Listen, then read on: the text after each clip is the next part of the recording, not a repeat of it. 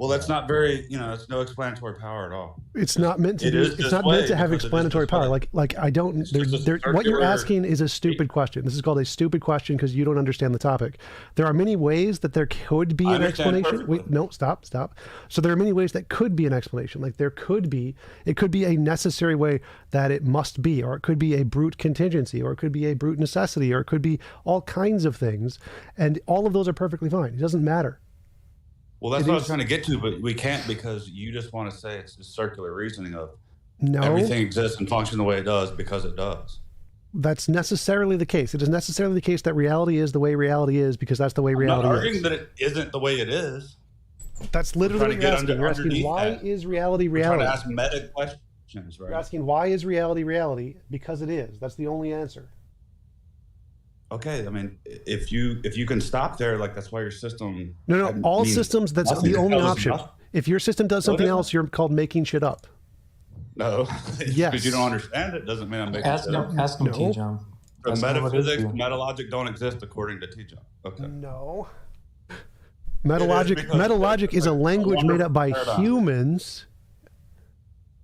So it does exist, So you made can up by only reason humans. backwards to things exist because they exist. What a wonderful worldview paradigm. Again, what you're saying is that you don't understand basic logic. So you're ignorant of basic logic. No, you don't. You don't even. No. You didn't I'm going to mute you. You don't understand. I'm going to mute you. Try to. I'm going to mute you.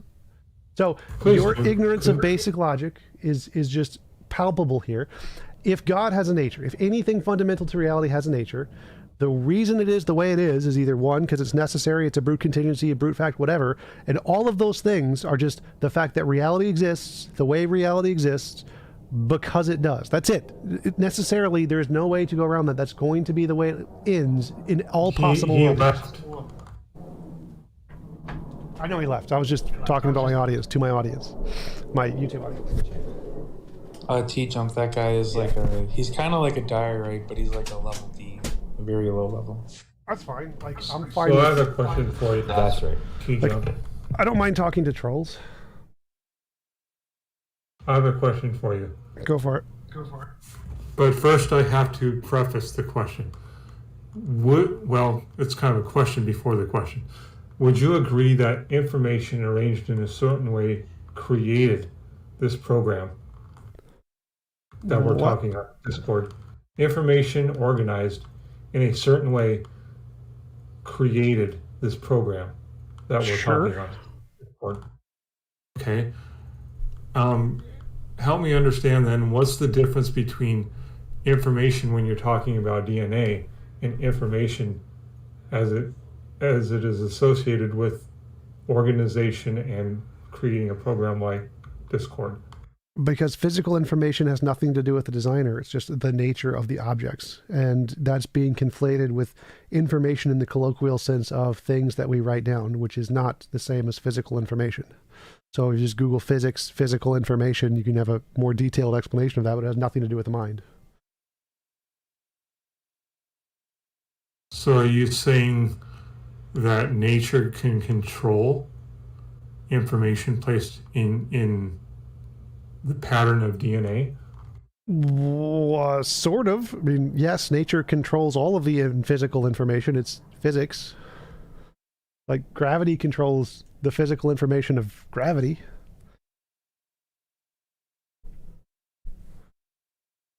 Isn't gravity the word we assign to the acceleration either downward or the acceleration of two masses orbiting each other or passing by each other?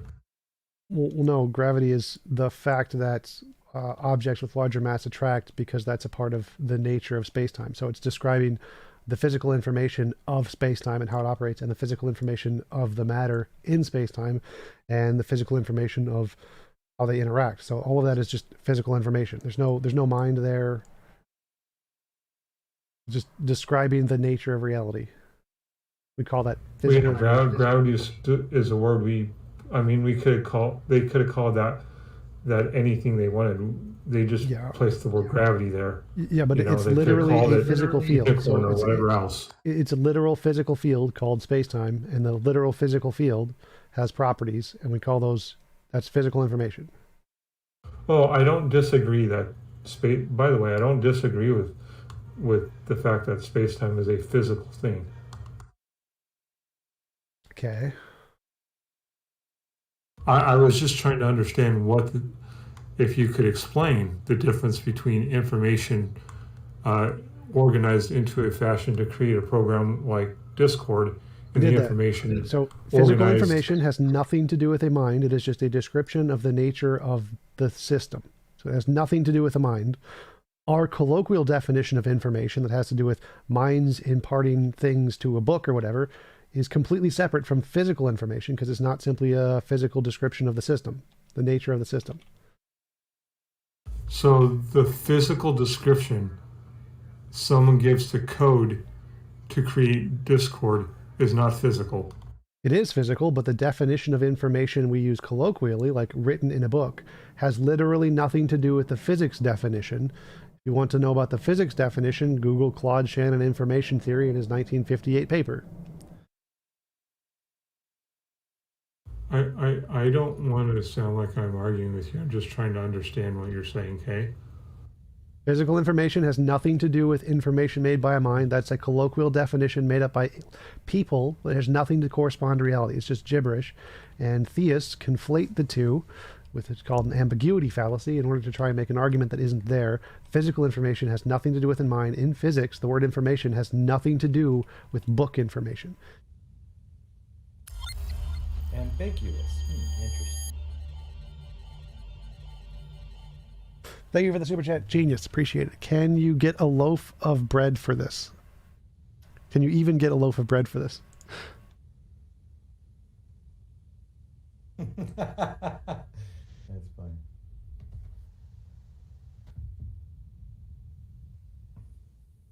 What are we talking about? God and philosophy and stuff. Yeah, TJump. Why are you trying to adopt objective morality without an objective moral lawgiver? Because you don't need one? Yeah, and how is it that all things came to be? What? I don't understand your question. So you asked, why do I adopt How objective? did all things come to be? Well, reality has always existed. It's never not existed. Oh, so we're eternal. We're in an eternal situation. Yes. No one believes there was literally nothing at some point. That's not a belief. Yeah, how do you show that we're in an eternal universe? Because something can't come from nothing. There was never nothing. I think so through declaration, you've decided that we're an eternal universe. Is that the full extent of your rigorous examination? So even if God exists, he's a something. God is a something. So God or something must have always existed. There could never have been literally nothing, because if there was literally nothing, there could still literally be nothing. So again, through fiat, you've decided that we're an eternal universe. No, that's logical necessity. Logical necessity. Logical necessity that includes a God? No. So there is no God in your logically necessary existence. No, there's no God required to do logic, and we can understand in logic something cannot come from nothing. Therefore, there must have always been something. Again, hey, TJump, before we go any further, could you define eternal? Because I think you two are talking the same word, but different definitions of the word. Always existing, eternal, always existing. That's fine. I'm asking TJump. I'll go with whatever definition he wants to go with. That's fine. You already said that. Is that, did he say it to help you, or is that what he actually thinks? Well, he can use whatever definition. He can use whatever definition he wants. I don't care. He can use whatever definition he wants. How are we going to know what he actually thinks? How are we going to know what he actually thinks? Concentrate. That's why I asked the question. Let's get back to the argument, because I don't care about the definition. So there always has to have been something. I agree. Something always must have existed, including. No, that's your claim. Yeah. So are you saying that literally nothing existed at some point? That doesn't follow. That's not necessary to follow. Okay, so are you claiming it's possible that there was literally nothing? God. I believe in an eternal God. So you agree there has to have been something always there? Yes. God. Okay. We agree. We agree that God has always been here? No, we agree that there's something that is eternal that has always been there. Yeah, but your something is not my something. We agree? Yes. So why are you saying that we agree if your something is not my something? Because there can be different eternal things. You doesn't need to be a God. There could be something else that's eternal. Yeah, of course. But yet you have yet to show that. Just been claiming that. Right. So you just, the only argument you made is that it's you need something eternally. And I'm like, yes, you need something eternally. And you're like, no, you don't. And then I was like, no, I never said anything about you need something eternal. What? I just said that you claim that the universe is eternal. That's your claim. No, I claim that there could never have been nothing. You said you could have an eternal universe without a God. Yes. And I'm saying, how do you do that? I want to ask him a question about what he actually did say. When you say, and then you went back to just claiming it. TJump, when you say there was never a time when there was nothing, how does that fit into the traditional Big Bang cosmology? Well, even in physics, they never said there was nothing. So even there was things before the Big Bang for sure. Yeah, so either it's your pronouncements or someone else's pronouncements. I don't care. They're just pronouncements, right? Right. That could be later found to be wrong, correct? Sure, but they have evidence and yours doesn't. All right, cool. Oh, well, what does evidence mean to you? Things that can differentiate imagination from reality? No, that's not evidence. Well, what do you think evidence is? Evidence, as we understand it, is things that increase the probability of a proposition being true. Right. So something that corresponds to reality and isn't just in your imagination. So, right. Increasing the probability of something being true doesn't mean that it's still that it is within reality. If its truth is that which corresponds to reality. So if you're saying God exists, that means that corresponds to reality. So God exists in reality, right? That would be the claim. Do you understand? Hello? Can you hear me? No, can look, you hear me? I have evidence. Yeah, I was in a little dead zone. I can hear you now. Okay. Now look, your definition doesn't work because I can have evidence for pink unicorns. Doesn't mean that pink unicorns are in reality. Okay, how can you how can you have evidence of pink unicorns? That easy. I can say that because the concept exists and it has been around for a long time, and there's been people that have reported to have seen unicorns, and pink is a color that exists within nature, i.e., pink flamingos. Then it's logically possible that pink unicorns existed. So you're saying they exist independent of imagination somewhere in reality? They could, and there's evidence for the case. So it's evidence that they exist independent of imagination. Yeah. So my definition was correct. Real? So does remember, that mean they're real? Wait, does that mean they're real? No, evidence is just things that increase the probability. That doesn't mean it's proof. That's what I said. You didn't say that. That's what I said. Things that show can tell the difference. That. No, yes, I did. So telling the difference between imagination and reality is binary, right? It's one or the other. Imagination or reality. No. So evidence which can indicate something is slightly more likely to be real than imaginary is something that can tell the difference between real and imaginary. You're just pivoting to my definition, and that's fine. No. This is the definition I've been using for years. You're just ignorant of it.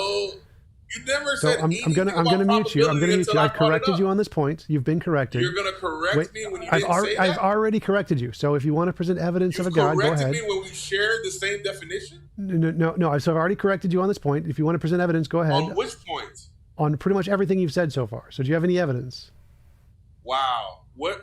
First, if you offer the correction, I would like to know what you corrected. Evidence. I've corrected you on everything you've said. You've been wrong. So do you have any evidence? That's not true. Stop. If you're just going to waste my time, I'm just going to mute you. So if you want to present evidence, go ahead. Lie, if you keep wasting, last chance. Present evidence. You're getting muted. Present evidence. Present evidence. We're done. No evidence. All right. You're muted. be straightforward with you, TJump. I believe there's a God, but I don't think any evidence that I could provide you with would convert you to believing in a God. And that's my straightforward answer to you. Yo, is TJump just like some YouTube wannabe? All right, server muted. Bye-bye. Bye-bye. Bye-bye. All right, yeah, I mean, if you don't say that you have evidence, then it's perfectly fine. Like, if you say, I don't, like, it's totally rational to believe in things just because you like them or that they make you happy, as long as you don't claim you have evidence. Like, it's irrational to claim you have evidence and to not actually have evidence. That's like a contradiction. So, but if you just believe because you want to believe or because it makes you feel good, that's fine. So if you don't have any evidence, that's fine as long as you don't claim you have evidence. All right, so let me ask you this question. If tomorrow you had an experience where God appeared to you, and I'm not saying he's appeared to me, but this is a hypothetical situation, and he appeared to you, so he appears to you and you know that it's God. He somehow imputes that to you and you have a perfect knowledge that he exists. And you were put in front of a bunch of your atheist friends and they asked you for evidence that God exists. How would you provide that evidence to them? Novel testable predictions. So I'd say that if you want to meet God, like for a good example would be is if I pray to a God, say, God, give me a gold brick, and a gold brick appears in front of me every time, I'd say that's good evidence of a God. So any kind of novel testable predictions. Well, I'm just saying randomly he appears to you tomorrow. Well, that wouldn't be evidence. I wouldn't believe that. How would you provide evidence to your atheist friends that he exists? That wouldn't be evidence for me. So that wouldn't be a reason for me to believe in God. That would just be a delusion, most likely.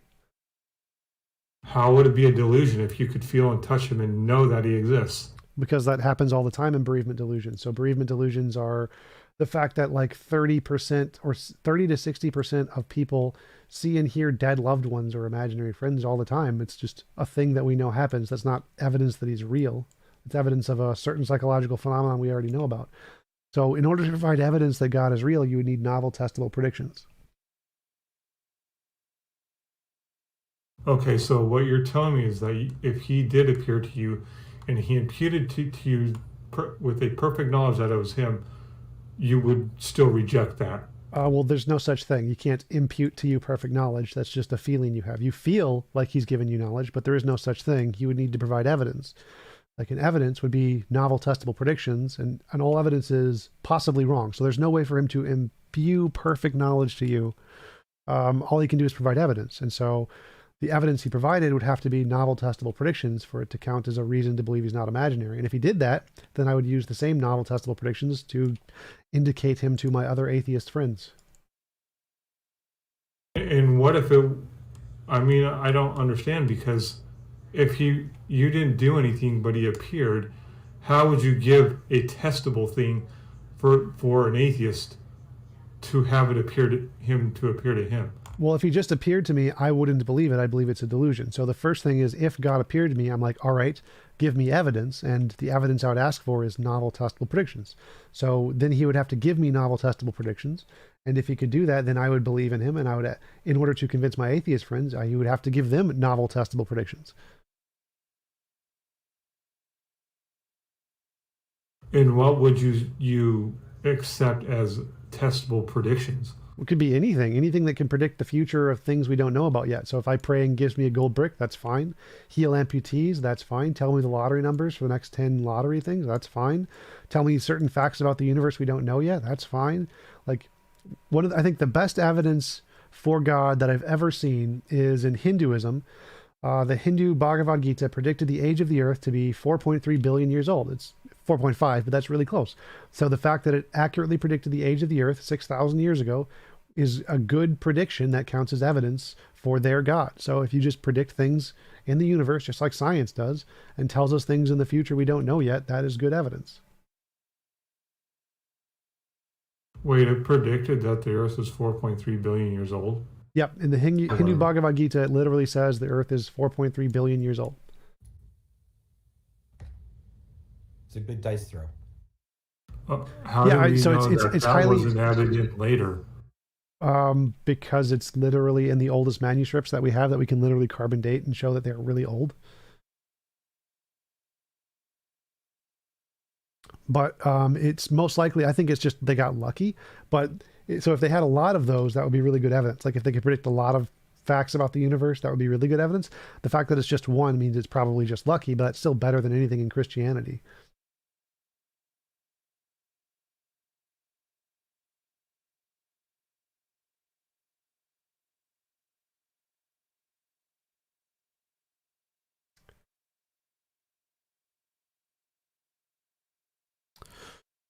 Any other questions? Can you explain the reality is reality in terms of not needing to explain everything? I know you've been challenged on that before, and you say, I don't know what well, that I don't means. have to explain that. I only have to. Well, I think ontology versus epistemology, I'm not sure. They start to. So you say, you've been challenged on it. If you don't know what I'm talking about, I'll go back and find it and ask it again another time. But yeah, I have no idea. Like, yeah. reality is reality, and reality is just all existing things. I don't know what the question is. What part of that is not making sense? Well, it's not a common challenge you get, obviously. But you were challenged on it one time, and I thought it was an interesting answer, and I wanted to hear it again. Well, Dark Dawkins said he doesn't like that answer, but no one's ever like brought up a challenge to it. They're like, what's the problem with saying reality is all existing things? It's just a definition. Like, there's not a problem here. Just when we use the word reality, we mean all existing things. Right. As a non-atheistic person, I can accept that. Reality is everything that exists. Yeah. I don't have, as a theist, I don't have any problem with that definition. Right. Yeah. It shouldn't be a problem for anybody. I don't know what the challenge would be, other than Dark Dawkins doesn't like the answer. I don't know what it's a challenge. What could possibly challenge that? Well, it was interesting because they said what was it? You didn't have a reason for it. Like, how do you know that it's nature or reality is reality? You say, I don't have to go to nature. It's just reality is enough, you said. Yes. Like, it doesn't say anything about nature. There could be a supernatural, there could be an ubernatural, there could be a god, there could be multiple gods. Doesn't matter what exists. Anything could exist, and reality is still going to be reality. Like, the only way for reality to not be reality is if, like, there's a logical contradiction in reality or something, or things are actually non-existing, which doesn't make any sense. So there's not really a way to challenge that. Would you agree, TJump, that reality is reality, but people's perception of reality is different than each other because we're not all the same person? Sure, like we could all of our perceptions could essentially be wrong, like cogito ergo sum. Like all of our things could be wrong except the belief that you exist. That can't be wrong. But yeah, like what we think of as reality may not be, but this is just a question of ontology. It has nothing to do with what we know or what we believe. It's just literally just saying whatever exists exists. Right. Yeah. That was it. That was the objection, that you couldn't ground it in anything. You said it didn't have to ground it. Reality is enough, I think, was the answer. Yes. It's that it exists is all that it needs. Yeah, you don't need to ground existence. Like the fact that you exist shows that something exists, and you can just give a category for all equally existing things. We're going to call it reality. So you don't need to ground that with anything. Yeah. And the only value of it is, I think you could call that A, and like a supernatural or a soul would be like outside of A, not A. Wait, well, no, those would still be in reality. If a soul exists or the supernatural exists, those would also be existing things. They would exist. If, but what if it doesn't? Like Harry Potter's wand. Then they would be imaginary things, not real things. Then it's outside. Right, so that's the value of that model for me. Just to say religion's outside of it. You know, as an atheist, you can use that as an internal critique to say, I'm not taking this. But that's another question. Atheism is obviously a colloquial term, but I find that its real meaning is inside an internal critique of some deistic religion or whatever. Outside that, it just vanishes to actually have a real meaning. You have to find some other meaning. I don't think so. Like in philosophy, atheism means the belief God does not exist. That's typically the definition in philosophy. No, there's sure, but that's within a critique of a worldview, though. As soon as you leave that domain, and no, it's literally just the position. I believe God does not exist. What's There's no TJump? Lightning bolt. What is this? Okay, well, Well, all I'm saying is if that religion did not exist, it wouldn't be a question. Well, we may not have come up with the question, but it would still be a question ontologically, like whether or not a God exists, even if we never realized it, even if we never thought up the concept of a God.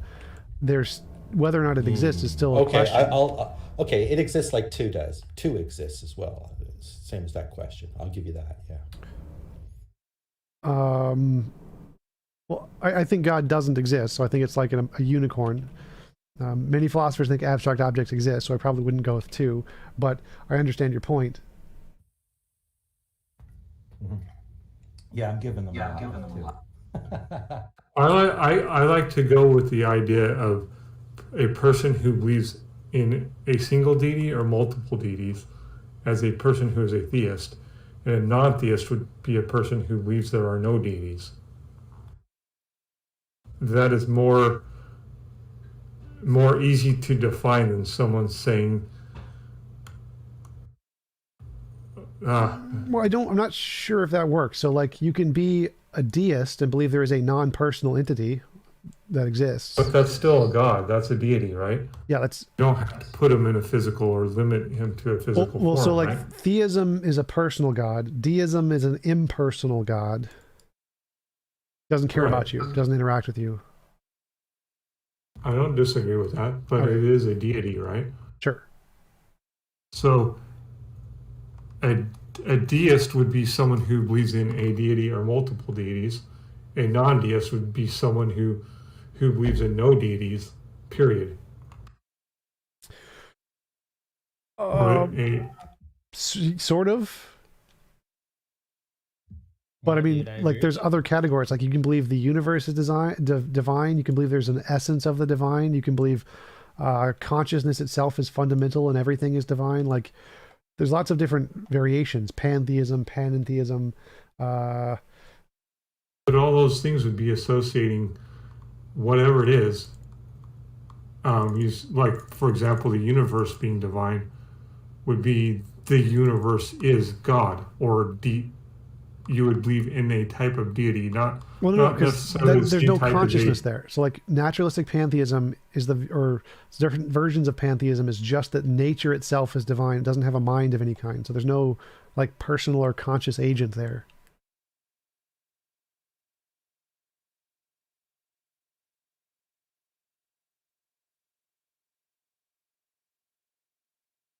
So like many Native American religions believe nature is divine, or that Buddhism believes that the Dharma field is divine. It's not a mind.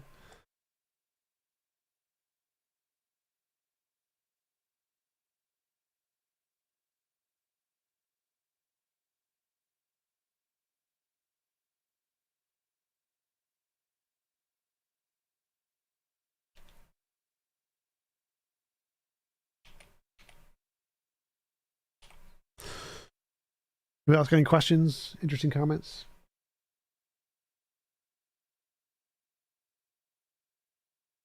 Do you accept the definition of pantheism that Wikipedia, the source of all truth, gives? No, I prefer the one on the Stanford Encyclopedia of Philosophy.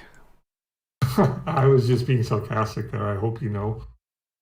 Oh, could have been a legit question. So on the Stanford Encyclopedia of Philosophy, they have a section on pantheism specifically, and my preferred version is naturalistic pantheism. It's the 6th section on that website page, and it says naturalistic pantheism is the view that there are no greater ontological commitments than that described by science, and so it's just essentially a naturalistic universe kind of a pantheism.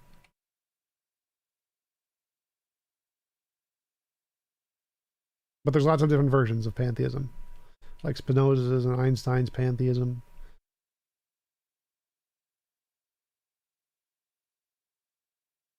Oh, sure. I didn't know that it was different than that. What? I couldn't hear you. I say I didn't know it was different than that. The Spinoza is the natural pantheism. Yeah, Spinoza, I don't think was the same as a naturalistic pantheist. He had his own strange version. He was a pantheist, but not a naturalistic pantheist. I saw a little thing on the Pythagoreans the other day. And they're pretty extreme. Seems. Yeah, it's kind of funny. What's an example weird, of what they weird did? rituals. Oh, I don't know. They just had weird. They had a club and they had weird rituals. Like they couldn't touch the father beans or something, and that's how he died. He was running away or something, and he came to a field of father beans and he couldn't run through them, so they killed him. Stupid stuff. You'd have to see.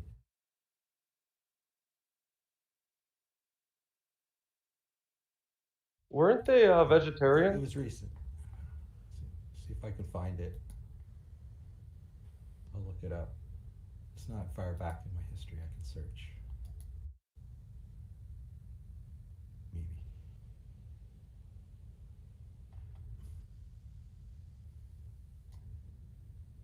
Yo, TJump, how you doing? Hey, God, how's it going? Recognize that voice. Still alive. Hi, you just admitted God existed. Yep, and it is that guy in the Discord server. That is the true God. Thank you. I see you got yourself a nice shiny new room over here on the PNR server. Yep. Let's see, Black. Oh, I can make. Where is God? I can make you a mod here. I think. I don't know how to do it. Oh, that's up to Blackout. He's got that button. You should make Concrete Plus a mod.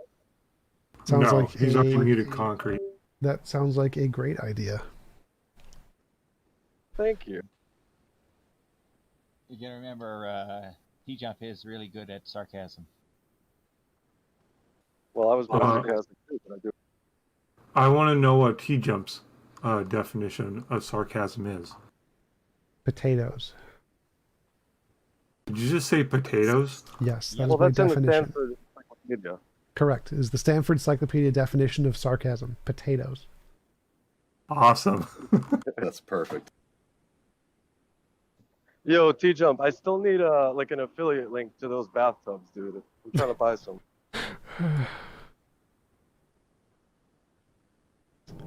Wait, you have an affiliate link to bathtubs? Yes, I only sell bathtubs to my YouTube subscribers, so you have to either join my Patreon or join my YouTube, and then you get a secret link to buy bathtubs on my OnlyFans. Is that another form of sarcasm in the Stanford Encyclopedia of Philosophy? No, it's a potato. I didn't even know OnlyFans was involved, bro.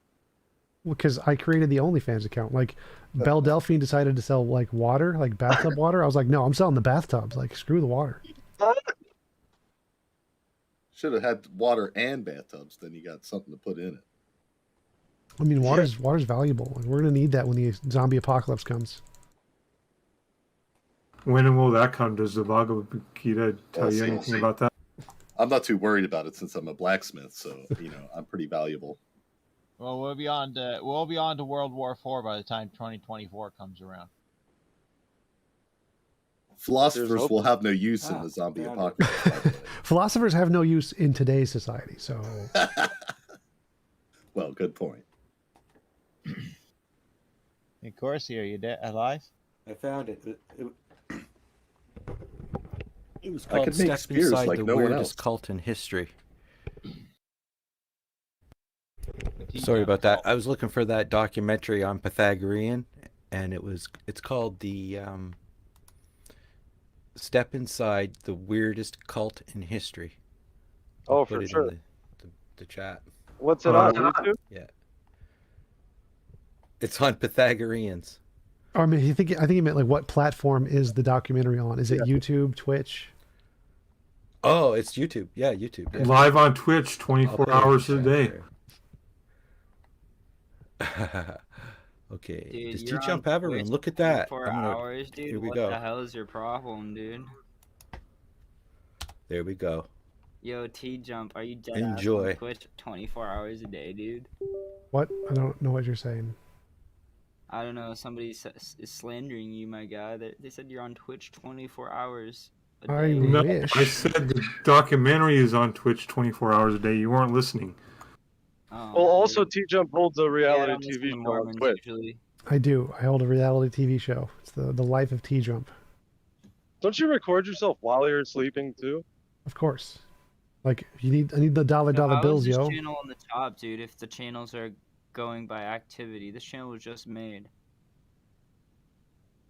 Have you looked at the name of the channel? They move, dude. They move, like based on like activity. That's what they said. That's what like Banshee said or something. Yes, but this is a public figure, and it's TJump. Of course, it's gonna make it drop really quick. Instant. So TJump, can you put a subchannel for text in here, or do you not have that ability? I don't know how to use Discord. The mods There here is a did it. text channel. Oh yeah, somebody said they did that, so there should be one. I don't know. I didn't do it. Yeah, I just posted it. I put that YouTube video in there. Awesome. You want to be a president called in the United TJump. States? Yes. Is that just a meme, or do you actually want to be like a Complete you actually legit. want to be a president? Complete legit. Yes. Oh my gosh, you want to join the Freemason? Oh, another Iron Raw. What a Freemason puppet we got right here, guys. Freemason. T-Jump, you're all watching, right? He wants to become literally a part of the pyramid, dude. But you're not He'd even be better at it top. than Trump was. You're not even gonna be on the top. The pyramid dude? What's the pyramid dude? Yeah, The Trump pyramid? did great Okay, at so being basically part all of of us the Goyim are on the bottom of the pyramid, and basically they all look at us as like drones and slaves and useless, like trash holes. And Alright, I want to bring evidence to TJump. TJump, if you look at your channel, I have evidence there that I am subscribed. I want your free tub subscription thingy. dude, okay, I'm just saying, dude, like Wait, they're not free. The tubs aren't free. Like I sell them. You have to buy them. Don't Free have tubs. any power, Yeah, dude. I never They're said the tubs are free, guys. I'm willing to pay big money for TJump tub. It's okay. You gotta send me a message on my Patreon. That's how it works. You just said if I was subscribed to your YouTube, are you changing it because I have it evidence? It's like come on, Leo, join. You have follow to, the rules. You know, there's a difference between the join and subscribe on YouTube and Patreon. So you have to like join. You did say join and subscribe, so I chose the subscribe part, and I've been subscribed for a little I said while. join to YouTube or subscribe Why to would I Patreon. subscribe to an atheist? That's like the worst investment. I don't know. I don't know. I think Sounds like Jump in the Tub would be a good campaign. I did it Leo, because what? Jump in the If you pay a little extra, if you pay a little extra, you might get T-Jump's bathwater with the tub. I would like to point out that Damon's in here. I would like to point out that Damon's in here, and he is the idiot. Hey, TJump, That's can I give you a the- suggestion for a slogan for your bathtubs? Go for it. Rub-a-dub-dub, TJump's tubs. Sounds good to me. That's ass. Okay, anyways, dude. Holy shit, my Me mind and is Mole, you know, dude, Thank we're you, known guys. on the server for being bath babies, dude. We're in the bath all the time. Is there a bathtub emoji? Can we make that the server emoji instead of the lightning You bolt? can probably get your own like sticker or whatever. There's a lot of people on the server that have their own stickers, like It doesn't allow like custom Mom stickers. T. You just have to pick one of the ones that are already there. And like people have their own emojis. Just look at the emojis. There's a bunch of people. I think those are the ones that are allowed by My own Discord. I don't emoji, think those dude. are. I'm a legend, dude. Don't think those are custom. So do you support Ukraine? Yes. All right, good, dude. Down with Russia. Yeah, down with garbage Russia, dude. They don't support gays, and we should support homosexuality all across I'm with across Russia. the world because it's actually regenerate, not degenerate. Did you know this? Yeah, homosexuality is definitely degenerate. No, it's regenerate, dude. God, It makes you feel so good. It helps out Okay, society. next It's so topic. Next pure. topic. Get muted. Don't care. No sex talk. No sex talk, please. You gotta save that for the What do you think speakeasy. What do you think about the popes? Okay, there's like a pope, and did you see like the dance, like the dancing, like naked guys dancing by the pope? TJ. I'm gonna mute you, dude. Well, sorry, bro.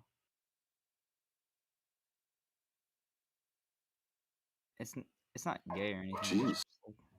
Don't everybody talk at once. It ain't gay or anything. It's just a dance. Oh, party. for Christ's sakes, dude. Shut up. Hey, T-Jump, don't feel too scared of the mute button because it only affects this channel.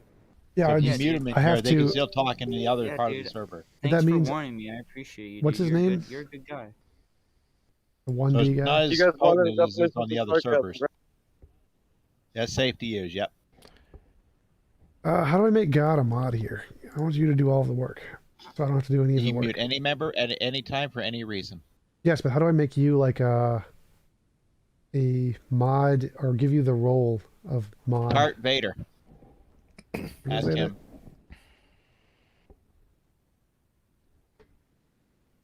Jack's in the room. Jack has it.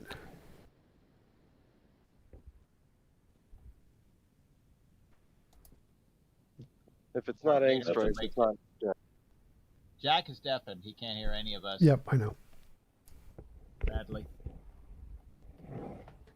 Jack! See, you can't hear it. Anybody else got any arguments for God or philosophy or something? Something interesting? Yeah, I mean, Steve McRae taught me all I know. That is concerning. I think you may want to get a better teacher. It was a joke.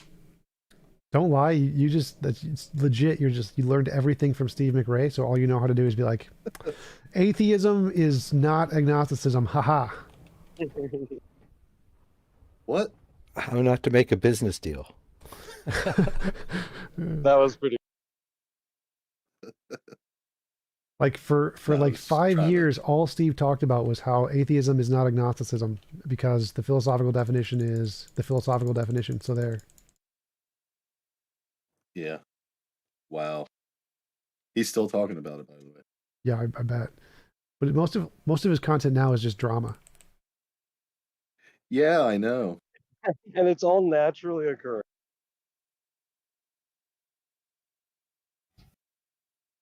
What a waste of time. If I wasn't hypnotized by it, I would have turned it off. But I was kind of doing this thing, just relaxing, and it just went on. And I thought, okay, they're going to end this soon. No. I don't know why he sucked I so don't know much. if you know what I'm talking about. Yeah. Anyway, it's not worth discussing, but you know what I'm talking about. Well, there could be a God.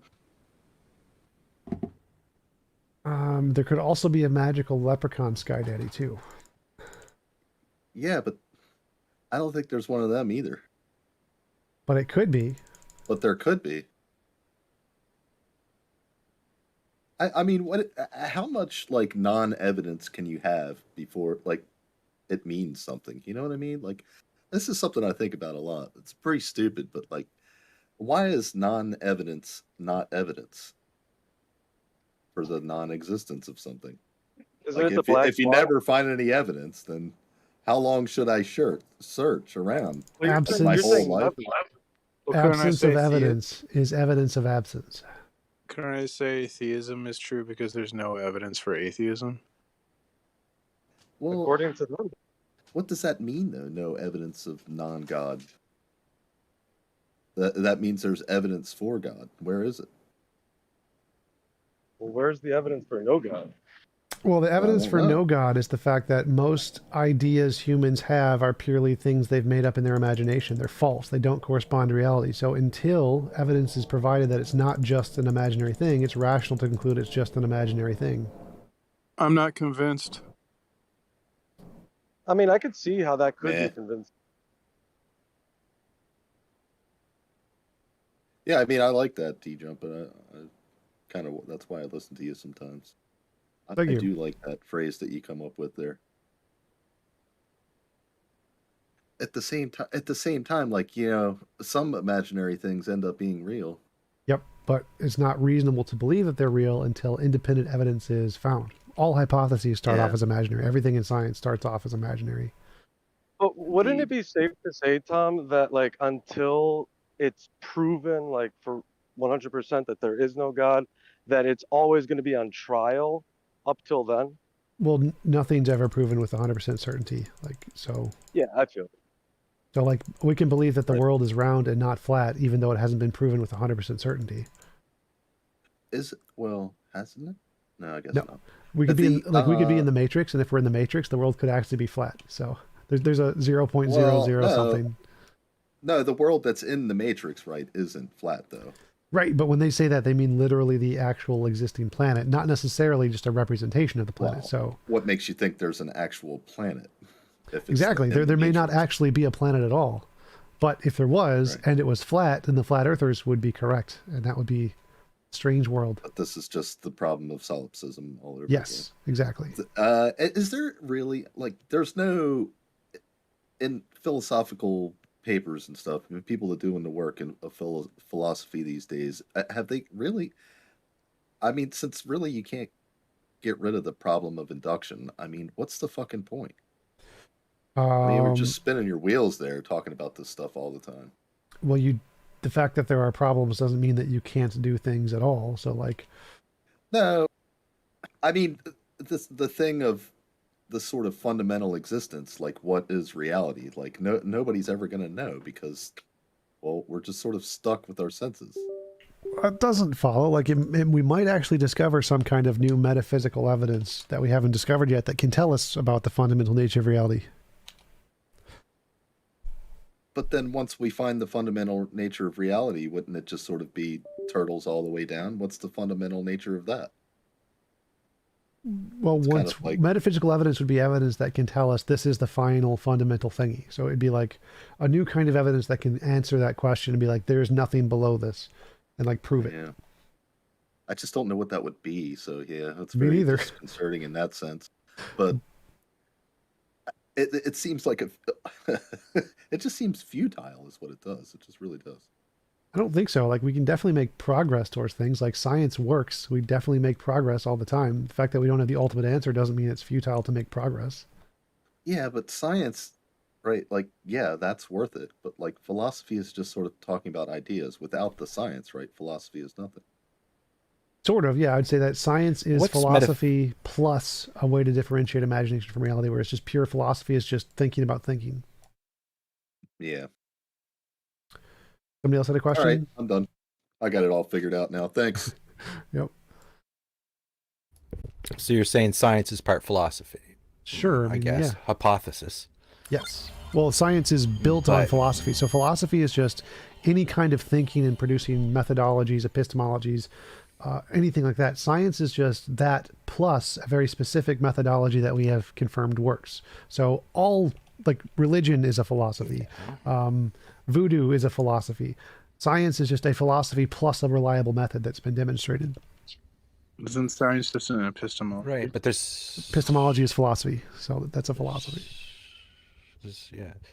There's different kinds of philosophical domains, though, and so I think the science one would be the math logic domain of philosophy, logic. And maybe, I don't know, science doesn't do morality, right? Yeah. I suppose it can, if it was doing soft sciences. It could, yeah. I'm just thinking, what would be a metaphysical discovery that wouldn't become physical once you discovered it?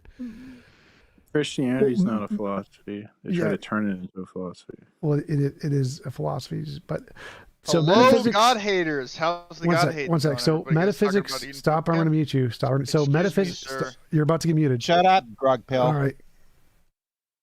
So, metaphysics is just the study of the fundamental nature of reality. It doesn't mean that's a claim, sir. Can you justify that claim, sir? I hate having to do all the muting myself. It's such a pain. I wish that. Well. So metaphysics is the study of the fundamental nature of reality. It doesn't need to be beyond physics. It can still be physical. Like, the fundamental nature of reality could be quantum fields or something. And then once we understand that and understand those relations, that would be metaphysics. So metaphysics doesn't necessarily mean beyond physics. That was just like the original usage of the word back in Plato's time. Yeah, gotcha. I hear you say that you wanted God 420 to be a room mod. Yes, because he's a mod in my Discord, so he's relatively trustworthy. All right, then I'm going to go ahead and make a mod. If Blackout wants to change that, then he can do that later. Thanks, appreciate it. Yep.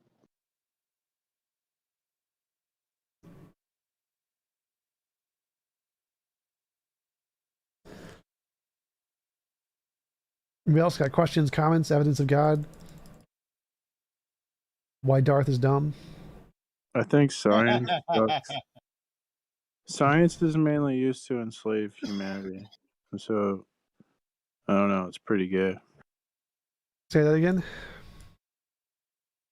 We live in a scientific dictatorship, and I hate science. Like they use science to enslave us, so science sucks. How does science enslave you? Aldous Huxley wrote a book about it called Brave New World. Bertrand Russell wrote The Impact of Science on Society, or The Scientific Outlook, talk about these things. Yeah, but I'm looking for like the argument. What argument did they provide that science enslaves us?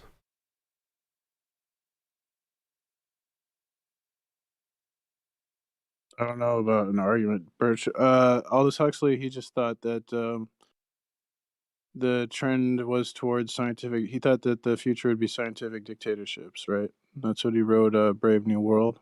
What is it? What is a scientific dictatorship? Is this like a technocracy kind of a thing? Yeah, like a technocracy. Yeah.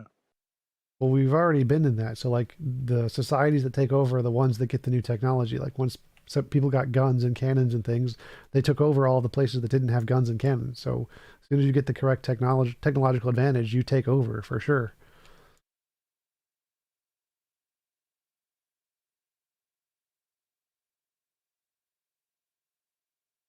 Yeah, science sucks. We should have banned science. Well, it's not a bad thing. Like having new technology saves lives, which is good. But it's overall bad.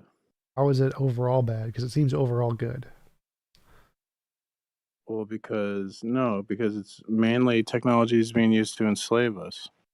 Well, mainly it's being used to save our lives. So like the life expectancy is triple what it used to be. Our freedoms are significantly greater than what they used to be. People don't have to work. People can make YouTube videos, play video games. You're not being controlled by science. Really? You're given freedom. Yes. You should read Between Two Ages, America's Role in the Technotronic Era by Zbigniew Brzezinski.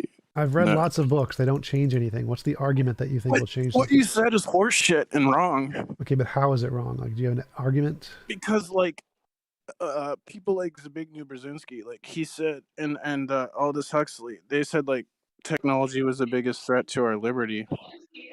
And you're saying technology is giving us liberty. That's the total opposite. Yes, so they're wrong. Reality. I'm right. So what you're saying? No, they're not wrong. You're an idiot. Okay, prove that they're not wrong. You're telling me you read those books. They're fucking intellectuals, and you're a jackass. Pathetic. Well, yes, I am a jackass, but I'm still right. Yeah. Yes, I'm a jackass, but I am right. You're not right. Okay, how am I not right? Because people who are better than you disagree with you. Well, no one's better than me, so that's not true. You don't understand the books is the problem. No. Well, I mean, it's clearly this guy doesn't understand much, but that's obvious. Yeah. Brzezinski, they're better than you in every like criteria and metric that there is. J.R.R. Tolkien is better than you. You should probably like. He said that elves talk, therefore you're wrong. And not you.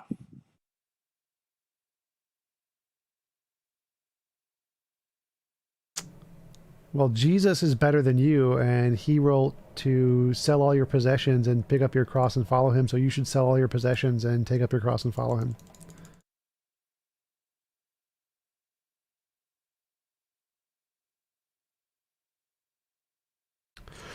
Anybody else got anything?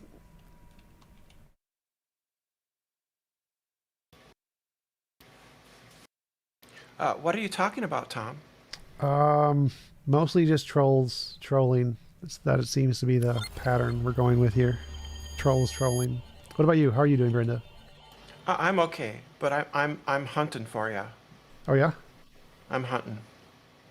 I'm gonna find a point where I disagree with you, and then I'm gonna crush you. I'm gonna crush you. Is this thing named after Donald Trump? What thing? No, TJump, not T-Rump. So Tom, I agree with you on virtually 99% of your stuff. However, there are things I might disagree with you, and I might in the future come after you. I might come after you. But if I do, it's nothing personal. It's simply business. I am totally okay with that. I get all of my money from people disagreeing with me and me yelling at them on the internet, so I'm totally happy with that.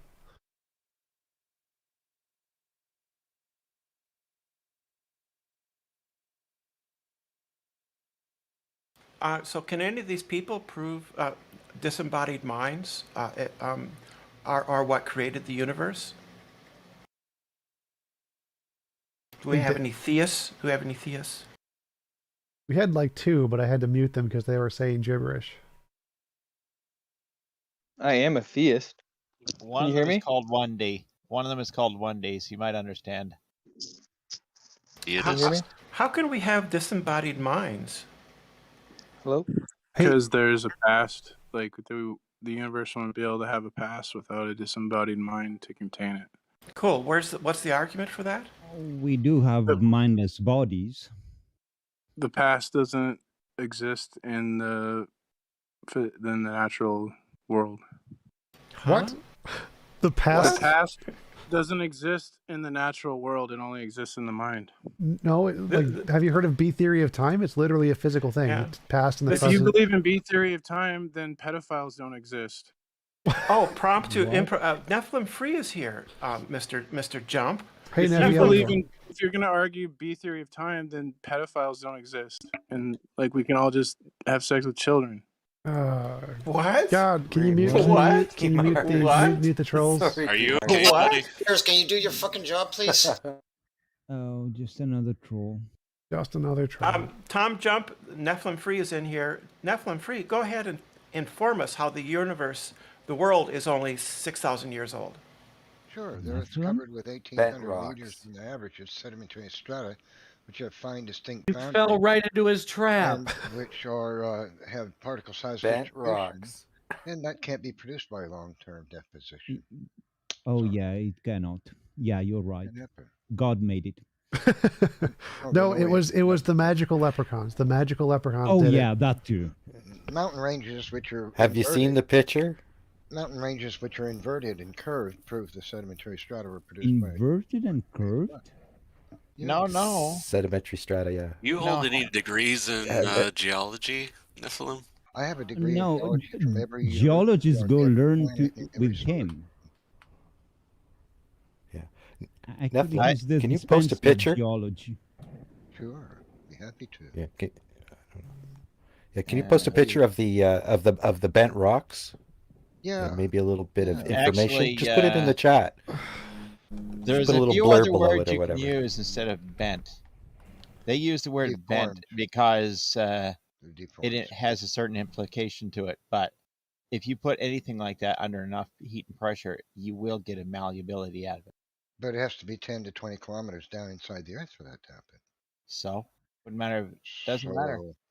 It What's does the big matter deal? because many mountains weren't formed from deep inside the Earth. They were the surface of the Earth that was uplifted. And guess what?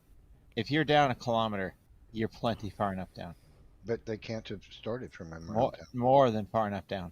Why not? But the mountains I'm speaking of weren't a mile. Did they form in a global flood, Neff? Is that how the mountains formed? They were formed by pressure in the continent as the continents were moving. They must have moved pretty fast. They did. Wow. He's showing them, aka folding rock formations that are formed when continents collide, I'll literally. show you a picture that proves my point. Something that cannot be produced by long deposition.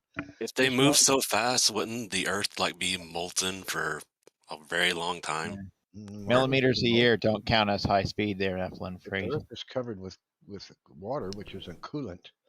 Why would there be so much heat?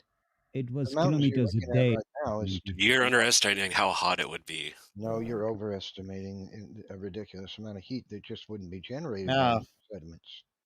And Nephilim, if I send 3,000 horsepower into our dyno unit, it gets hot very quickly. So these. If I send 50 horsepower into it, I could run it all day. The mountain ranges in my photograph that I'm showing you here were the surface of the Earth that was uplifted. It is moving slowly. Very, very, very And slowly. all the strata Millimeters a year at max. When you stop talking over other people. That's a fact. Are you done? Okay. So you can see the sedimentary strata going deep into the Earth from the surface of the Earth, which is now a mountain. Now, Rock doesn't bend at surface temperature. It has to be 10 to 20 kilometers down for that to happen by heat and pressure. It won't deform. It's called ductile deformity, right? So this mountain range was the surface of the Earth, which was pushed up on both sides of the valley. Now, rock doesn't bend, so the curvature of these mountains, which is solid rock now, had to be moist in sediments all the way through when they were uplifted. And if all of those geologic strata were once soft and moist, you could reach down and make a mud cloud out of them all the way through. Soft and moist. That means all Actually, years of time most minerals, when heated, can turn plastic, aka move or flow.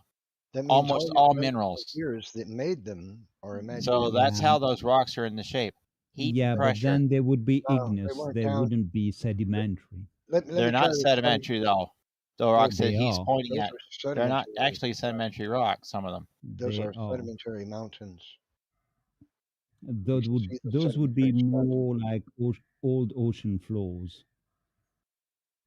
So Possibly. because this mountain was curved and it's solid rock today, it concreted after it had formed. It was soft, malleable material when it formed. Well, Neff, if you manage to publish an academic paper and convince the consensus of geologists, then I will take that seriously. I don't need to. I've just proved it to you. No, Yeah. you proved your The opinion, but Academy you of would need Science hold needs to up. go to Hold up. So, if you would like to prove that, you would need to give it to a field of experts who understand the field, who can evaluate it and know that you're not making stuff up. I So, don't need to appeal to people who think like you to prove it. Yeah. well, no, you need to Then appeal why to are you talking experts. to us? Experts who actually know what they're talking about. Think the way you do to prove it. Well, it's not. They don't think the way I do. They just understand the field. I just proved it with one photograph. Well, no, you could He be changed the course of misunderstanding science, something. yeah. You could be If I did misunderstanding the prove it, field. Then tell me how this mountain becomes curved when solid rock won't bend its surface. Well, that's why you Think need to. unicorns. Well, that's why you need to present it to the experts Just because they me can if tell I'm you. wrong. How is it possible No, for no, solid that's rock why you need to bend? ask the experts who actually know what they're talking about. Well, the experts have spoken. Rock becomes deformed at 10 to 20 kilometers down.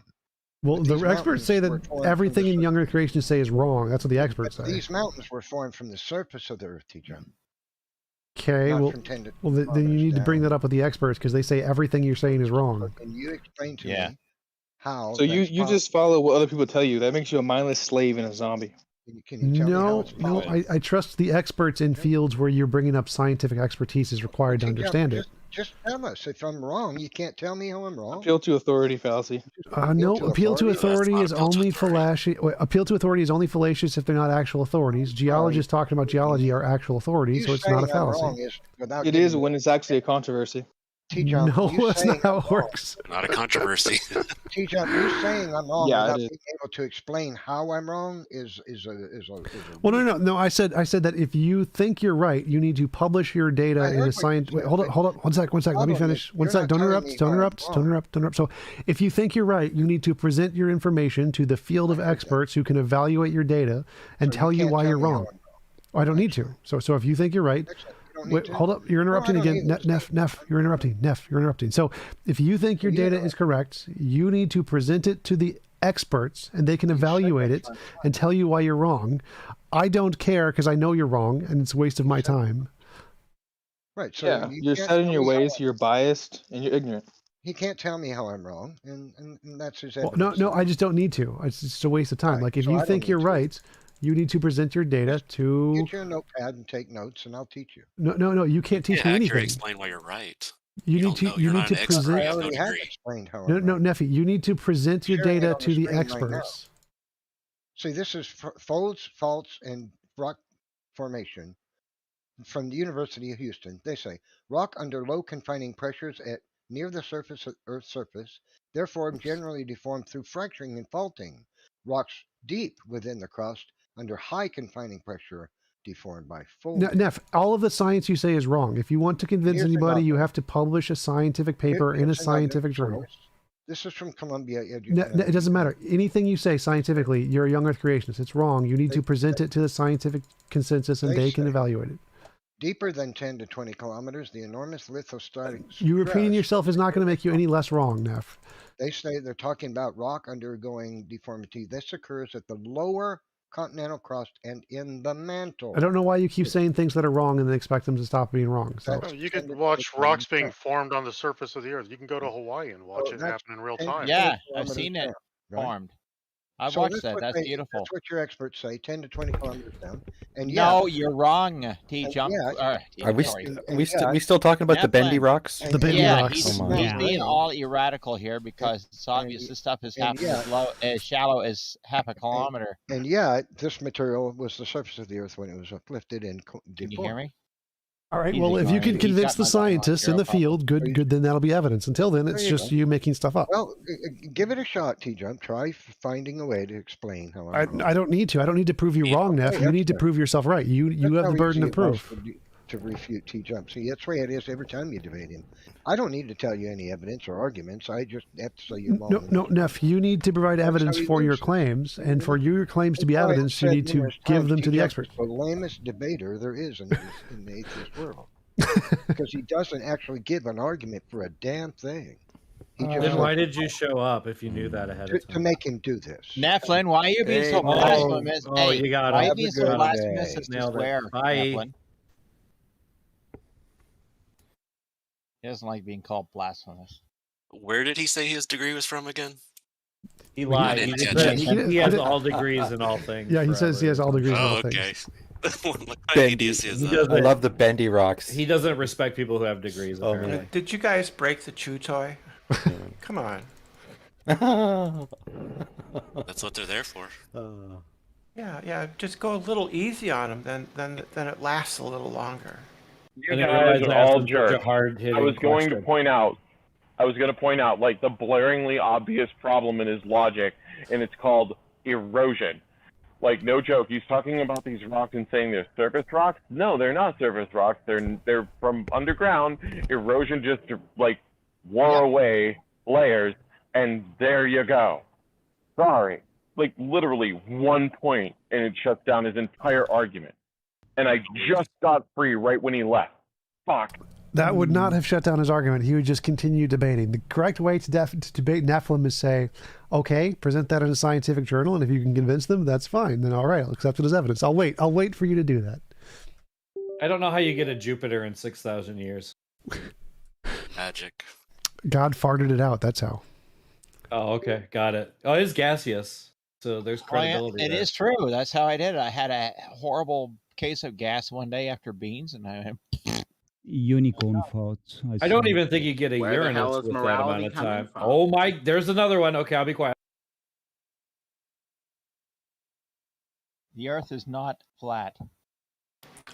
Welcome, Lemon. How are you doing? Is he here? It's just a soundbite. Oh. Darn, I got excited. Angels, goddamn it! I asked him about the 15 degree per hour drift. Angels, you know he trolls around here. That could have been him. I had to actually look. Did you pee yourself again a little bit, Milk? With excitement. Oh, he's so much fun. Oh, he's fun. It's my favorite clip. Where the hell is morality coming from? He's worse than Explain all social science and biology to me in 5 minutes, or you're wrong. If it's complicated, how could it be true? The really fun thing with Lemonbird, that's how I know him, is Lemonbird or Aubrey de Grave or some other. He goes by Fifth. You pronounced it right. Yeah, it's Fifth. One thing you can get him, ask him if you get a chance, ask him if when you go higher in the atmosphere, if the moon gets bigger or smaller, and then be prepared. Put your helmet on because you might desk crash your head too hard. Because he has a really interesting idea about how things like perspective works. It's like nothing you've ever heard in your life. Did you hear about the corridor? Oh, fuck me with that fucking... Where it goes down? Yes.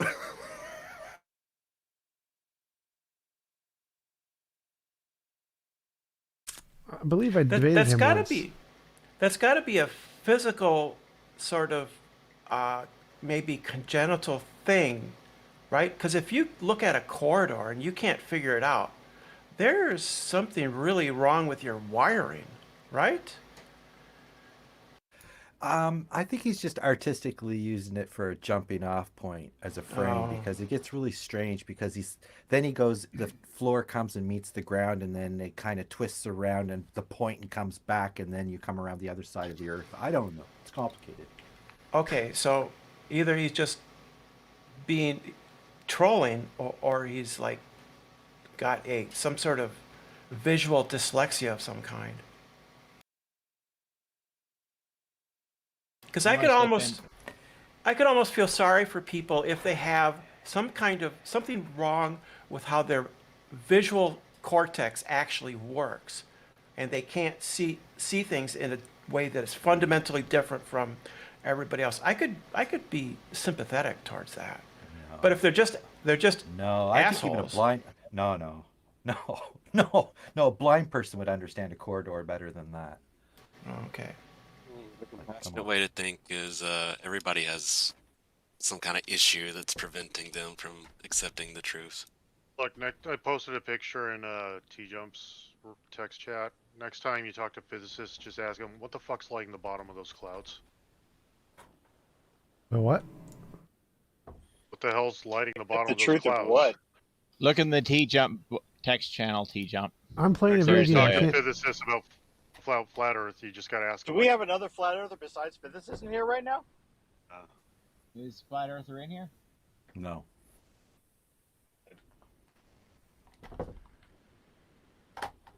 This flat earth is garbage.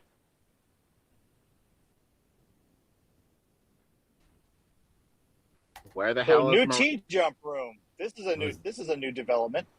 Right? Hey, Blackout. May I ask you to do me a tiny favor? He may not be here. Yeah, might be AFK. That happens. T-jump here right now? T-jump, congrats on getting your own room. Thank you. I had to bribe like many different people. We won't ask what the contents of the bribes were. We'll keep that on the down low. I'm not gay, but $50 is $50. I still say it has something to do with Patreon. You're getting 50? You told me you were a gay, but Andrew, You guys are getting paid? What was going on? Because I tried to, like... Yeah, you missed it. He just ran Nephilim out of the room. And Concrete's been muted Wait, twice. Concrete. Wait, am I in the wrong room? I think you got back in the wrong room, Concrete, yeah. This is T-Jump's room, Concrete. Welcome. Yeah. Concrete, whatever room you're in is the right room. He's gone. He ran away. No, he didn't run away. He's just getting torn apart down in the Truth Seeker. So I guess he wanted to go back there and keep getting ripped in here. Oh, I see him down there now. I got Christians that can do this for me.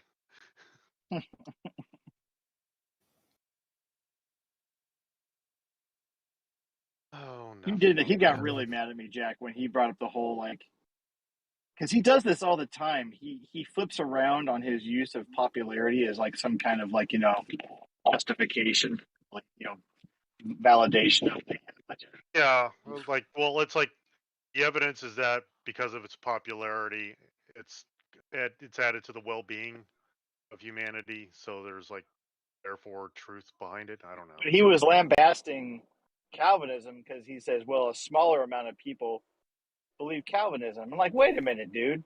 In Christianity, it talks about the gate being narrow, that the actual number of people that are going to make it to heaven get through. So back when Jesus was around, if there's only 9 disciples or whatever, does that mean Christianity's false because only 9 people believe it? Exactly. I mean, and you can't know relative to the total population of humanity. You can't know how big or small the number of people, if there are a number of people that are going to be saved, quote unquote. You couldn't know what the ratio of those two numbers would be. So using any argument, using any argument about the size of the number of people that believe a certain thing as pointing to it being valid or invalid or beneficial or not beneficial, it's just going to be a meaningless argument. Well, it just seems easy to point out that most people aren't Christians, and even within Christianity, there's the Catholics who don't get included by the Protestants, and Yep. Mormons and JWs. Oh, we listen to them condemn each other to hell all day long here. It's just always a giant shit show. You could almost argue that every Christian has a different view of God. Each one a pope unto themselves. In the YouTube chat, people are requesting that Tom dye his hair pink. Yep. Someone paid me to do that when I get to 10,000. Nice. Subscribers? Yep. Okay. There's lots of shades of pink. You could make it quite, you could make it quite if you want. I know what's even worse though. Shall I advertise your channel on TJump? See if we can get you up there on PewDiePie. Sure. Tom is not going to object to free advertisements. So what would be even worse would be blonde tips, like an 80s raver. Blonde tips, yes. Oof. What about the Justin Bieber hairdo button pink? There you go. Well, Tom is not a lesbian, so no, that wouldn't be appropriate. Hey, you talking about frosted tips? Yeah, frosted tips just screams midlife crisis. I mean, that's just. Yeah, that hurts Ellen. That hurts Ellen. Yeah. Well, yeah. I will do anything for money. Ellen, I saw the latest video with you and J. Robin. No, I have a suggestion. Since clearly making fun of the username is on the table, call him Gay Throbbin from now on. There you go. Gay Throbbin. That's very clever. I'm saying he puts the option on the table. It'd be a shame to waste it. Gay Throbbin. Love that. I'm gonna remember that. Shit. Maybe we didn't come up with that sooner. Yeah, that's a 3-pointer. Right there. Nice. Is he up here or is he ran away like a coward? Who? Concrete, what's up, man? Why you mad? Is TJump here or did he run away like a coward?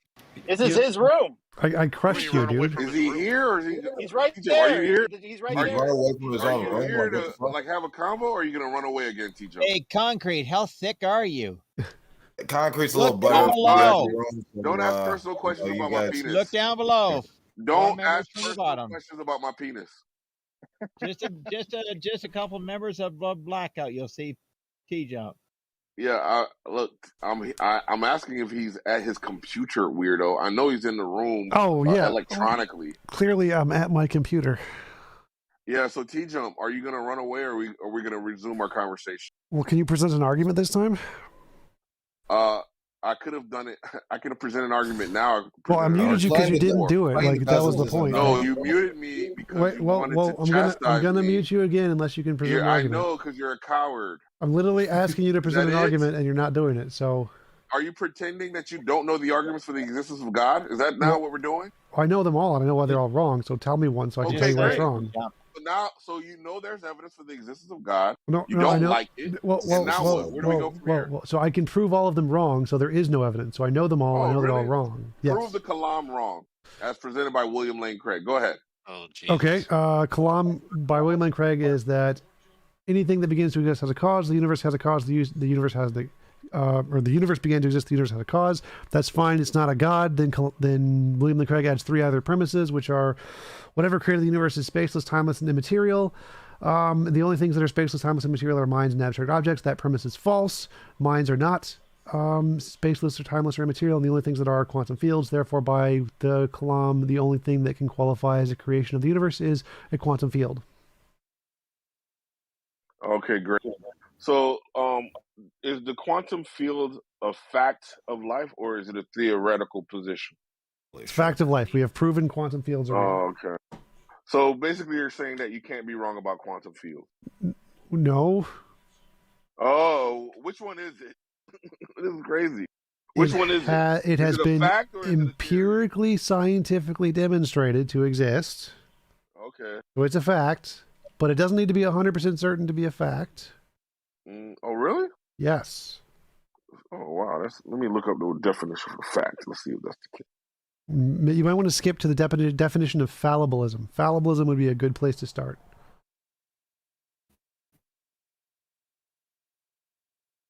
I found that theists really love a thing that is known a thing that is known or proved to be true.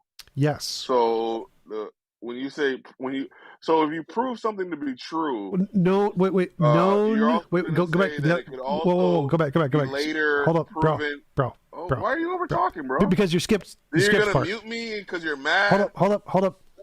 I can arrange for that. Read the definition again. Read the definition again. His minion? Read the definition again. Are you his minion? Bro, definition. Read the definition of fact again. Why? Because you skipped over the first 3 words. Wait, how do you know which definition I'm reading? What are you talking about? Because you read it. You literally read it, and then you ignored the first part of what you read. How do you know that? Because you literally just read it 5 minutes ago. How do you know what I'm referencing right now? Stop running, Concrete. Stop How do you know I'm not? Why are you running, bro? Why are you running? Are you scared? Are you scared, bro? How do you know I am not offering it from recollection? That's fine. That's fine. Round and round the bush. Offer it from recollection. Round the bush. I'm gonna go find the definition. Yeah, I read the definition. Go for and it. then I committed it to memory, and then I. Okay, that's fine. I don't care. Give it the definition again. You don't have to read it. Just give it again. Why? Just tell me why. Because the first part of your definition was to know something or to have proved something. The to know something, we know quantum fields exist because knowledge does not require certainty. Knowledge does not require certainty. Look, bro. So when we're talking about facts, we separate that from opinion. Sure. Opinions are things that are subjective. We take facts to be objective. Yes, I agree. So if these are mind independent realities, yes, quantum fields are mind independent objective facts. Then that means that 100% agreement. No, with the existence of no. Remember, hold up. I'm trying to explain. Independent. Hold on, bro. Hold up. It can't be in. All right. So you're gonna overtalk. You're not gonna let me ever get any of my points out, and then you're gonna claim victory because I've never actually gotten one single point out. I can't claim victory yet because I haven't explained to you what you're saying is wrong yet. So as you said in your definition, hold up. You said to know something, like a fact is something we know. Knowledge is a justified true belief. Do we have a justified true belief that quantum fields exist? Yes. So we know it. Okay. So whatever philosophical definition you use for knowledge, and whichever one philosophical definition you want to use for fact, I'm just going to appeal to the colloquial understanding of a fact, and you're going to be in contention with that. So what you've done is you've hijacked. So you said to know a fact is something to know something, bro. Right? That's the colloquial definition. Bro. Come on, man! I'm starting to see a pattern here, bro. Well, I already see a pattern in what you're doing, and it's dumb shit. So we know quantum fields exist. That we have a justified true belief. Are you going to allow me to get a point out? Only if you can actually make it coherent. I don't care. Look, when you take your philosophical understanding or your definition for knowledge, and then you superimpose it on our colloquial understanding of facts, that is you, I would say, commingling and conflating two different concepts for your benefit. You guys aren't even talking about the argument anymore. You guys are talking about. This is what he does. He's just a troll, but yeah. Why are you over talking me, bro? This is what they do. We're not talking about the philosophical consideration for knowledge. We're talking about the way we understand it in an everyday parlance. So when we talk about a fact, something that is known, that is just saying that it is apprehended to you, that is cognizant to you about something that is in reality with 100% certainty. No one agrees with that definition. Yes. No, that's not true at all. What thing you do? Hold up, bro. It's the same is thing we is say, the world round a bro, fact? Come on. Come on, bro. I'm gonna mute you, bro. Is the world round? Is that a fact? He's gone. He's gone, TJump. Oh no, I'm so sad. Yeah, Concrete's a gish galloper. Concrete's a gish galloper. He can't engage in dialogue. I like how half that was just him complaining about being persecuted. He was doing the same thing in the other threads. Like he just waits until he's muted and then he just dips.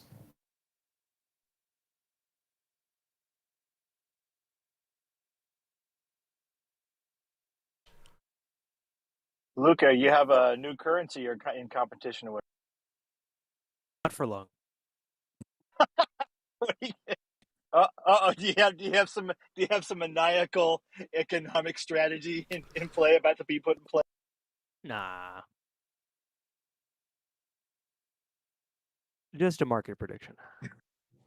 Sounded beautiful, TJump. What sounded beautiful? They have to run from everything. Yeah. Not a lot of serious conversations on the Discord debates, unfortunately. Yeah. Luca always runs from me with the mute button. I mute you because you're like a deeply retarded person and your voice is hideously annoying. That's why I mute you. I'm surprised I don't have you on local mute right now. Let me fix that.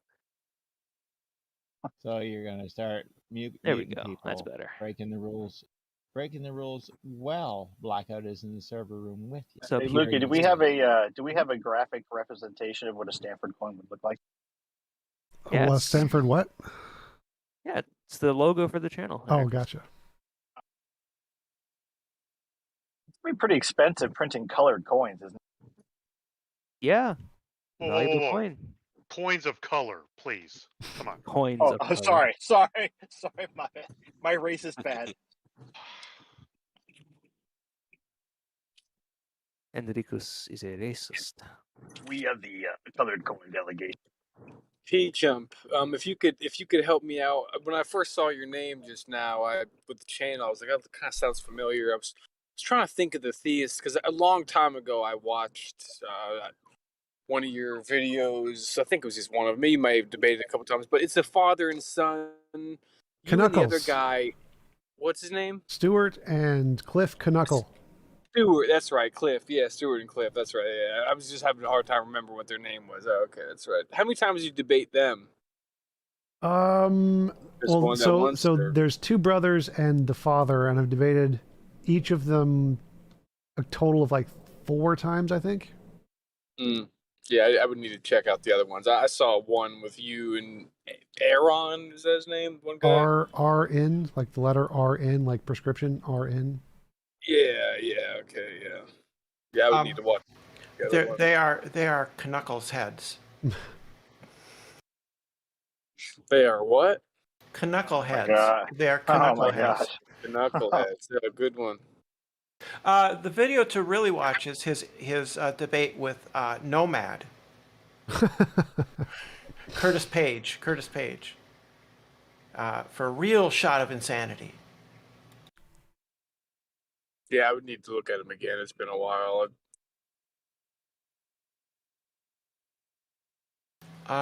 Also, he debated a Thomist who claimed that electrons were conscious, or something like that.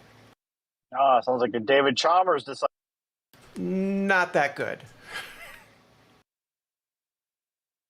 Yeah, but for future reference, if you ever get into it, like any of these atheists will tell you in here, concrete probably isn't the most ideal person to attempt to have a real conversation with. I mean, I like him in a way, but at the same time, that's true.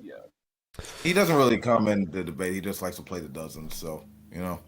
No, he's just like a cheese. So if you're not into talking shit, it's not going to last very long. No, he's just a vocal cheese grater, man. He's got like one of those voices that after a while your ears just start to bleed. I don't know why. Hey, TJump, you want to have your conversation with him? Her body. It's more ear person than that. This is her body, something like that. TJump, you're not familiar with the lore of a lot of the old community that's represented here, are you? Probably a lot of it's going to be new. No, I don't do that kind of stuff. I have no interest in lore.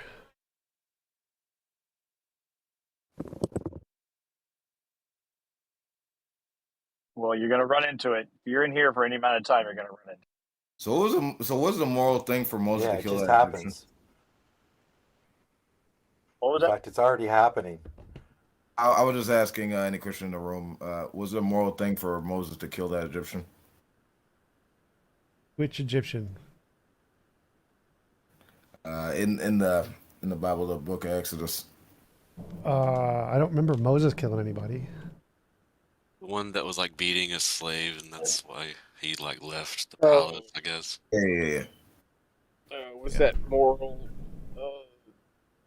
I mean, I think that in my view, I think that like all killing is immoral, but it could be tolerated or justified according to the situation. We live in a fallen world, so we sometimes are forced to have fallen actions. God morality is situationalist? Is that it? It's not what I said. Well, you said all killing is immoral, right? Yeah, I would say that, yeah. So it was a moral thing for Moses to do at the time. Like he violated Egyptian society by killing the Egyptian. It was a righteous, it was a righteous smiting. I love that word. I guess yeah. The Egyptian was smiting a Hebrew, so Moses smote the Egyptian. What I'm trying to say is because I look at this context as broader, even being in self defense and stuff.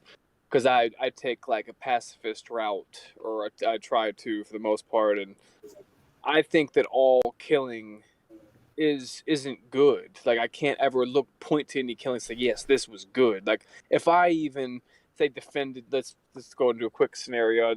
Defended my family. A guy comes to my house. He's gonna kill or rape somebody, whatever. And if I knock him out and his head bounces off the linoleum floor and he dies, I wouldn't want like a pat on the back. Like, oh, that's a good thing. It was good. You should get a pat on the back for that, for defending your family. No. So I agree. I agree that the only difference. Hold on one sec. So I agree that killing is immoral. Any death that is non-consensual is immoral. But that would include like if a god drowned millions of babies or sent bears to kill children. Those are also immoral. So anytime God kills anybody, that's also immoral. Would you agree to that? Well, that's what I'm saying. I think that throughout history, obviously, there's going to be things like you're saying, and things about what Moses would be. That example, as humans, we live in a fallen world and are forced at times to make fallen actions. And I'll never say that it's good. Like it's a good thing. Well, I'm asking like if God kills someone, God is immoral. That's bad for God to kill anyone. No, because even again, we look at the Canaanites, a lot of different examples. You can look at the flood or whatever.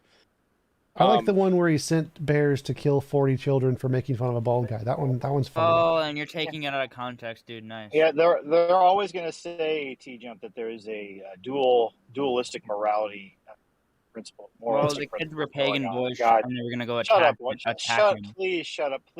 No.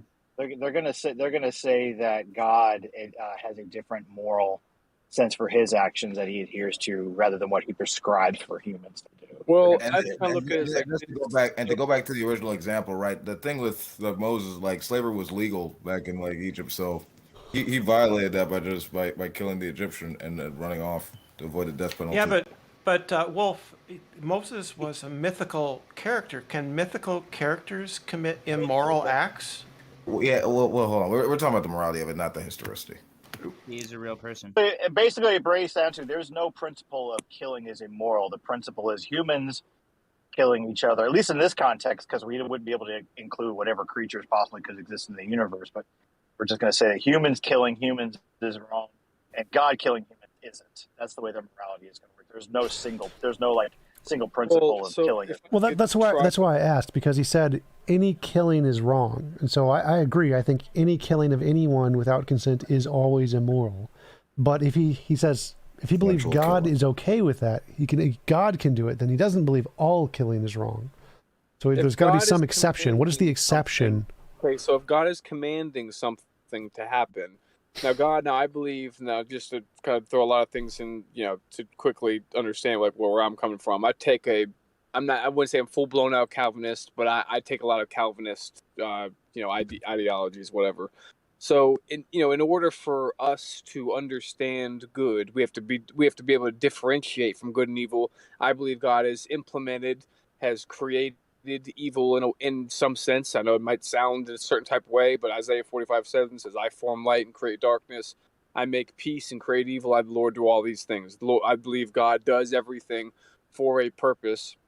And at times throughout his revelation, there's been times where evil has got to a point where he wanted to cut it down. He needed to break it off in order to build up. That's what, the Ecclesiastes we see, a time for this, time for that, time to break, a time to build up. So at times God is, and he's completely just in doing so. It's his own creation. So whatever he does is just. That makes sense. Wouldn't it have been a better idea just to not allow it to get that evil?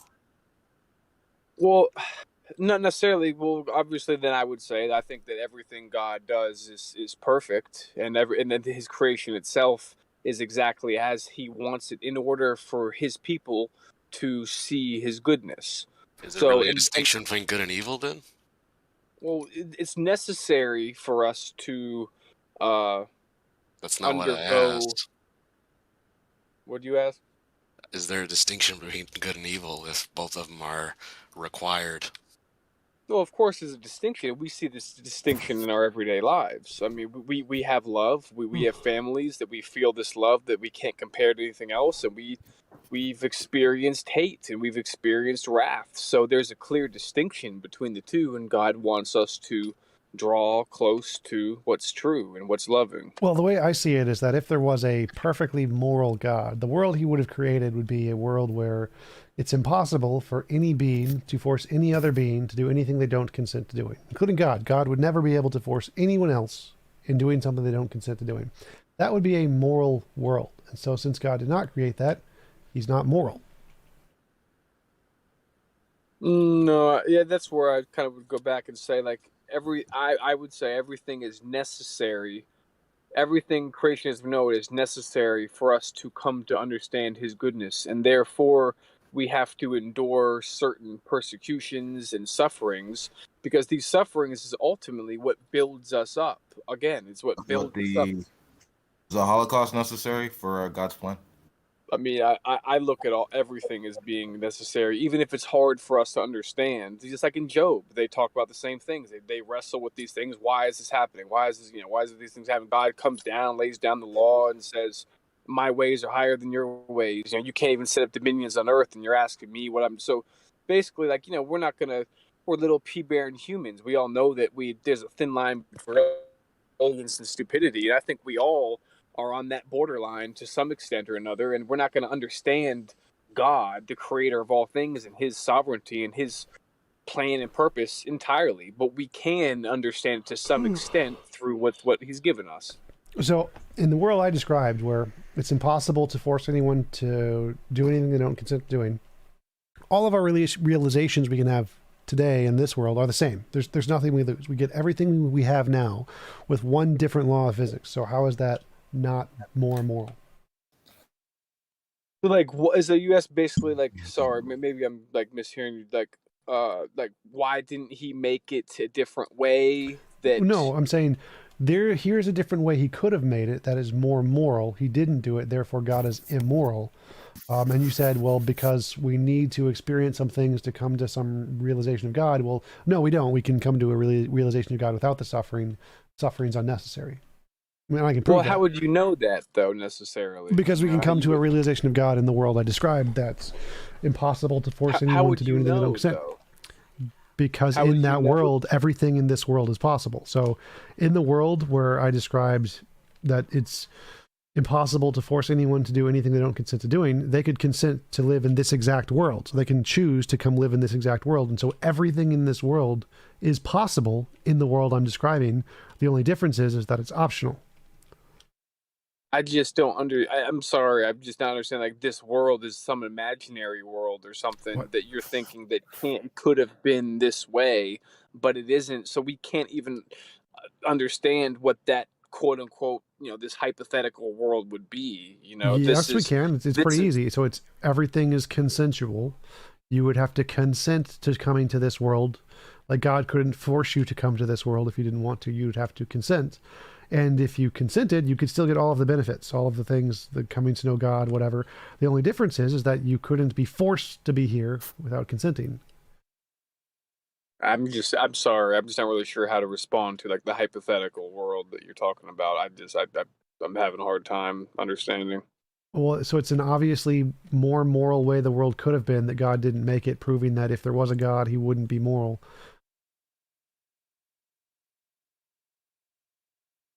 Yeah, like I said, I'm just having a hard time understanding. Like, this is reality. What we live in, what we have is reality. This is the world. And once again, to say Okay, that, so oh, let me try to explain it in a different way. So, like, if we have a doctor, like let me try to explain it in a different way. So, let's say we have a doctor today, modern medicine, and he decides to cut your leg off. Obviously, that would be immoral. Like, he could have just given you antibiotics. He's not like a doctor in the 1800s that has to cut your leg off. Him cutting your leg off is immoral. And you saying that, well, that's just the way reality is, that doesn't make it not immoral, because there's clearly a logically possible way that he could have done it differently that caused less pain. So if there's a logically possible way God could have done it differently to cause less pain, but didn't, that would be like a doctor today cutting your leg off instead of giving you an antibacterial, which would be obviously immoral. Sure. Yeah, I feel like I answered that to begin with. One of the passages I like a lot, well, just two of them at least. Sorrow is better than laughter, for by the sadness of the countenance the heart is made better.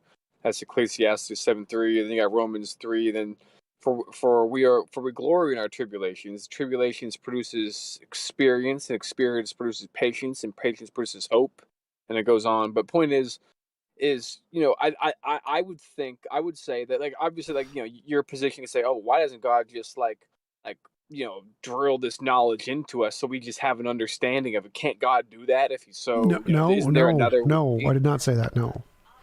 So I said everything in this world, everything that is a benefit of this world can be gained in a better world. And we can prove that because in a better world, you could choose to live in this world, but you can choose not to.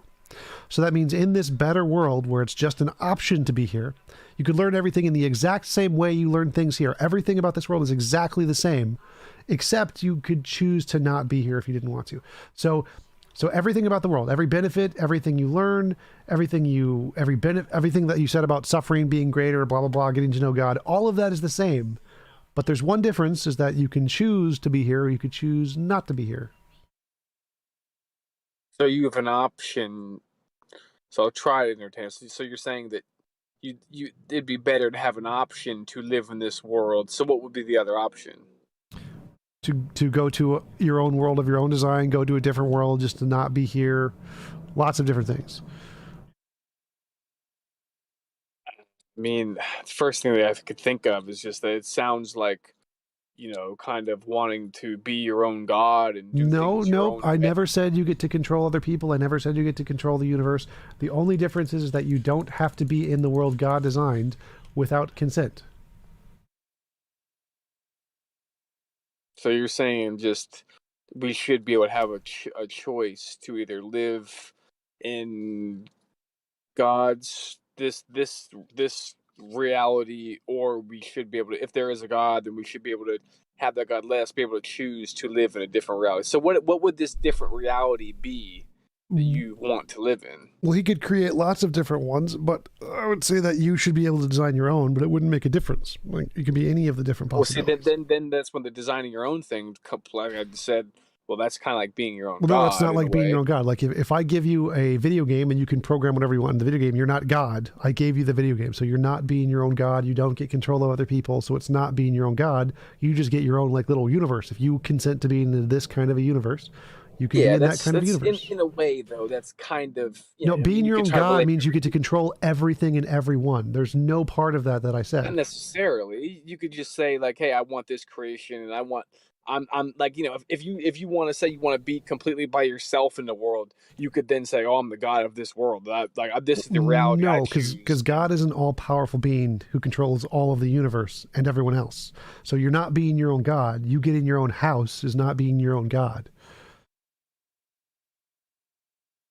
I don't know. It's kind of I don't really like It just seems kind of silly to me. Like you don't get all, you're not omnipotent, you're not omniscient, you're not eternal, you're not omnibenevolent, you don't have any of the properties of God here. You having your own universe that you can do whatever you want with is none of you having none of the properties of God. You are not your own God. I think here's the issue. I think at least, man, you probably won't accept it, but whatever. I think that God wants to have a relationship with us. You know, That's fine. He wants us to. That's fine. You can have that. I already agreed to that. So I agreed to that. And in this alter, state that you're talking about, you can't come to know him that way. Wrong. So I can prove that. I can prove that wrong. So in this world I'm describing, one of the options is to be a part of this earth that God designed. So it is literally possible to have all of those things you just listed in the world I described. So it's possible to have this reality in your reality. Yes, you could literally choose to come to this exact planet as God designed it, or you could be like, nah. Well, then that's where God's just not. Well, the thing is okay. So creation, this world, as Christians, we believe, as far as I believe, is what I would say. Everything is planned accordingly to His purpose, for His glory, for us to come to understand His love. So it's not about what we want necessarily. It's about His glory and understanding His truth, and that truth that is in love, that He is love. So it's not about again, we can have all of that in a more moral world. So we can make the world more moral and still have all of that. Moral by your standards, though, which I don't understand where you ground morality, and I don't really care to get into all that, I guess, right now. But I'm sure you got a whole bunch of answers for that. But yeah. So God not forcing people to be slaves in His planet and giving them the option to not be here would be more moral. That's objectively, obviously the case. Like you saying God making people slaves and forcing them to be here is more moral just proves your God's immoral. No, He's making objectively, obviously the case. He makes creation. He's made creation once again, like I said, for His purpose. So we're slaves, which is obviously immoral. So you're proving He's immoral. What do you mean slaves? What do you mean, well, like slaves to God? If we are forced to be in His world with His rules without consent, that's the definition of slavery for His purposes. Well, I think that in our lives, and obviously there's much people that are much more unfortunate circumstances than we are.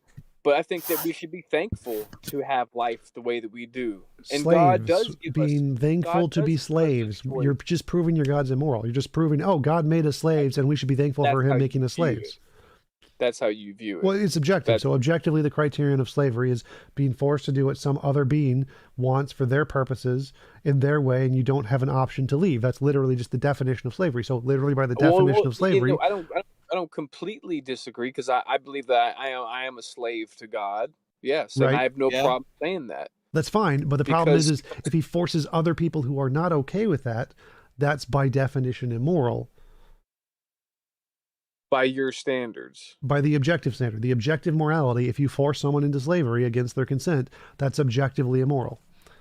No, once again, that you can't. I don't see how you could say that anything's objective in your worldview. I don't get how you could say that. Most philosophers are moral realists, and they don't believe in a God. So you can have objective morality without a God, but that's a different topic. The point is, if your God endorses slavery and says it's okay, your God is objectively immoral. Like, it's just that simple. I don't even need to give a meta ethics. If your God says slavery is immoral, here's the thing is because you say slavery, right? Like, yes, it's not that I would say I'm a slave to God, but I enjoy that being His slave. That's fine. That's fine. It so isn't something. If someone, hold on, one sec, I just want to clarify. So if someone chooses to be a slave, if I voluntarily agree to be your slave, that's not immoral. That's perfectly fine. But if you force me into slavery, that is immoral. So if you choose to be a slave to God, there's nothing wrong with that. But God forcing everyone who does not choose to be a slave, that is objectively immoral. Quick question. So for believers, especially the guy who's just speaking there, if you did, hypothetically, I know you love God, you would never leave God, but hypothetically, if you said, I don't want a relationship with God, I want to leave, would this God afford for you any punishment? Sorry, say it one more time. I'm asking it hypothetically. I know you love God, you wouldn't want to leave Him, but suppose you decided, I don't want to have a relationship with God. and you wanted to leave God, would God say good on you, or would there be punishment for you in the future? I mean, in this hypothetical, I mean, of course there would be punishment. Yeah. I mean, if I'm going to reject God, if I'm going to reject my creator who created me and who gave me life, yeah, if I'm going to reject that, then I would deserve to be punished. I have a question for TJump. TJump, real quick. Do you think owning a dog is immoral? Sort of. So like if dogs had the same level of intellectual ability to be like humans did and could consent, then, and they didn't want to be owned, then it would be immoral to own them. But right now dogs have like the intellectual ability of like a 4-year-old, so they don't have the ability to consent and they have to be taken care of in a lot of ways. So not as much. I mean, according to you, very quickly, according to you, I mean, someone having intellect is no more than just someone having a brain with neurons in it that allows them to have higher cognition. No, I never said any of that. That's not in any way a representation of my position. I have no idea what you're talking about. I mean, you believe in evolution, correct? That's what evolution states. No, it doesn't say that. It doesn't say that having a brain is the same. States that your brain is no more than a 3-pound compound of chemicals that allow for that had expanded through evolution that gives us our high cognition. No, that's not at all what it says. So that's wrong. So it says that your tell me what evolution. Stop interrupting. So evolution says that your brain is a 3-pound matter, but the process in it, the consciousness, has moral significance.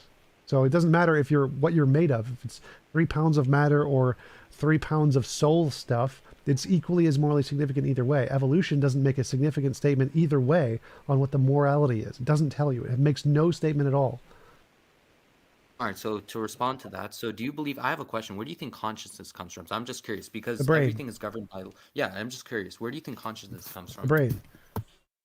The brain. All right. So, and where in the brain does it allow us to have consciousness? Like what chemicals or hormones in neurology would? If I knew that, I'd win a Nobel Prize. What difference does that make? No, I'm just asking you a question. Right. So if I knew that, I'd win a Nobel Prize. But all the evidence indicates that's the case, and making other stuff up is just you making stuff up. So that's the best explanation of everything.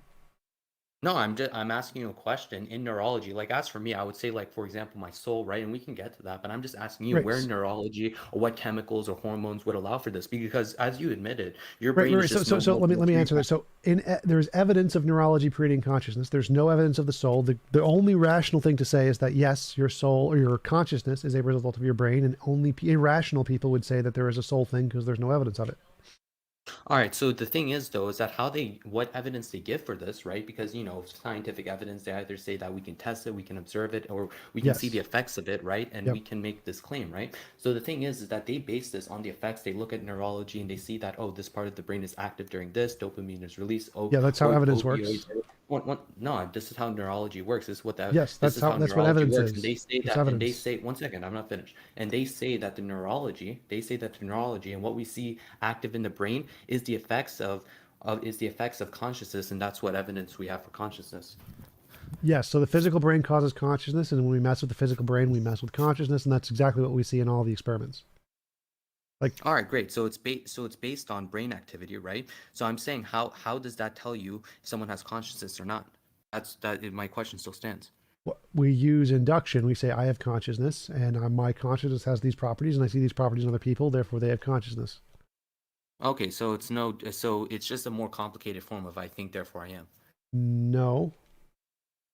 No, I mean that's essentially what you said, because according to you, thinking, one second, the process of thinking is no more than just an activity occurring in the brain, which goes into neurology. No, so again, even if it was a soul, that would still be the same. So what you're saying is gibberish right now. Like all neurologists, cognitive scientists, stop interrupting. So everyone in the sciences related to the brain say, yeah, it's just physical. There's no evidence of the soul. Soul people are just making shit up. That's the only rational conclusion, and it makes no difference what you think consciousness is. Even if you think it's like a soul thing, all of the value, all of the meaning and purpose and stuff is the same, regardless of whether consciousness is made of soul stuff or matter stuff. It still has exactly the same significance and abilities, and so it makes no difference whether or not you think it's made of a soul stuff. Well, it does make a difference because you cannot take the principles that pertain to your brain and neurology and apply it to the soul. Because do you know what transcendency is? Can you just define transcendency for everyone? I have real no quick? idea what you mean. Transcendent just means above something or outside of something. So it No, means transcendency refers to the mode in which you exist, and obviously your soul being no, it doesn't. immature, your Transcendence body- just means it's above or outside of something. There's lots of different versions of transcendence. It does not mean what you just said. Yeah, there's what are you talking about? One of the definitions of transcendency is the mode in which you exist. This is something that is agreed upon. Even scholastics who I detest, right? I'm against scholasticism, but even scholastics have defined transcendency in this way. So I don't know what Transcendent is beyond or above the range of normal or physical human experience. That's it. It says nothing else. Yeah, I know that's the allegory to refer to. No, that's the definition. That's when you go to the definition. That's the definition. Okay, sure. You can surpassing the ordinary, exceptional definition. You can go Google it and say, "Oh, I literally just did." So I'm looking at Google. Google says transcendent definition, surpassing the ordinary, exceptional. Period. Okay, great. And I have a question. That's how I understand it too. One second. So if you want to argue about definitions, that's fine. You admitted yourself. You said, "Do you know what the definition of transcendence is?" I'm going to mute you. I'm going to mute you. Stop. I'm going to mute you. I'm going to mute you. So you said, do you know what the definition of transcendent is? I just gave you the definition of transcendent. This is not arguing over definitions. This is me telling you you're a dumbass because you asked what the definition is. I gave you the definition. Right, you gave me the definition, and Yes. I gave you my definition, and you're like, no, that's not the definition. No, That's you- why we got in this argument. So don't be Right. deceptive. Yeah. So when I first go of to the all- dictionary definition, this is the definition. No, You asked what the Google- wait. Stop. Google- I'm going to mute you. Google Sorry, I'm going to serve mute you for a bit. So you asked for the definition. I gave you the dictionary definition, and you wanted me to give the definition to people, and then you are then complaining that you've made up this whole new definition which is not in the dictionary. There's no whatever you just said anywhere in the dictionary definition. So you would need to explain why anyone. I'm going with TJump here. He's using standard English. Yeah. So if you're making up a new term that has a new definition, then don't call it transcendent and assume we all know what it means, because we know what the dictionary definition is, not what your personal subjective made up definition is. All right, so first of all, trust me, the person who's writing all of these definitions on Google, that's not objective at all. That might be objective for you, but not objective for the person who put that. Number two, definitions aren't objective. Definitions are by definition not objective. They're definitions. They're just words, how we use the word. Yes, I'm very aware. Yes. Then why did you say that the people writing the definitions is objective? Obviously, definitions are not objective. This is not an argument. No, I said they're objective to you because they're not. All words are not objective. They're definitions. Definitions are not objective. They're words. They're usages, not objective to anybody. Okay, great. That's my point exactly. Then why are you complaining about me? Let's say I am making up this definition. Because you said, do you know the definition of a word? Definition is not the definition for everything. So why are you complaining about me? Okay, I'm going to mute you again. So if you ask, do you know the definition of a word? And then I go to the thing that we use where we give these definitions and it says this and not what you said, then I know the definition, you don't. That's like the whole point of what you said. Do you know the definition of transcendent? Yes, I do. So instead of gish galloping and making up gibberish, why don't you present an argument? What is your argument? I just love that I was in the room. I wanted to get objective for you, but it's not objective for me. That's a hilarious line. It is. No, one second. What I was trying to say here, very quickly, what I was trying to say Others here, like myself, are corroborating what Tom is saying. You know, we're all finding it defined the same way. You're the one who's using it in an unusual way. All right, this is a dog pile. This is what's known as a classic dog pile. Yeah. Yeah, and I keep getting muted because I interrupt TJump's interruptions. Can I get No, my this chance? is corroboration. You guys are too This is not afraid about- to face Monkey 101. Wait, so are have to you? So you're not okay with being muted while you're talking, but you're okay when Christians do it? All right, let's go back to the argument. Give me an argument. I just came in DC. I don't know what you're talking about. Forget other people. Monkey. Give me an argument. Stop gibberishing. Give me an argument. I was giving you my argument, but you keep okay, stop explaining yourself. Give me the argument. Premise, conclusion. Go. Oh, I'm not going to give you a syllogistic argument. I'm not bound by premise, conclusion. All right, great. I'm not bound by get close. Just get as close as you can. Just give me the argument. All right, great. I have a question for you. Okay. That's not Just start with the argument, then ask a question. Give me an argument. I have a question. It's a Socratic method. That's great. That's great. Give me an argument. No, I like philosophy. So I'm going to mute you. I'm going to mute you. Argument. Give me an argument. Go. I'm going to ask you a question. No, you're not going to ask me a question. You're going to give an argument, or you're going to get muted. Give me an argument. My argument is going to follow from how you. This is suicide by mod, the typical Christian response. Yes, it is. So Argument. Give me an argument. Just give me what. There's no argument that follows from how you answer a question. You have to give an argument. Give me an argument. Okay, fine. Okay, fine. There's no evidence for evolution. I was going to ask you what your evidence is, but there's no Okay, evidence that's not. for evolution. What is your argument for a God? What is your argument for a God? Is this what the event is here today? Sure, it's my server. I can just pick whatever I want. It is now. What is your argument for a God? You told me to make an argument, and then you went, okay, make an argument on this subject. I came here to debate on something else. Oh, so okay. My apologies. That was my mistake. What did you come here to debate on? What was the topic you came here to debate on? I came here that I wanted to get to evolution, right? And that's why I brought up that point and how in your epistemology. Well, thank you. That's what I was asking for. I was just trying to understand what the point of your conversation was. So thank you. That is what I was looking for. So you're debating evolution. Okay. All right. So what evidence do you have for evolution? That's why I wanted to ask you that question. All of the scientific novel testable predictions that have confirmed the allele frequencies, the retroviruses, the patterns in DNA over time, all of the different genetic testing we can do, the corroboration of archaeology, geology, biology, Let's go one by one. Reaffirming these things, pretty much the entire field of all of those scientific fields, all of that. Go. All right, great. Let's go to the most important one, DNA, right? So you think there's evidence for evolution because you set up a family tree, right? You set up a family tree and you set up these branches, and you see that as you go further on, you see that these species relate further and further to each other, right? Now you would agree that within this tree of life, as you would call it, that the further you go, the more similar these species, like for example, within the same clade, these species begin to start resembling each other in terms of their characteristics, right? Why is DNA the most important?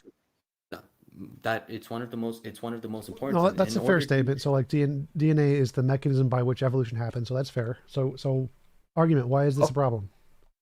Yeah, so what I'm trying to say here is that, okay, so if you were to go off a clade, right, and you were to go based on the organisms in that clade who have, almost identical DNA, like one of your arguments for this, and correct me if I'm wrong on this, one of your arguments is that, we share a common ancestor allegedly with a chimpanzee. That's why our DNA is Do you have close. an argument against evolution? What is the argument against evolution? Yeah, my argument is against that quote evidence. Yeah, I wanted to go by each one of your evidence one by one, and first I'll start with DNA. So here's the thing: you would agree. Okay, so what is the argument against DNA? Not against DNA, against how DNA resemblance would mean we share a common ancestor. DNA resemblance. Okay, so you're saying DNA being similar with small differences is not something that should indicate that we came from a common ancestor. That's your argument or your premise? No, that's not my argument. Yeah, that's the conclusion. So what is your argument? My argument is that you take like for example the chimpanzee, right? You would say that's our closest relative. Now you would agree that of all organisms, the chimpanzees resemble us the most, right? Now within DNA, there's a genetic coding that gives us our characteristics. Wait, you're gibberish. Can you give me like what is your argument that this is wrong? Why is this wrong? Because all this it doesn't show that we have a common ancestor. All it shows is that we have genetic coding that allows us to have the same characteristics. So what you're giving is a non sequitur. Doesn't follow. So you're saying that because there are alternative explanations, the fact that there are alternative explanations means it's not evidence of this explanation? Is that your argument? No, I mean it doesn't prove. You said that's your evidence for it. Yes, so yeah, I'm refuting your evidence. Well, no. So it seems like your argument is that because there are other things, that it's not a deductive proof, therefore it isn't evidence. That seems to be your argument.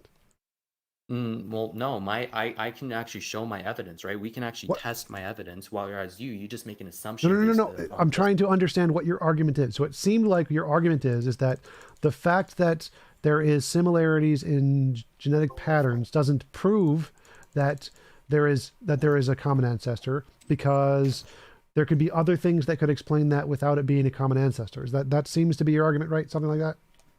Yes, that my alternative actually works because we can test, observe it, and see the effects of it. Okay, what is your evidence for this alternative thing? What is my evidence? Oh, it's very simple. They actually did this test. I'll give it for you. They actually did this test where they took, like, for example, the genetic coding of a human and how our thumbs are produced, right, when we're an embryo, and they applied it to multiple other organisms that have thumbs. They saw it active in the thumbs. Therefore, it's showing that all this shows is that the DNA is similar insofar as much as the genetic coding allows for similar attributes. Doesn't mean we share a common ancestor. That's your presupposition. So we know that genes produce your body, and so the things in your genes actually do shape your body. So obviously, if you have thumbs and other things have thumbs, they probably have the same thumb DNA. What does that have to do with? So the genetic ancestry thing is like, if we look at endogenous retroviruses, we can see their location in a DNA, and we can see that they're in the exact same location for some species and not for other species. And we can do this for like hundreds of different endogenous retroviruses, and we can show that the closer they are in relation to their genetic pattern, the more of these they have in common. Yeah, the more characteristics they have in common. Endogenous retroviruses. One second. So, 1 second before we get to that, and those characteristics pertain to the genetic coding. But how does that mean? And I'm focusing on this point, right? Because we went down this route with, like, for example, human and chimpanzee. How does that prove that a human and chimpanzee share a common ancestor? All it proves is that they have similar characteristics. Therefore, an endogenous retrovirus is when a virus injects its DNA into a sperm or an egg cell, and that change is then passed on to all of its kids that have accepted this, because an endogenous retrovirus is a virus that has inserted itself into your DNA that isn't there normally. Okay, so if there's the same endogenous retrovirus in chimps and gorillas and humans, either that they all came from a common ancestor that was infected with the same endogenous retrovirus, or the same endogenous retrovirus infected all of the different species at the exact same place in the DNA spectrum, because where the retrovirus inserts its DNA is different. So if it's in the exact same place, which is like a 50 long string of ATCG in a 3 billion long series, for all of these different species is exactly the same by pure chance, or there was one endogenous retrovirus that infected a common ancestor of all of these species, which is the more plausible explanation. Why is it the more plausible explanation? Okay, so let me go through the math here. So there's 4 species. Each of them has a DNA string that's like 3 billion base pairs long. And in this string, there is an endogenous, the DNA of an endogenous retrovirus, which is a virus that injects its DNA into a series of something else. Now, what is the probability that the random injection will happen in the exact same place in 4 different species of 3 billion base pairs long? I mean, it's definitely a lesser chance than abiogenesis, which you believe in. So that's a different topic. So we're talking about evidence here. So the evidence that these endogenous retroviruses are in the exact same place in all of these different species, and it's not just one. I'm just giving one as an example. There are dozens and dozens of these in the exact same place across all these different species and in billions of base pairs. The more plausible explanation is that the reason that these are in the exact same place in all of these different species is because they come from a common ancestor, and this endogenous retrovirus infected us at some point before they split off to these different species. And that explains why these endogenous retroviruses are in the exact same place in all these different species, and we can find these patterns across all the different combinations of life on the planet. All right, so one thing I would say in response to that, I have 2 things to say about that. First, taking humans, right? Taking what you would say Homo sapiens, taking humans, right? These three other species, right? What are these 3 other species, and are they of the same genus? I'm just curious. You can pick them of the same genus. What difference does that make? It does. I mean, I'm willing to admit that there can be variation within a genus, so that so these 3 species. 1 second, not humans, but the 3 other species. Well, just to clarify, I can pick any species. Endogenous retroviruses are patterns that we find in all spectrums, from like plants to animals. You can pick whatever scale you want. We're going to find these things. They've existed throughout pretty much all of life. I understand, but you're talking about in the same place, right? And you're talking about how these 4 species, no. us, endogenous retroviruses, we can find these patterns over billions of years from any group of species you want. There's different endogenous retroviruses that are shared between humans and apes, between humans and chinchillas, between humans and fish. They all have endogenous retroviruses that have injected their DNA. We can find this at any level you want. And they're all in the same place. Yes, the endogenous retrovirus has injected itself at the same place in the DNA spectrum across these species. Okay, so that's interesting. So one second. So now that we're talking on this, right? I wanted to ask if they're of the same genus, because I'm willing to admit that if there's 3 species of apes, right? Yes they can and share no, a common both. ancestor. Both. I'm not finished yet. They can share a common ancestor within the genus, right? Now you're just saying that all these species have it in the exact same place. First of all, you're willing to grant that my position, there's still a chance for it. But now it's based on, okay, who has the greater chance. So when that's how evidence works. Evidence is based on probabilities. When was this retrovirus? retrovirus. One was this retrovirus. Can you just tell me in which species this retrovirus, affected? There are millions of them. There are millions of retroviruses, and there's the DNA they have left in all of the different species, and we can find when they left them in the species because they've been injecting themselves into DNA since the beginning of life. So there are different ones, and they've applied to all of the different species at all the different times. There's lots and lots of these. Pick your time period, and you can pick an endogenous How retrovirus. does it have anything to do with common ancestry? The existence of retroviruses and their patterns. Okay, I'll explain it again. So either you just asked the question, right? You've already told us about the phenomenon, right? We'll say yes, this phenomenon exists. Right. What does that have to do with common ancestry? Okay, so I'll explain it again. So if we have four different species, are you going to tell us about the phenomenon again? No, I'm going to wait. Stop. I'm going to mute you. So the evidence. Okay. Stop. So the evidence is that there are these four different species, and you can pick whatever species you want. Fish and plants and chinchillas, doesn't matter.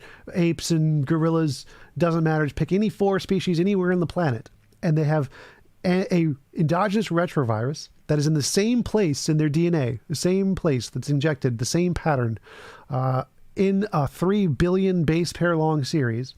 There is this one 50 long thing of base pairs that is specifically from one endogenous retrovirus, and it's in the exact same place in the DNA of all of these different species. Now, there's two ways that could happen. One is that they all had a common ancestor, and the endogenous retrovirus had injected itself into the common ancestor before it had split off and evolved into these different species. Or the same endogenous retrovirus injected all of these different species in the exact same location, even though it's completely random where it's going to inject its DNA. And it just happened to be the case that it did this. So your presumption is this retrovirus acts in random ways all across all species, right? Yes. So the retrovirus injects itself into DNA randomly. Yeah. Why do you presume that? Because we can see it. We can see how endogenous retroviruses work. They don't inject themselves into the exact same location in DNA ever. It's not a thing. Except when they do. They don't. That's the thing. It's like, doesn't happen. Okay. So you said that you found them in the same exact position. Yes. And all across different species. Yes. Right? Okay. So there you have an instance of them behaving in this same exact manner. No. Why are you now saying, I'm sorry? Oh my God. No, we don't find the virus itself into the DNA. The virus injects a part of its DNA into your DNA. Okay. So if it injects itself into your sperm, then your sperm, you won't have it, but your kids will have this, and their kids will have this, and their kids will have this, because when their cells reproduce, they will reproduce the DNA in the same order, and that part that the endogenous retrovirus injected into your DNA will be the same in all of your kids, but you won't have it. Now, it's possible that somebody else's kids, somebody else's sperm cell was injected with the endogenous retrovirus, but the probability that their DNA hits the exact same part of the DNA is 1 in 300 billion or something. It's very big. It's a very small chance. Not going to happen. And it has to be in the sperm cell, in the egg cell, and in that one that is reproduced. So the probability of this happening it doesn't happen. So we can conclude that it's more likely, significantly more likely, you have to be an idiot to think it's not the most likely explanation, that they share a common ancestor. That's a great argument. That's a great argument. It is a phenomenal argument. Yes. If you think otherwise, you're an idiot. That's how good the evidence is. Yes. It makes no difference. Basically what you're doing, is that Darth or is that a recording? Anyway, what you're doing is you're hitching your wagon to a phenomenon which I can rest assured that you don't fully understand. And your understanding of it is... which phenomenon do we fully understand? Which ones? Oh, so you agree? Oh, great, yes, great. I agree. So we don't... So you're hitching your wagon... Wait, hold up, bro. Which phenomenons, which phenomenons do you fully understand? Answer the question. We're going back. I'm going to mute you. Which phenomenon do you fully understand? Give me one. Oh, I mute him now. Yeah. So again, which phenomenon do you? Which phenomenon do you fully understand? Yeah, so you're hitching your wagon. No, you got to answer the question or you're going to get muted. So answer the question, which phenomenon do you fully understand? Because if you don't, if you can't name which phenomenon you fully understand, then you're a hypocrite because you're hitching your wagon to phenomenon you don't fully understand. So we're going to need to know which phenomenon you fully understand.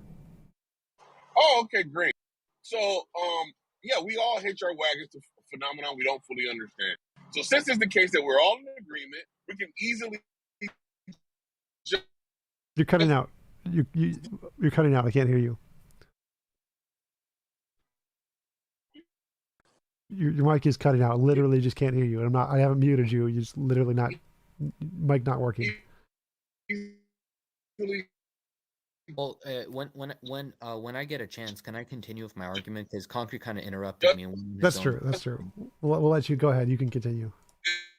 Nothing. So, nothing. So, can you explain to everyone? Just explain to everybody what was the original function of this of what the retrovirus left in DNA. What was the original function of that? It doesn't have a function. It's just present there. It doesn't do anything. Okay, so it does absolutely nothing. Right. It's in the junk DNA. It doesn't have an effect. I believe I read one second. I believe I read something on this because I actually had a discussion with someone who holds your position on this, and he said that the original purpose of it was to actually help fight against retroviruses, but then over time it became, quote, vestigial, right? Would you agree with that? I have no idea what you're talking about. Like, is he talking about a specific one? Like, no. But endogenous retroviruses don't have a purpose in the DNA of another organism. They spread like as a virus. They inject a cell with DNA and cause it to reproduce. So the reason an endogenous retrovirus injects its DNA is to reproduce, and sometimes it gets stuck in the DNA of an organism. Okay, and where can you trace? And I just have a question. Where can you trace the origin of the retrovirus? Why? Because I personally don't see how this would contradict my worldview. All I need to say is that after the fall of Adam and Eve, right, there could have been this virus that affected these organisms, these different kinds of animals that are the common ancestor for, the variation that occurs within their kinds, right? And well, that's the part that it contradicts your worldview, because these exist in between fish and mammals and humans. Same ones. So if these are true, then that shows that fish and mammals and humans all came from a common ancestor. No, it necessarily wouldn't. It just that's literally what it shows. So the endogenous one second. The endogenous retrovirus is the same. I'm going to mute you. The endogenous retrovirus is the same in fish and in mammals and in humans. So if this is true, then that shows they all have a common ancestor. Proves... This is under the assumption of common ancestry in the tree of life. No, this is evidence of common ancestry. Very quickly, it is 100% possible. It is 100% possible, right? You even admitted that there's a chance to this, just a lesser chance of this, that all of these organisms could have been infected by this in the same manner. Right? Yes. In the same manner, but to take this and say, okay, they all have this, therefore they all share a common ancestor, that's your presupposition. No, that's how evidence works. If there is something that's more probable, then that's the more reasonable thing to believe. It's not a presupposition. It's literally the more reasonable thing to believe. It's possible that the gold brick on my table was created by a magical leprechaun. Now, it's not impossible, but the probability is much lower than me having bought a gold brick. So the rational thing to say is I probably bought a gold brick, and anybody who believes a magic leprechaun created it, even though it's not impossible, is an idiot. Okay, how about this? It's more possible. I'm not saying we can observe this, but if you want to just go on, okay, what's more possible, right? It's more possible that someone could have just gotten a time machine and then infect a bunch of organisms with this, and likewise, their offspring had this. I'm just saying, it's your worldview. You can just give any hypothetical and say this is more possible. That's your travel. Come on, damn it. How is like? Do you think time travel is more possible? That's interesting. Why do you think time travel is more possible? I'm not saying it's. I'm just saying someone can argue for that. You can argue that any hypothetical. So more possible is something that has an empirical evidence. So if it has empirical evidence, then it's more possible. So we have empirical evidence of endogenous retroviruses. So that's more possible. Time travel, we have no evidence for, so that's more like a leprechaun. God, we have no evidence for, that's like a leprechaun. Creationism, no evidence, that's like a leprechaun. Those are all not most possible. So empirical evidence of endogenous retroviruses is very possible. Time travel and leprechauns and invisible sky daddy God, not more possible, because there's no evidence of those things. All right. So one thing I would say in response to that is very simple. That maybe right now there's no evidence for that. But how about this? This is under the presupposition of time travel, because you're arguing from the presupposition. No, I have no presuppositions. There are zero presuppositions in my worldview. 1 second. Allow me to finish. Just give me 30 seconds. So if you strawman my position, hold up. Common ancestry, right? So I'm gonna have to mute you. So you can't strawman my position. If you strawman my position, I'm gonna have to mute you. I have no presuppositions. There are no presuppositions I've presented. I've presented empirical evidence, which is not a presupposition. Presuppositions are things you assume are true before the argument begins. If it's the conclusion of an argument, then it's the opposite of a presupposition. It literally cannot be a presupposition. So if I have a conclusion that common ancestry is true because of this data, that is the opposite of a presupposition. So don't call it a presupposition. Okay, so I have a question. So concerning this argument, are you saying that people would come to the same? Okay, so let's say someone's never heard of evolution, right? They don't know anything about evolution, and they study retrovirus, and they see that it is present in all organisms in the same place. Would they come to the conclusion that they all have a common ancestor? Yes. Okay, how do you know that? For the reasons I explained before, if endogenous retroviruses inject their DNA randomly, essentially, and if it happens to be the case that this endogenous retrovirus is in the exact same location in a broad spectrum of species, it's more likely that it happened that it injected itself into a common ancestor of all of the different species. And this is not just for one. We have, again, thousands and thousands of endogenous retroviruses, so we can find a big tree pattern of these endogenous retroviruses that coincidentally maps exactly onto the evolutionary tree for some reason. Very quickly, I just want to say something very quickly. And the people who posited that were biologists, right? Most of which are evolutionists. So to some degree, they had that presupposition, and you're just there's no presupposition. Again, the way we confirm this theory is through the evidence. It's not a presupposition. Again, most people didn't start. You can't read the mind of the biologist. You can't read evolution. Evolution. It was not a theory for always. You can't presuppose evolution because it was a theory created by people at some point. So it can't be a presupposition. So it can't be a presupposition. So someone can't presuppose evolution and abiogenesis and then make arguments based on that. No, so evolution was a thing that people came to by evidence. That's like Darwin's theory of evolution. It was he looked at evidence and came to a hypothesis. It can't be a presupposition if it's something you come to through evidence. Those are opposites. Okay, great. You can argue that's what Darwin did, right? And by the way, Darwin thought that that's what all biologists do. They study the evidence and then come to the conclusion. 1 second. So I'm trying to explain something. So Darwin, on the one hand, like compared to biologists nowadays, Darwin had a very, you could say, primitive knowledge of this because he thought a cell was just merely a glob of goo. That's how he describes it, right? Now, whereas biologists now, they have a more detailed anatomy of the cell, right? So they study this. Yeah. So let's go to the point. The point is that no biologists presuppose evolution. They do it because of the evidence. They became biologists because of the evidence. They believe evolution because of the evidence. It's never a presupposition. Okay, so when the biologists are running all of these tests, right? And by the way, I can give you many examples where biologists there's lots of tests. 1 second. Yeah, they do all these tests, right? And you're saying you're reading their mind. They have no presupposition of evolution whatsoever. No. We can go through their education history and say, oh, look, they learned about the evidence and then came to the conclusion. So it's not a presupposition. So your argument is false. All right.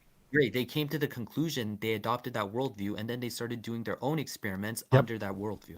Exactly. That's not a presupposition. So that is a presupposition. No, if they said, here is the evidence, and based on the evidence, I come to a conclusion, that's the opposite of a presupposition. They didn't start with that before they made an argument. That was the evidence. Can argue. Very quickly, anyone can argue that. All right, I'm bored. Next topic.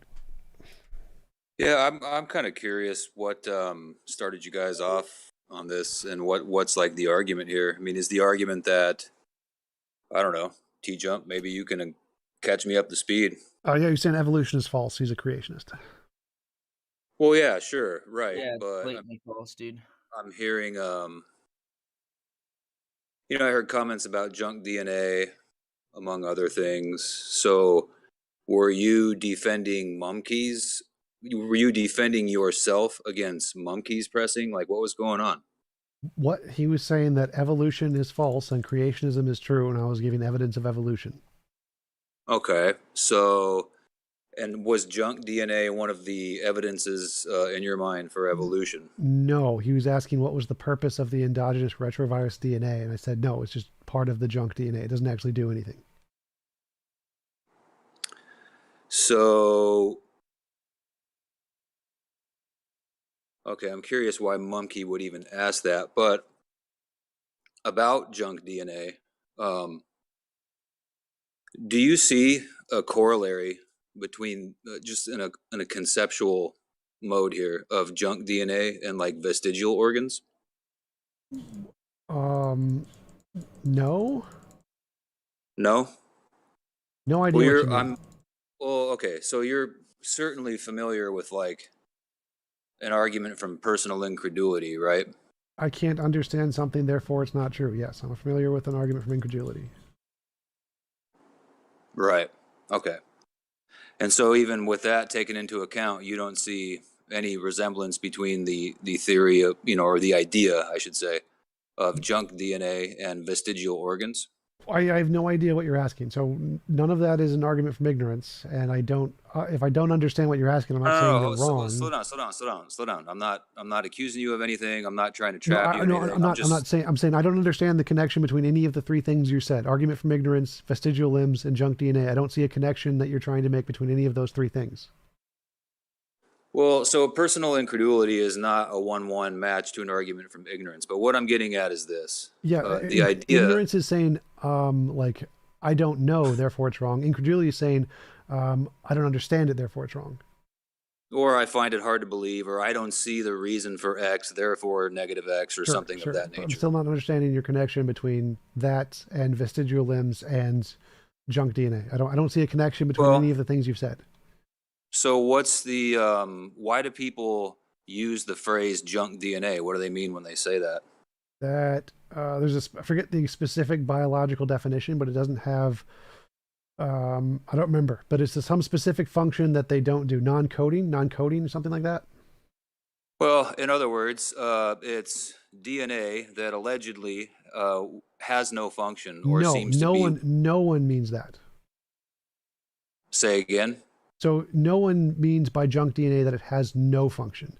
They mean it has a non-coding function. So it doesn't do the coding process, but it doesn't mean it has no function.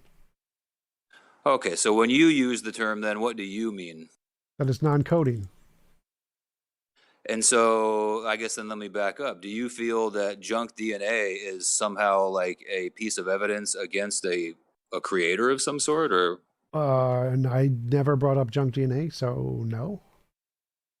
Okay, well then that might be my mistake, because I'm trying to catch up to speed to where you guys were talking. I hear, I popped in, you're talking about junk DNA, and I'm thinking to myself, okay, TJump's probably trying to invoke junk DNA as a so the only reference to junk DNA was he asked what was the purpose of the retrovirus DNA, and I said it doesn't have a purpose. It doesn't have a purpose in the organism that it exists in. It is a part of junk DNA. That was it. There was no argument there about junk DNA. It was just a description of the purpose of the endogenous retrovirus DNA in another organism. We're talking about evolution? Yep. Well, so that's the point of that's the corollary right there. There's no purpose, like you just said yourself, no purpose, and so the DNA of the endogenous retrovirus. Right. Exactly. My only point, and it's a minor point that obviously doesn't have any bearing on the larger issue of what you guys were discussing, but anytime you have an argument of the variant, well, there's no purpose for this. It's just not strong ground to stand on, right? Because that was the whole reasoning behind vestigial organs, the list of which has shrinking considerably in the last century. As we discover through new discoveries and further scientific inquiry, hey, wait a minute, the appendix actually has a purpose and a function. It actually does something. It's not just this remnant that's unuseful. Right. So junk DNA isn't like an argument against God in that way. Okay. Fair enough. Clarified. So, all right. Because God could just be an idiot or something, and he put it in there because he wanted to be stupid. Like the fact that there's junk DNA isn't an argument against a God. Yeah, I would agree with you. So here's a question then. Would you say, because I hear you and I hear atheists all the time make statements to the effect of there's no evidence for God or whatever, right? So let me ask you, You know, when you look back at the work of somebody like Jules Plucker and his associates or whatever, would you say that there was ever any evidence for cathode rays? I have no idea. Like, I don't know enough about the topic, but I know there isn't any evidence of a god. Except, well, I guess the best evidence of a god is the evidence of the Bhagavad Gita, which predicted the age of the Earth is 4.3 billion years old. That's probably the only, the best evidence that has ever been presented to me of the existence of a god. Excuse me, TJump. I can actually go right onto this cathode rays and fully explain it to you if you want. Because that's something I can do, is explain that one to you. See, I'm actually using said piece of gear. No, it's so as long I'm running as, a CRT.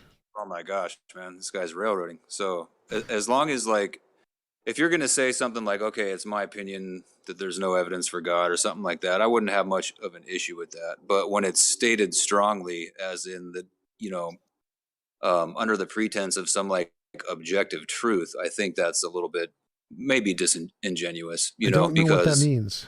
Like, so my position is that there is no evidence of a God because there's nothing that's been presented that can indicate God is a real thing rather than an imaginary thing. Of course, that there is some, like one example, like the Hindu thing. Right. Right. So it has to be presented to me for me to know about it. Right. Yeah. No, I get it. I get it. So like the default is that things are imaginary until demonstrated otherwise, because most things people come up with are just figments of their imagination. Therefore, until evidence is presented, it's rational to conclude it's just in people's imagination. Okay, maybe. I mean, the flip side of that coin is that there are plenty of things that people accept and that are actually true, completely devoid of what you might call empirical evidence or anything like that. Wait, what? So, I mean, I get what you're saying. Wait, like what? People accept as true, devoid of empirical evidence. Yeah, like unicorns, homeopathy, astrology. Well, no, so for example, that the TJump of today is the TJump of yesterday and is also the TJump of a year ago. Well, that isn't the same in any way, because that's like the same is just relative to how you define it. It's not like an empirical claim. No, there's no empirical evidence for that claim, right? But we all accept the fact, we all intuitively accept the principle of the law of identity over time.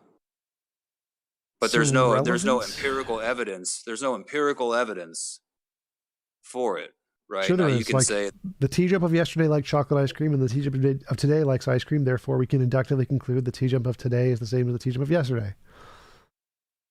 Yeah, that's not empirical evidence. That's literally empirical evidence. So that's your sense experience of TJump likes ice cream was seen previously and seen today. That's empirical evidence. That's just induction. So there is empirical evidence of that. Well, it could just as easily be the case that you're misled, or that the TJump of yesterday that liked the chocolate ice cream was some kind of phantom, like by empirical evidence. So I don't. That doesn't matter. The fact that hold up. Stop. I'm going to mute you. The fact that there are other explanations does not mean it's not evidence. So that what you just said is irrelevant. Even if it could be a delusion, it's still evidence that the TJump of yesterday is the same as the TJump of today. So there is empirical evidence that statement is true, which is not analogous to a God.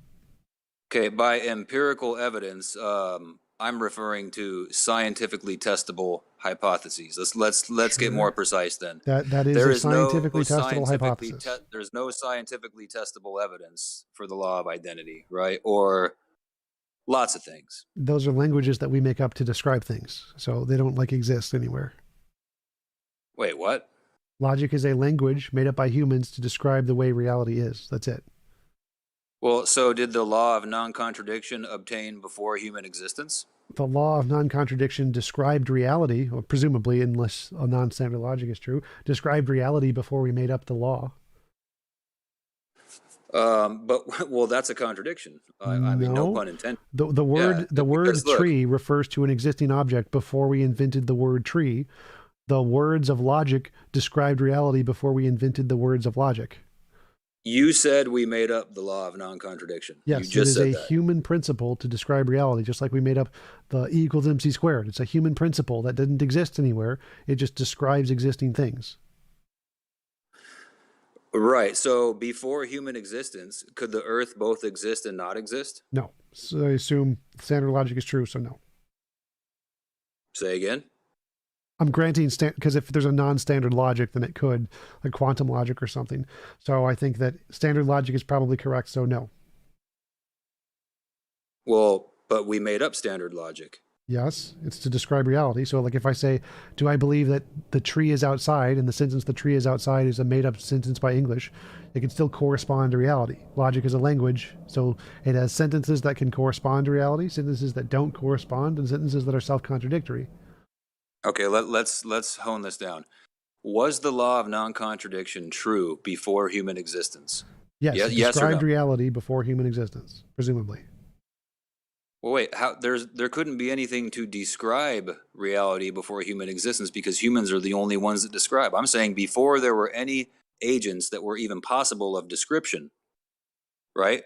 So T minus. What you're saying is gibberish here. So the word tree described trees before the word tree was invented. So the word tree, would it accurately describe the things that exist that they correspond to today? Yes, they would still exist. If I could finish, I was just, I was in the middle of the sentence. But okay, so what I'm asking you, I'm just trying to get clarity here.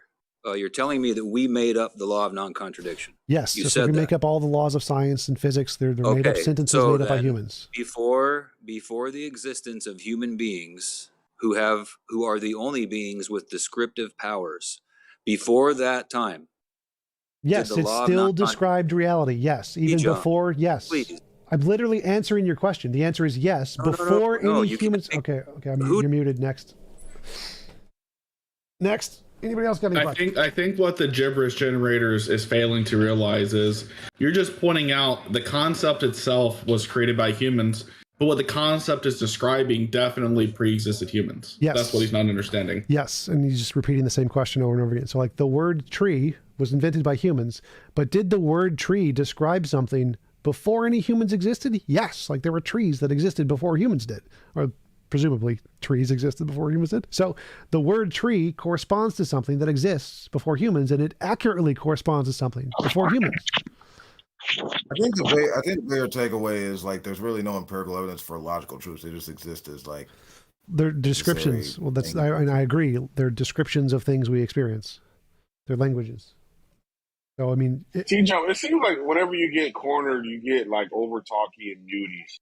Are you? I don't do that. What? Who would do that? So yeah. I also didn't feel like you were fair to Warfare because he was trying to finish his point. Well, so the point about logic is logic doesn't exist. It's like most people in philosophy don't believe logic is like an actually existing abstract object. It's a language created by humans. So obviously you don't need empirical evidence for things that are languages made up by humans. You don't need empirical evidence of the language of English because it's not an empirically existing thing. So obviously it's perfectly fine to believe logic exists as a thing made up by humans in our human imagination without empirical evidence, because it's just an imaginary thing. It's a language. But if you claim what is it that the language describes? One sec. So, but if you think the logic exists independently of imagination, like there's actually some kind of Platonic logical object, then yes, I'd say you need empirical evidence to actually demonstrate that that is not something just in your imagination. You asked, what does logic describe? It describes the nature of reality, how reality operates. Okay. So what do you think of like, so there's forms of logic that don't describe reality. Yes. Right? Because like not all logic there are is multiple forms of logic, yes. Okay, so what are those logics describing? Like possible worlds? Imaginary worlds? So I'd say like it's the same as the sentence, the sky is pink. Like what world is that describing? Like you could say it's an imaginary world of some kind. Mm-hmm. If the sentence doesn't correspond to reality, then it corresponds to not reality. So the only sense in which like one system of logic is true is just that it maps onto how our reality works or how propositions work in our reality. Yeah, I'd say that one of the systems of logic corresponds to the nature of reality and the others probably don't. And so whichever one that is the right one, the right logic. There's actually a Stanford Encyclopedia section on this, the right logic in quotation marks, that describes this. Yeah, one of the logics could be in correspondence to the way nature operates, and that's the right one. Mm-hmm. Are you open to the possibility that there could be like different logics, like a kind of logic that applies to like physical models and the sentences that like describe aspects of the physical models versus like biological models or historiographical models, that each of these could have like logics could be constrained to a specific domain and that different domains could have different logics? Or do you think that there's one like unitary logic? I mean, I guess you could make up a logic and apply it to your own made-up domain. As far as I know, all of those domains use the same standard logic that most other people use. I mean, it's possible that you could make up a new logic to have a new domain. I don't know what that would really mean, but... You don't have like an a priori commitment that wouldn't make any sense. No, I think that non-standard logics are definitely possible. It's possible that they describe reality in a more coherent way than standard logic. I just don't think it's the case. Sure. Hey, real quick, TJump. Yeah, we were talking earlier, which I'd like to talk again sometime about. What we were talking about. You're cutting in and out. I can't hear you. Right. Is it still bad? Or maybe it's Randolph. Are you like fuzzing? No, that's not me. No. Yeah. Okay. Now try. Yeah. So anyway, yeah, we were talking earlier. Yeah, I'd like to maybe talk again in the future, but I just wanted to ask if you don't mind answering. When you grew up, did you grow up in a Christian household? Yep. No. Yes. If you could just maybe. Yes. I mean, if you don't want to answer that, it's fine. I was brought up in a Christian household. I went to Catholic grade school, Catholic high school. So you were raised like Catholic. Were you Christian? Baptized? I was raised Christian and went to Catholic school. Okay. So any like specific denomination, Christian or non-denominational? I think. Non-denominational. And then you went to a Catholic school. Yep. Okay. All right. I'm just wondering. Just curious. Hey, TJump, can I ask a quick question? You just did. Okay. To your knowledge, does S5 modal logic have any real-world applications? I don't know. I also wanted to say something on this. If you have a system that you call logic, even if it's different, your system still has to be logical. You know, it can't have any contradictions. It still has to. No, that's incorrect. So there are literally logics that have true contradictions. They're called paraconsistent logics. But that doesn't, like the ones that are explosive, where everything in the logic becomes a logical contradictions, are called dialetheism. So there are logics that do have true contradictions. Okay, I understand there you can posit something as a true contradiction. To me, it's just, your posit of the worldview isn't going to represent the actual world. Right. So I agree. I think that standard logic is the correct logic, but it's possible that other logics like quantum logic or paraconsistent logic or many-valued logic or fuzzy logic, they might describe the world better. We just don't know it or can't realize it. So it's possible that standard logic isn't the most fundamental description of reality. I just don't think it's the case. Okay, that's fair, I guess. But I think the whole point Warfare was getting at is basically that there are things that are, transcendental to the material world. Well, no. So that's when logic describes the way reality is. There's nothing that's transcendental there. It's just describing the nature of reality, how it operates. So the fact that it works to describe the nature reality operates as isn't transcendental. It's just a description of the way nature works.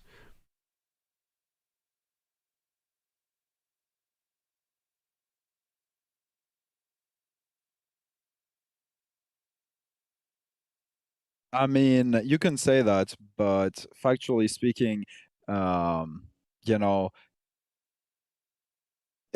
it's like numbers, and physical properties. These properties, you can say they're merely descriptive, but that's where the disagreement would be. Basically, we don't see them as merely descriptions. We see them as actual properties. No, most don't see math or logic as actual properties. They're just languages made up by humans. If you go to the Stanford Encyclopedia of Philosophy, classical logic, very first sentence, logic is a formal language. They're languages that describe things. They don't exist unto themselves. Well, we would disagree on that because even if nobody was there to talk that language, to speak that language, the world would still have to operate with the same laws of logic. So you can say it's just our language. So if I make up a law of logic, A does not equal A, that law would not correspond to reality. Now, if I make up a law A does equal A, that law does correspond to reality. So I can make up different laws, and some of them will correspond and some of them won't correspond. Like if I make up a different sentence, that tree is big, or if I say that tree is a dog or whatever, some sentences do correspond to reality and some sentences don't. But the fact that the sentence is made up by humans is irrelevant to the fact that it could describe reality. So even if no humans existed, those sentences, the tree is big, would still describe the tree, even if no humans ever existed. So the logic of the system of logic is just a language to describe the way reality is. The tree is big. It's a thing in reality. The logic itself doesn't exist anywhere. Okay, I'm going to stop here. I'm just going to say one last thing. You said, you could make a statement like A is not A. And that's true. You could make that. But, that would basically not be logical. So, that would be illogical. Right. So I can make up a logical sentence or logical system that does not correspond to reality, like a different kind of logic. So logics don't inherently govern reality or anything. They're languages made up by humans. Some of them can describe reality, some of them don't. Just like any sentence. Sorry. No, finish. I don't want to interrupt you. Finish. That was it. So logic is a language, and like any language, there's lots of different versions, and some describe reality and some don't. Yeah, that's fair. I mean, I would say the ones that do not describe reality are just, lies. And maybe, sort of. Maybe there are different systems that explain reality on different levels. But when we're referring to logic, we're usually referring to, the colloquial meaning of just logic. Not quite sure what you mean there. So like there are many different kinds of logic that have different logical operators and different systems. Like many have things that can be both true and false at the same time. So things that can be neither true and false at the same time. And there's quantum logic, like the thing doesn't exist until it devolves from a waveform or something. There's fuzzy logic and many value logic reject one of the laws of the standard logic. So there's many different versions of logic. One of them probably describes reality and the others probably don't. But all logic is a language made up by humans to describe reality. And none of those logics, none of those systems existed prior to humans. They're things humans made up to try and describe reality. Honestly, TJump, I'm not as good as Warfare on this topic, so if you really want to, just unmute him and keep going. I discuss this with actual professors all the time on my YouTube channel. Like he doesn't know what he's talking about. I can definitively tell you that. Well, give him a chance to, finish a statement or at least respond. I gave him multiple chances and he wasn't able to actually answer the question. But yeah, if you want an actual conversation on this topic, I talk with actual philosophers of logic, professors from different colleges all over the planet on this topic on my YouTube channel, and you can see people who do actually know what they're talking about. Okay, well, I'm interested in. I'll look at the videos. If you wanna, I don't know, post them in a chat or something. I'll definitely look it up. Sure. What would be a good one to So watch? TJump, Like, just who would it be? Yeah. See, I'm gonna look through my list and see if I Watch can them find all. a good one on logic. And I'm still not convinced logic is just, a construct. I think any logical system still has to follow the laws, like the laws of the material world.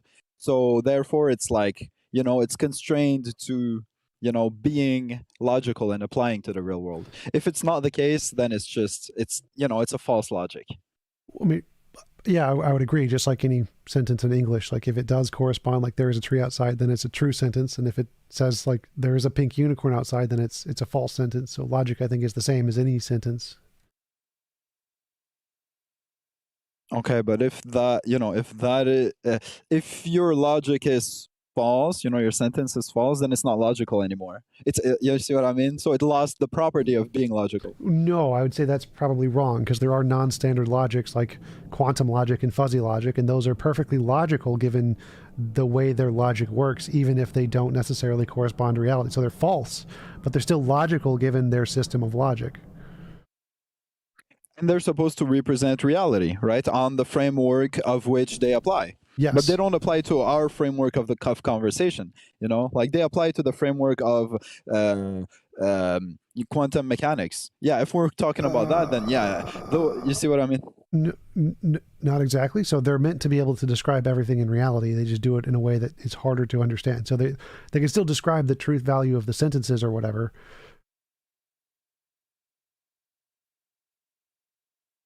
I mean, how does quantum mechanics explain the truth value of a sentence?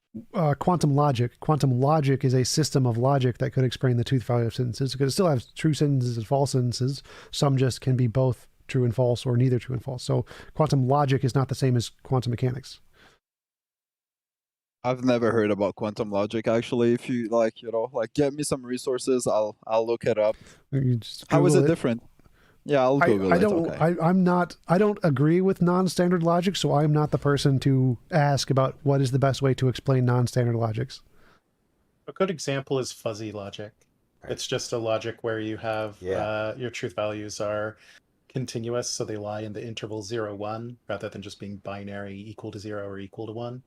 So you can still define truth functionality, and you can still have truth preservation. Your functions are like truth monotonic, where your truth value doesn't decline when you do modus ponens. So you can still have like mathematical treatments of like logical deductive systems without being in like a classical system where you have like, you know, only true and false, 0 and 1 are your only truth values.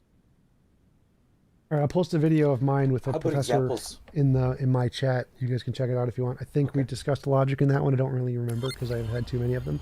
But that was a good conversation in the TJump chat. There you go. Cones. So with the paraconsistent logic, maybe you or Levinsky, guys just talking, could come up with an example. And I'm just wondering if it could be possible when you're trying to actually hold two separate worldviews together for some kind of an overlap of commonality. So you're asking for an example of a paraconsistent logic? And if that could be an example where you hold two different worldviews where they actually intersect. Well, I mean, whatever model of proposition, so I could be way off. Well, so the thing that separates paraconsistent logics from consistent logics are just that you exclude certain deductive forms. So like a typical move in a paraconsistent logic, we say, okay, we have propositions, all of them are either true or false, and there's at least some pair of there's at least one proposition such that P and not P is true. But then you also add in that you can't do disjunctive syllogism. So like if you have A or B and you don't have A, it's not valid to infer that B. So like whatever, like if you're going to say, okay, our propositions are like beliefs or sets of beliefs, and some of our beliefs contradict each other. So then I'd like, if I believe A and I believe B, then I'd have to believe A and B. So then I'd believe at least like one, there'd have to be some belief B such that I believe B and not B. For that to be paraconsistent, you just need to reject disjunctive syllogism somewhere when you're like deciding how truth functional your belief operator is, because it's technically a modal logic. Yeah, very interesting. Not sure if I. Well, so all you have to do is fiddle with how you're allowed to. Doesn't sound very stable. Well, it's just a matter of how you are allowed to make deductions. That's like the only part that paraconsistent logics have to fiddle with. How would you describe dialetheistic logics? So I understand dialetheism to just be that there are some true contradictions. I think if you allow for an explosive system, then you get to something called trivialism, where like every proposition is true. I'd probably distinguish trivialism from dialetheism. Well, wouldn't paraconsistent logic be a kind of dialetheism where they have some statements? As soon as you admit a true contradiction, I think you'd be dialectic. Yeah.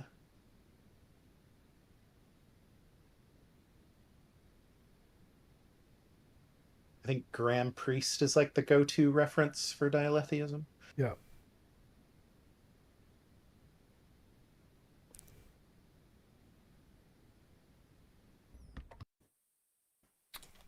Anybody else got any arguments? Philosophy, God stuff? That idea just seems like a problem with the terms used, and again, it's not really reflective of reality, or we have no evidence to think that it is what it seems like to me. Like just it only occurs because of the terms used, really. Yeah, metaphysical gymnastics, I guess. I do wonder, TJump, what's your account of normativity? Like, do you reduce normativity to something else, Natural like facts. reasons? No. So I would say that I'm a moral naturalist. I think that normativity and morality just are some descriptive fact, correspond to some descriptive fact in the universe. So it's just an is statement. And you get normativity from is statements. Okay, so what is the natural fact that corresponds to, like, murder is wrong? I take that to be uncontroversial normative truth. Right.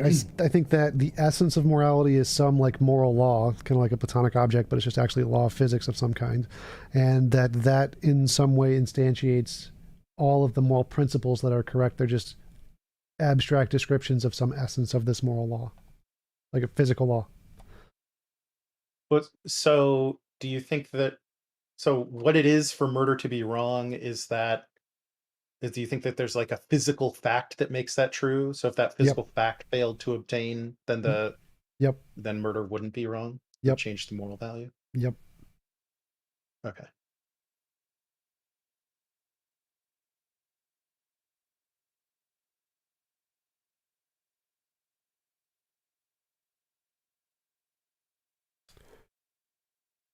Really? No other theists in the server to give an argument for God?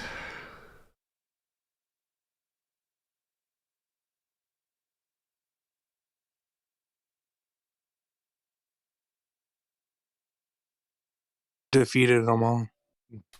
True facts. I do have one. Have one, but he's on recording. What is recording? I don't know if you know this gentleman.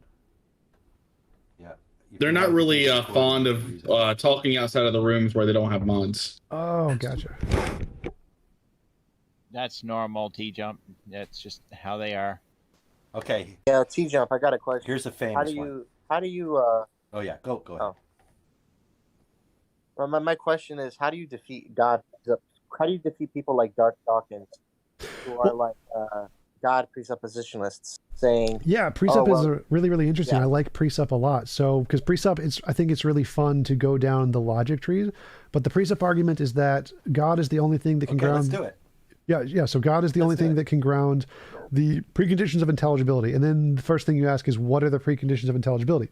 And then they are going to give, the good ones will actually give you a list of what they think the preconditions of intelligibility are. Most of them have no idea. They're just making a statement and have no idea what the content is supposed to be. But like I've debated 3 or 4 like actual professor presups that are actually qualified in the field, like Eli Elia, Tyler Vela. They're not really professors, but they're a lot better than Darth Dawkins. And those guys you can actually have a conversation with about what qualifies as a precondition of intelligibility. Is it possible without a God? And it's pretty easy to show that all the things they think God is required for can be done without a God. And so just whatever they think are preconditions of intelligibility, you just show that they can exist and be grounded in things that don't require a consciousness. And then you've defeated their argument. Okay, thank you. Yep. Yeah. That's what I was going to play. I got the modus ponens that Darth gives. I play it in the room sometimes for people, but there's a lot of people here. Probably not a good time. But if you wanted to pick it apart, you could. Sure, go for it. All right. P, therefore Q. And P is the Oh, my computer just restarted. Independence of facts from God, that there's one or more facts that are independent of God. And P is the independence of facts from God, that there's one or more facts that are independent of God. Then it follows that God cannot logically coexist if facts are real and are independent of God. So there's the meat of it. Well, that isn't like, The rest I don't, of it's, I'm not sure if that's like his actual argument, because that's just saying that essentially if all facts are essentially, I mean, it seems like a Platonic facts kind of existing argument, that if facts exist, one of the facts has to be in some way entailed in God, because he would be one of the facts, or they have to be they all entailed with God. And so if there is one fact that could exist independent of God, then his definition of God, which is one where it entails all facts, couldn't exist, which is like, sure, that's just definitionally true, but that isn't like an argument for why it has to be true. That's just his definitional case of it has to be true by the definition of God he provides. But normally his argument for God is that it's the only way to account for the preconditions of intelligibility. Yeah, the argument that you just heard is what he says when atheists say that they like withhold belief. So he basically says, like, if you're committed to the idea that there is at least one fact independent of God, then you're actually committed to the non-existence of God. So you're not withholding belief. Yeah. But it's not his argument for God. Yeah, so his definition of a God is that there are no facts independent of his God. And so if you believe it's even possible for there to be a fact independent of a God, he's making a modal claim there that it's necessarily not existing. So like in modal logic, if something is possibly necessary, it's necessarily the case and it's true. And so if you think it's possibly not the case, then you think it's necessarily not the case. So he's just making some silly gibberish argument with modal logic.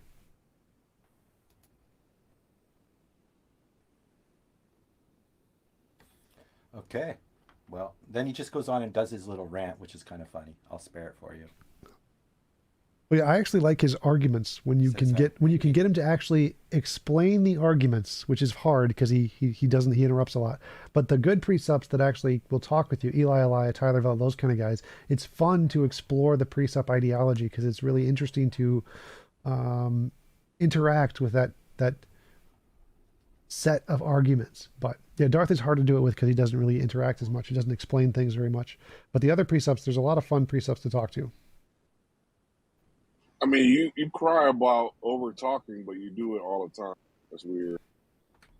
I'm not over talking you, am I? No. Not in the moment.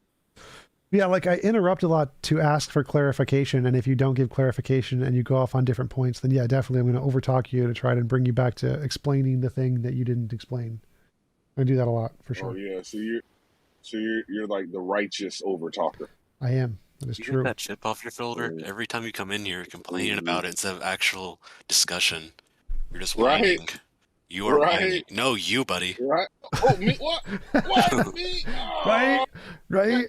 That was a plot twist. Oh. Yeah, I know you were crying about me because you have no original thoughts. Yeah, but TJump, let's just get back to the eternal universe. Hey, Semantic, you're whining about it. There's another channel. No, don't interrupt. He's making an argument. Don't interrupt. This is what we want. We want an argument. Wow. Eternal. He said saying something about eternal. Yeah, so go ahead and show us that the universe is eternal. Go ahead and show us that the universe is eternal? Well, I don't think our universe is eternal. I think our universe had a beginning at the Big Bang, but all of the evidence indicates that our universe is created by more fundamental quantum fields, and there is no reason to think that those quantum fields are not eternal because they created space-time. So, because there's a theory on the table, with evidence, it seems to support your worldview. Yes, with evidence. Therefore, your worldview is true. Yes, if my worldview has evidence and other worldviews don't have evidence, it's more rational to conclude my worldview is true and the other ones are false. Yes. What if they both have evidence, which they do, which you're failing to, here's what you do. You asked a question. We already started. Well, you asked, what if I they was in the both, middle of a statement, hold up. You asked what if, hold up. I'm going to mute you. You asked what if they both have evidence. Hold up. You asked a good question. You asked a good question. Go ahead, bro. So you asked, what if they both have evidence? If there are two theories that both have equal evidence, both are rational. Great, bro. So I never said anything about equal. I said they both have evidence. You said that there is no evidence for God, right? And you contradict yourself when you realize that you there are arguments which are evidence for the existence of God. No, there aren't. Not only are there arguments which are evidence for the existence of God. What? Can you give me an example? Personal testimony. Oh, come on. Can you give me an example? Come on, give me an example of an evidence of a God. Can you give me an example? This tactic is like, all right, cool. So there's also personal testimony. That's not evidence. Personal testimony is not evidence? No. Not good evidence. You know? Oh, good. Look. See, No. I say zero. That's Zero. how you're supposed to talk. It's zero evidence. Honestly, no. Yeah, it's no. I'm saying it's zero. Zero. Back to zero again. Zero. Do you know what evidence is? Yes. TJ? Evidence is that which What can is indicate evidence? something is real and not imaginary. All right, great. So you have your own proprietary definition. Nope, it's So the what same we'll definition. It's just phrased differently. What we'll do? Why are you phrasing it differently if it's the same definition? Because I like the different phrasing. It's like, Oh, okay, cool. You like it. Yes. So I'm just gonna operate on the assumption that you smuggled in some other beliefs within your change of the definition. I don't think you just like it. I think it actually helps to bolster your argument. I have no idea how it does that. Yeah, you don't. Okay, just claim ignorance. I can't get into your mind, so I can't prove that you're not ignorant. That's fine. No. You have to prove that my definition somehow brings in something that gives me an unfair advantage. I don't know how it does that. I don't have to prove that. Well, you made the assertion that you're going to assume that. So I can have that. I can have that supposition. Okay, that's fair. fair. You're a straw man if you do that. No. That's fine. That's fine. He can assume that. I don't have that. Concrete. It doesn't have to be a straw man. Concrete. So he can have that presupposition. Right. Oh, you're talking. One sec, concrete. Right. One sec, concrete. So he can have that presupposition. That's perfectly fine. But I want to know if he has any evidence for that, or if it's just something he's making. It's not a presupposition. It's just a supposition. Okay. Is there any evidence for that, or is it just your supposition? You know the difference. You know the difference, right? Okay, cool. All right. So do you have any evidence of that, or is it just? There's evidence. I think I see your dishonesty as an interlocutor. What's the evidence? As evidence, your dishonesty as an interlocutor is evidence that the reason why you changed the definition of evidence is not merely because you like it. It's to smuggle in probably other unstated premises and to bolster your argument. Okay, but can you actually indicate the statement does that in any way? Like, what are the other assumptions in the argument? So here's what you're doing. You're saying there is no evidence for the existence of God, and we know that that's not true. Well, that's completely irrelevant. Most modern apologists, atheistic apologists, say what Morgan said, which is there's no good evidence. Okay. In which case, it's just going to be a subjective claim about good and bad, and no one can argue a subjective position. Okay, but so what you're saying is something more in tune with reality or against reality when you say there are no arguments for God. I didn't say there are no arguments. You're basically saying or evidence. Sorry, okay, evidence. No evidence for existence of God, which is that you are basically flying in the face of reality. We try to help you out with that. And you still just don't understand it. Okay. And now you have this other fucking weirdo, nipping at concrete. And it just shows more disingenuity from you. Stop for a second. Right? So all you need to do, concrete. I'm going to mute you. Concrete. I'm going to mute you. Concrete. Okay. So do you understand concrete? now? I'm going to mute you. Hold on. So concrete. All you need to do to disprove my definition is give one thing which counts as evidence. That's all you need to do. So just give me one thing. What are you talking about? My claim is that there is. Hold up. So my claim is that there is no evidence of a God. For you to defeat my claim, all you have to do is give evidence of a God. So my claim, no evidence. All you have to do is present evidence, and then my claim is defeated. So present one thing, which is evidence. Again, I presented several things that are evidence. Okay, pick one. Give me one. I've already said them. Did you not hear them? No, I didn't hear them. Tell me one. Now we know that you are either tell me one. Severely obtuse or you're a liar. Tell me one. Well, Which one is it? Well, I'm deliberately trying to give you Stop with the character attacks incentive. and fucking answer. Which one is it? Well, I don't care. You can character attack me all you want. I don't care. But I It's not a want. character I just attack. want. It's I an want him to give observation me. based on your answers. I'm based on your trying. I'm statements. trying to Either elicit. you're a liar or you're severely obtuse. Well, I'm trying to get you to answer the question. It's either you have real. Okay, I'm gonna have to serve me you. I'm doing everything I can to try to give you the opportunity to present evidence, and I'm waiting, and you haven't done it. I just want to hear the evidence. Just tell me one thing of evidence, and so I'm just waiting patiently. What is the evidence?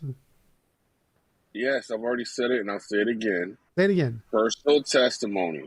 Personal testimony is not evidence. Personal testimony is an Where do anecdotal you fallacy. get that from? Because personal testimony it's both. It's evidence and it's anecdotal. Wait. So what are you talking about? Stop. So I'm. What's wrong with you, bro? Hey! I'm trying to explain it. So I'll serve you so I can explain this. Personal testimony is not evidence of the existence of a God. Personal testimony is evidence that some people have a psychological feeling of a God, and that thing is more likely explained by a type 1 and type 2 fallacy. Type 1 and type 2 fallacies say that if you see a rustle in bushes, that it's more likely to be, if you believe it's a lion and you run away, you're more likely to survive. And if you believe it's the wind and you don't run away, you're more likely to die. Therefore, the people who think it's a lion survive and reproduce more, which creates a proclivity for the species to think that there is an hyperactive agency detection system inside of things, and so they're likely to attribute agency to things that have no agency. Therefore, the fact that people have this disposition to think that there is a God or have personal experience of a God is not evidence there is a God. It's evidence that the type 1 and type 2 fallacies are acting accordingly. He deafened himself. I know. I noticed. That's why I'm not going to unmute him. So, anybody else have any questions? Hey, Scotty. Scotty's in here. He got unbanned for some magical reason. How do you make Scotty a mod for this room? Oh, yeah, he is. Good. Yep. You're already welcome. got it hooked up. Thank you. Appreciate it. Albedo took care of me. Nice. Appreciate it. Yeah, you bet. Anybody else got evidence, arguments, things they want to talk about? Potatoes? I'm not really a philosopher, but I would like to say something to start something, maybe a conversation. Go for it. Maybe can you say what is degeneracy and what is degenerate? Well, degeneracy I would probably describe in physical terms as some kind of decay, like rot or rust or some kind. So I don't think there's like a moral degeneracy in that sense. So do you think it's a fallacy when someone says like, this is degenerate or you are a degenerate? Like, is this just like a... Yeah, it's an ad hom. It's an ad hominem. Okay. What if I say you're a degenerate? That's not an ad hom. Yes, it is. What? Why is it an ad hom? That's an insult. Insults are... An ad hom is... your argument is crap that's an ad because hom you are fallacy. degenerate. That's an ad hom. No, that's an ad hominem fallacy. An ad hominem is just an attack of the person. So any insult is an ad hom. It's just not an ad hom fallacy. What? What? No one says that. No, that's not right. Yes, it is correct. It is literally correct. So it's the difference between a straw man and a straw man fallacy. That's what you use? Or like that's what everyone Do you want to uses? get muted? Would you like to get muted? Like all 7 people that just spoke up against what you Yes, said? like all of you. So don't waste my time on this. Oh, okay. You fucking weirdo. Hey, TJump. Bye-bye. TJump, what was the evidence that Concrete gave to you? Personal testimony? Was that after, because... Okay. No, but I just Neil deGrasse Tyson, actually, if you look up on YouTube, I don't know if you know this channel called the Agaton Foundation on YouTube. Agaton Foundation, yes. Yeah, so basically there's when, like it says, Neil deGrasse Tyson best hits. Basically, it talks about... There's actually one of me on there, I think. I think there's a TJump. Yeah, there's a TJump too, yeah. You're on there too. But it also... It says that... that Neil deGrasse Tyson said, if you get alien abducted, you need in 21st century you need more than personal evidence and more than a photograph. You need like actual physical evidence. Yes. Because I'm not denying that anecdotal evidence isn't evidence, right? But it's weak evidence. It's the lowest form. So I'm more specific. When I say evidence, it has to be something that indicates that whatever you're asserting more than other things that already are known to exist. So like if I see a footprint in the snow, you could say that's evidence of a unicorn, but I'd say no, it's not, because there's no prior evidence of unicorns existing. It could be evidence of a horse, but it would not count as evidence of a unicorn. So because I'm using evidence in a more strict sense, that makes it actually coherent in debates, that you don't get to count anything as evidence just because it could logically explain the data. That doesn't count as evidence. For it to be evidence, it has to be one of the best things to explain the data. So basically, data needs to have there have to be, basically what you're saying is multiple data points that create like a picture, like a theory, basically. Sort of, not really, but like it has to be one of the things that best explains the data, not just a thing that could logically explain the data. Okay. I mean, I see the utility of the definition. It just what I'm used to is just that, presents under a Christmas tree is technically evidence that Santa exists. It doesn't mean that we should believe it.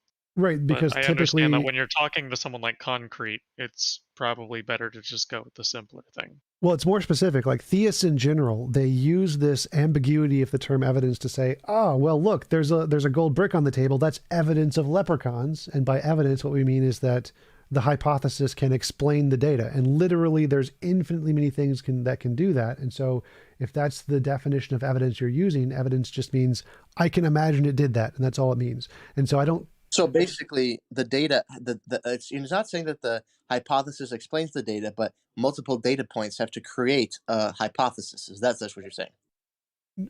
Sort of. Like I'm saying that if there's prior evidence that the thing already has like a high prior, like if there's already empirical evidence that horses exist, then if there's a footprint in the snow, that can be counted as evidence of a horse, but it could not be counted as evidence of a unicorn because there's no prior empirical evidence of unicorns. So if there's no prior data, no prior things that indicate that this hypothesis is true, then no, just the fact that it can post hoc explain some data point is not evidence of the hypothesis being true.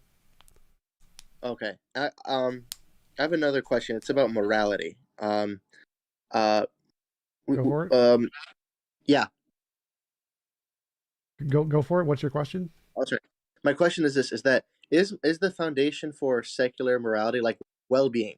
Can it Typically, be no. objective or subjective?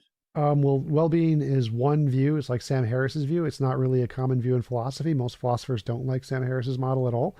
They usually ground it in other things, but it's one view. There are many objective naturalists, moral realists who are not believe in a God.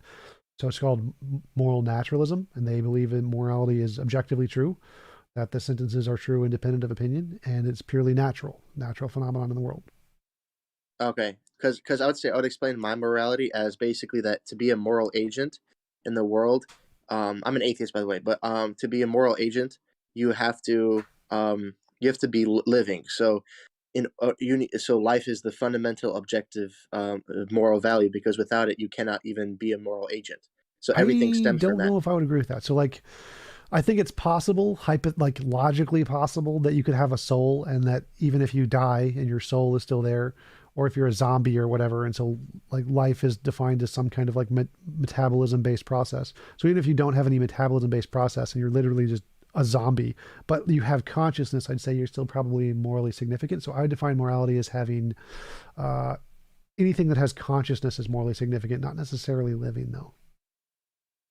Okay. Sorry, my consciousness, I mean like a living conscious person. That living conscious, in order to have express morality, you have to be conscious. So I would agree with consciousness for sure. Yeah, but would you say your moral grounding is subjective or objective? What about just being an agent? Agency is like a synonym with consciousness. I don't know. I don't think you can be an agent without being conscious. But I'm a moral realist, so I believe morality is objective. Okay. Cool. Thank you.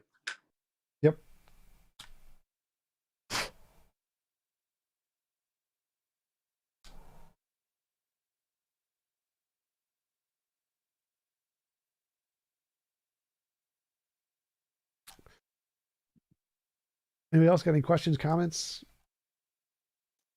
TJump, you still a predeterminist? A what? You still believe in predeterminism, I or don't- did you ever? Maybe I don't I'm know getting what this completely wrong.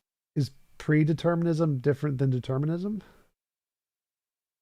Well, you believe that things were predetermined or determined. It doesn't matter. Okay, yeah. So yeah, I'm a determinist. I wasn't sure what you meant by predeterminism there. So I'm a determinist. Yes. Yeah, sorry.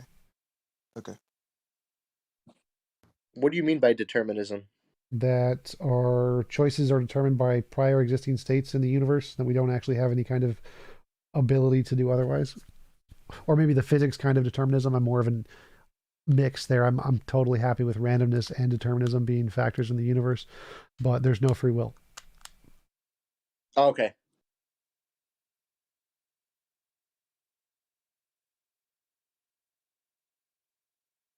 Well, there's no, I would say, ultimate free will.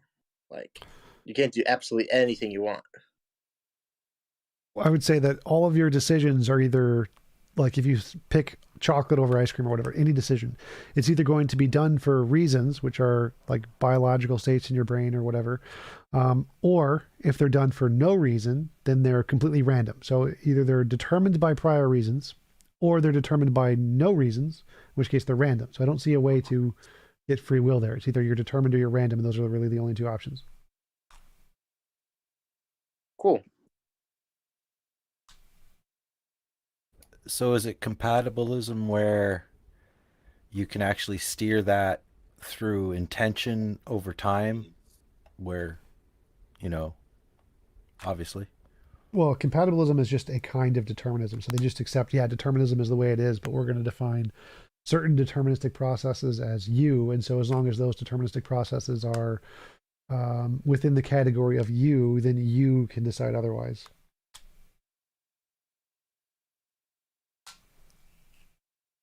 I don't see how they make the distinction of what is you or not. Usually it's brain states, your brain acting as essentially without... Aren't those influenced by like environment and genes that are out of your control? Yep.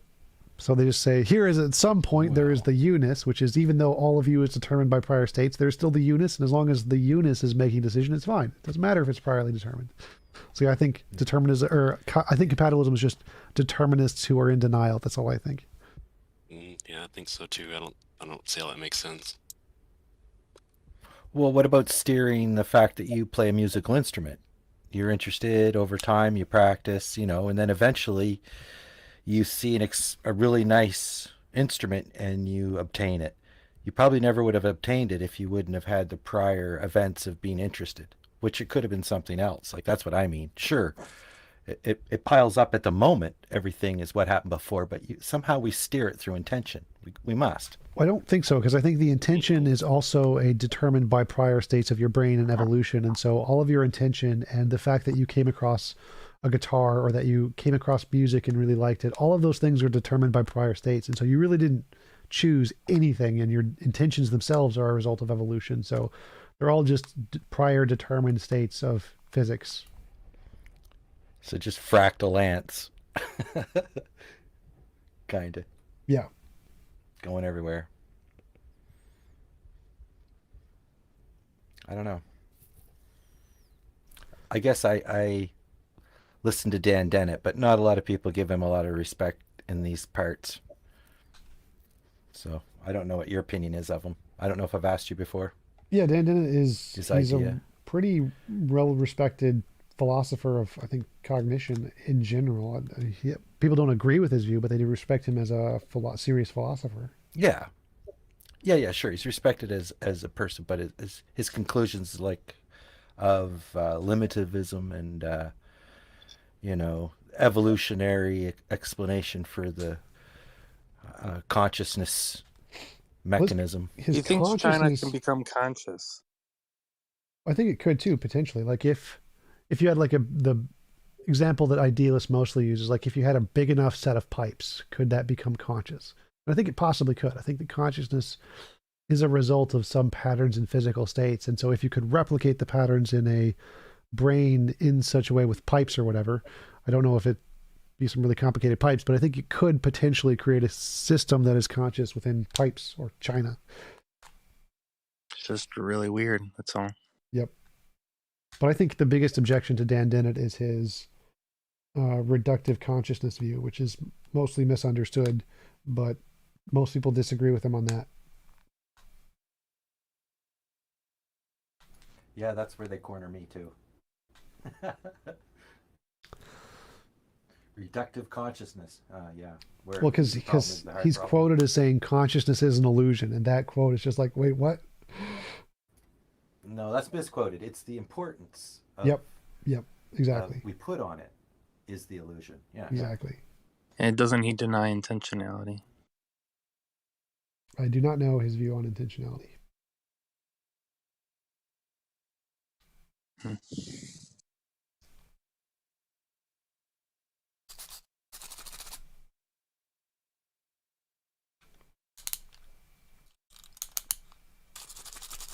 I think if you deny consciousness, you're saying you're like only dispositional. I don't know how that would work. Like, I don't know how like you if could... you're not conscious, you're not an agent. Remember how you said like that's kind of like a synonym? Oh, so you can be conscious without being an agent, I think. Like you could have like a consciousness that just exists with no desires or whatever. That's possible. And so you could have some kinds of consciousness, or like an ant or something with literally no desires, or someone in a coma where all their desires are destroyed, but they're still conscious. That's possible. Wouldn't that be AI? Probably the beginning of AI. I think a desire can be a disposition. I think desire is like food. Food is a desire, and it's something that everything has, right? I think a desire can I be a don't think so. disposition. Like, I don't think plants have a desire for food, but they still get food. You don't? No. I don't think, why not? Why don't you think so? Because I don't think they're conscious. I don't think they're able to have desires. You don't think they want the sunlight that makes them grow? No, I don't think they want anything. Yeah, it's like saying viruses want to infect a human being or something. COVID wants to infect you. It's coming for you. I mean, where did consciousness start? Isn't consciousness like the knowing that you're here? So like a worm is conscious, it just wants to eat food, so it looks for food, and that's what consciousness is. Well, no, I think consciousness is like literally your direct experience, like your qualia experience, and whatever that started as. I don't know. I think it requires brains of some kind, because it seems the only evidence we have is that consciousness comes in brains. So it probably started at some point after the original brain process. Became big enough to actually be. Yeah, when brains became big enough and complicated enough to actually have conscience. So TJump, you know what a P zombie is? Yep, philosophical zombie. Mm-hmm. So, do those things have desires? Probably not. No. Okay, and they're gonna look and act very similar to like a human, like indistinguishable. Exactly the same. So they're gonna act as if they have desires, but they have literally no conscious state, kind of like an NPC in a video game. Yeah. So how would we be able to determine like something that has only dispositions like a P zombie versus something that has intentions like a human? We couldn't. That's kind of the point of a P zombie, is you couldn't tell the difference. Same thing as solipsism. You can't 100% prove it. You think humans have intention? Well, no, that's not true, because under like eliminativism, P zombies can't exist. It's like it refutes it. Oh yeah, because it says like if literally all of the physical states in the brain are exactly the same and consciousness is in some way one of the physical states in the brain, then if they had the exact physical states in the brain, P zombies would be impossible. Exactly. Either we'd all be P zombies or we'd all be conscious agents. And so I think there's, I mean, that's, if you take it in the most literal sense, that's true. But I think if I took all the particles in my brain and all the electrical signals and like separated them, moved them apart by like 10 feet, obviously I wouldn't be conscious. But you could still have all of the parts and all the electrical signals working in the same way. But I think there's some way you could add a restraint, and so that they're disconnected. They're not like conjoined in some way, and that would eliminate consciousness. But that would definitely have to be like a physical difference in the brain of some way. Mm-hmm. Well, let me ask, like, how do you differentiate between consciousness and biological programming? What? Biological programming is in like DNA? Well, just like the example of he gave of the plant, but like he said wanting, sunlight and things like that for the biological process. And I agree with you with your statement in regards to that, wanting it. It's just a function of how it functions, right? So like, where do you differentiate that between consciousness, like biological programming, almost biological determinism, right? Where do you differentiate the two? Well, not really, because I think that our consciousness is a result of biology and all of our desires is a result of biology. I just think it's a particular kind of biology. So like biology is programmed to make hearts and stuff, but that's not conscious. So consciousness is a result of biology and is determined by biological programming, just like hearts and lungs and hands and things. Yeah, I don't necessarily disagree with that. Like, so what do you do with people that have been grown up and nurtured in particular environments that have biologically acclimation, not the best word, condition them to desiring destructive behaviors in their life? Like, how do you address that in regards to, well, is that good or is that bad, or or do we just let them be, or? Well, if it's destructive, it's presumably bad. And like, if in the perfect world, we would just ask them, do you want us to turn off this desire? And if we could, we just turn off the desire or cure them of the desire. That would be the best option, is to give them an option to just turn it off. Like drug addicts, they often have the desire that they could turn off their addiction. And the moral thing to do would be like, yeah, just if we had the ability, give them a pill to turn it off. But I don't quite understand your question in that, like, the environments we're in and how they affect us, the nature versus nurture distinction, whatever we do that impacts our memory and causes our neuroplasticity to change in that we value certain things differently. I mean, that's also still biology. Like, biology gives us neuroplasticity. It gives us the things that causes us to desire and value things in society differently also. So it's still biological programming doing that. Okay. Cool. Thanks. Thank you for answering that. Yeah, no problem. Anytime.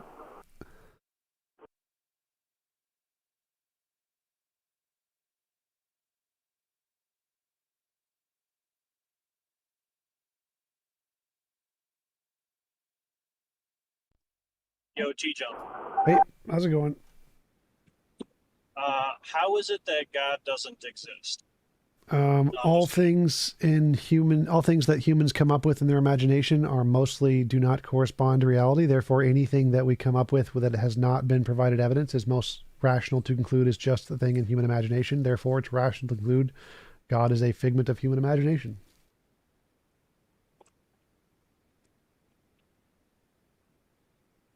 Fair enough. That's a good answer. Do you think, do you give weight to the response that God would be a more complex answer and that we should default to a simpler answer on unknown issues like that? Yeah, absolutely. So I think an infinitely powerful, infinitely perfect, infinitely knowledgeable being is probably the opposite of the simplest possible thing. And I think it's really weird that many philosophers like Plantinga or think that it's perfectly simple. I think that's gibberish. It's only one thing, though. Yeah, it's made of one thing, but has infinite power and infinite knowledge. Yeah, exactly. It's all things, but you're calling it one thing, so it's just one thing. Yep. I think that to assess simplicity, it has to be all the different things it can do, not necessarily the properties it's made of. So like an apple is made of matter. It's made of one thing. Therefore, the apple is simply then an all-powerful, all-knowing, all-loving being who can create infinitely many apples. What if it was one thing like Georg Cantor's infinity of infinities, or Alf Null's one thing? Those are abstract one thing that would concepts. necessarily. But what if that was ontologically the reality of it? That abstract concepts exist. Well, so think of Plato's necessary creation, right? Platonic that all objects? things that could exist do exist, huh? Platonic objects? Every object that could exist does exist. I don't think that's true. Because let's say there's an object, there is a me, I am an object, and there is a me in this exact location, in this exact time, who likes blueberry ice cream. Now that's possible, but it's false, because I don't like blueberry ice cream. So it's possible that that object did exist, but since I'm the only thing that is in this exact location and in this exact time, that is false. So not everything that could possibly exist does exist. What about the multiverse? No, so not only the multiverse, but think more of an omniverse. So I'm the panpsychist you spoke with a few months ago. You probably don't remember when I asked you for your justification for the existence of the objective external world. Your response was novel, testable predictions. Yep. Since that time, I've done my own research. And I noticed in your Jay Dyer debate, you guys were specifically digging on Quine and the two dogmas of empiricism. And ironically, one thing that Quine points out, echoing Hume, Locke, and Berkeley, is that, and stated very conclusively in the two dogmas of empiricism, he said that mankind has yet to provide a sufficient justification for the existence of the objective external material world. So given that we're both begin our epistemology with the cogito, or at least I have a variation of the cogito, in that both of us agree that what absolutely does exist at least is consciousness and experience, that given two things. One, think of Occam's razor and what you guys were speaking to about the simpler answer. Given that we can both agree that consciousness exists, but that neither one that we don't both agree that the objective external world exists. Given that you have to have an extra presupposition than I do. Well, mine is not a presupposition. And on top of that, it's a presupposition that you have yet to justify. No. Wouldn't panpsychism be a simpler answer? Well, it's not a presupposition. It's based on evidence. So I agree that we start with the cogito. I think, therefore I am. And there's some difference between my imagination and my experience. I imagine a unicorn. I don't see a unicorn. So I need some method to differentiate the experiential things and the imaginary things.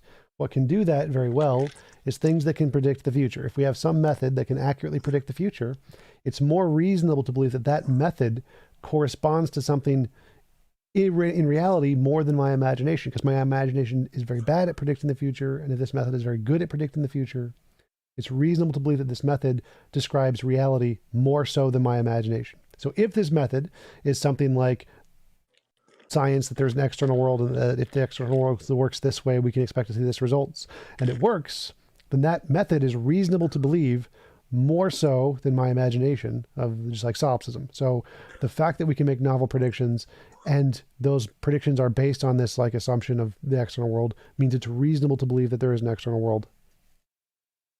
Well, two things to that point. One, yes, unfortunately, Descartes only reduced reality to mind or to thought, right? But from my perspective, thought is just as much of an experiential phenomena as any external, quote unquote, experience is. Sure. And so that I'm reducing everything to consciousness and what is the perceived dialectic or dichotomy. Right, I understood what your position was, but I'm saying that we have evidence, which is we need some method to differentiate imagination from experience. Like right now, we don't know. Experience could just be all in our imagination. We don't know. But there's some difference between the kinds of things we're experiencing and the kinds of things we're imagining, even if they're both in your head, even if they're both just imaginary. There's a difference between the imaginary experiential things and the imaginary things. Like if I imagine a unicorn, that's different from me looking and seeing my TV screen. There's two different classes of things there. Now, how do we differentiate between these two things is we need a model that can accurately predict the future. That is a very good way to be able to show that what I'm seeing, if I see a unicorn, maybe that's just in my head, maybe it's a part of the experiential things. To know that, science is very, very good. Novel testable predictions can differentiate, is the thing I'm seeing just in my head as a imaginary thing, or is it one of the imaginary experiential things? And if that model, science, is based on this assumption that there is an external world and it operates in such a way, then it's reasonable to believe those experiential things that this scientific model describes correspond to an external world. So I agree, we start all the imaginary. But if the model predicts the future and it says there's an external world, it's reasonable to believe there's an external world. Well, so on top of the problem of induction to kind of be brought up here, I would like to point out that the heart of skepticism and what Descartes ultimately drilled down to is that you can't actually differentiate the reality that you're perceiving, whether or not you could observe or perceive continuity within that experience, from, let's say, being insane and thinking that you're only imagining this continuity. Well, again, so I addressed that. I said our imagination is very bad at predicting the future. We can't imagine the future very well. So if there's a model that can predict the future very well, that's a reason to trust the model more than our imagination. So being insane, it's still very bad at predicting the future. There's no imaginary thing that's good at predicting the future. So if we have a model that can, that's a good reason to trust the model. It's not proof. We don't need 100% proof here, but that's still a good reason to trust that this is describing something more than just our imagination, because our imagination doesn't do good at predicting the future. I would agree that all of what you just said was evidence, but I would hearken back to Quine is not that far gone. He had the access to just as much information as you do, and also had the ability to make novel testable predictions.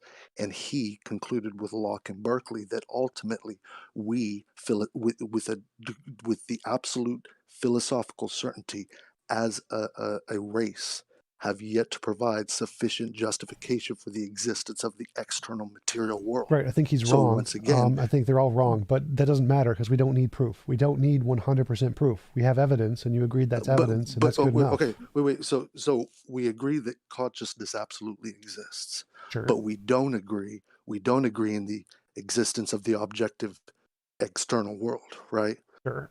Given that panpsychism can, and I'm saying that from my perspective, I can, using the paradigm that would be commensurate with panpsychism, I can make sense of reality.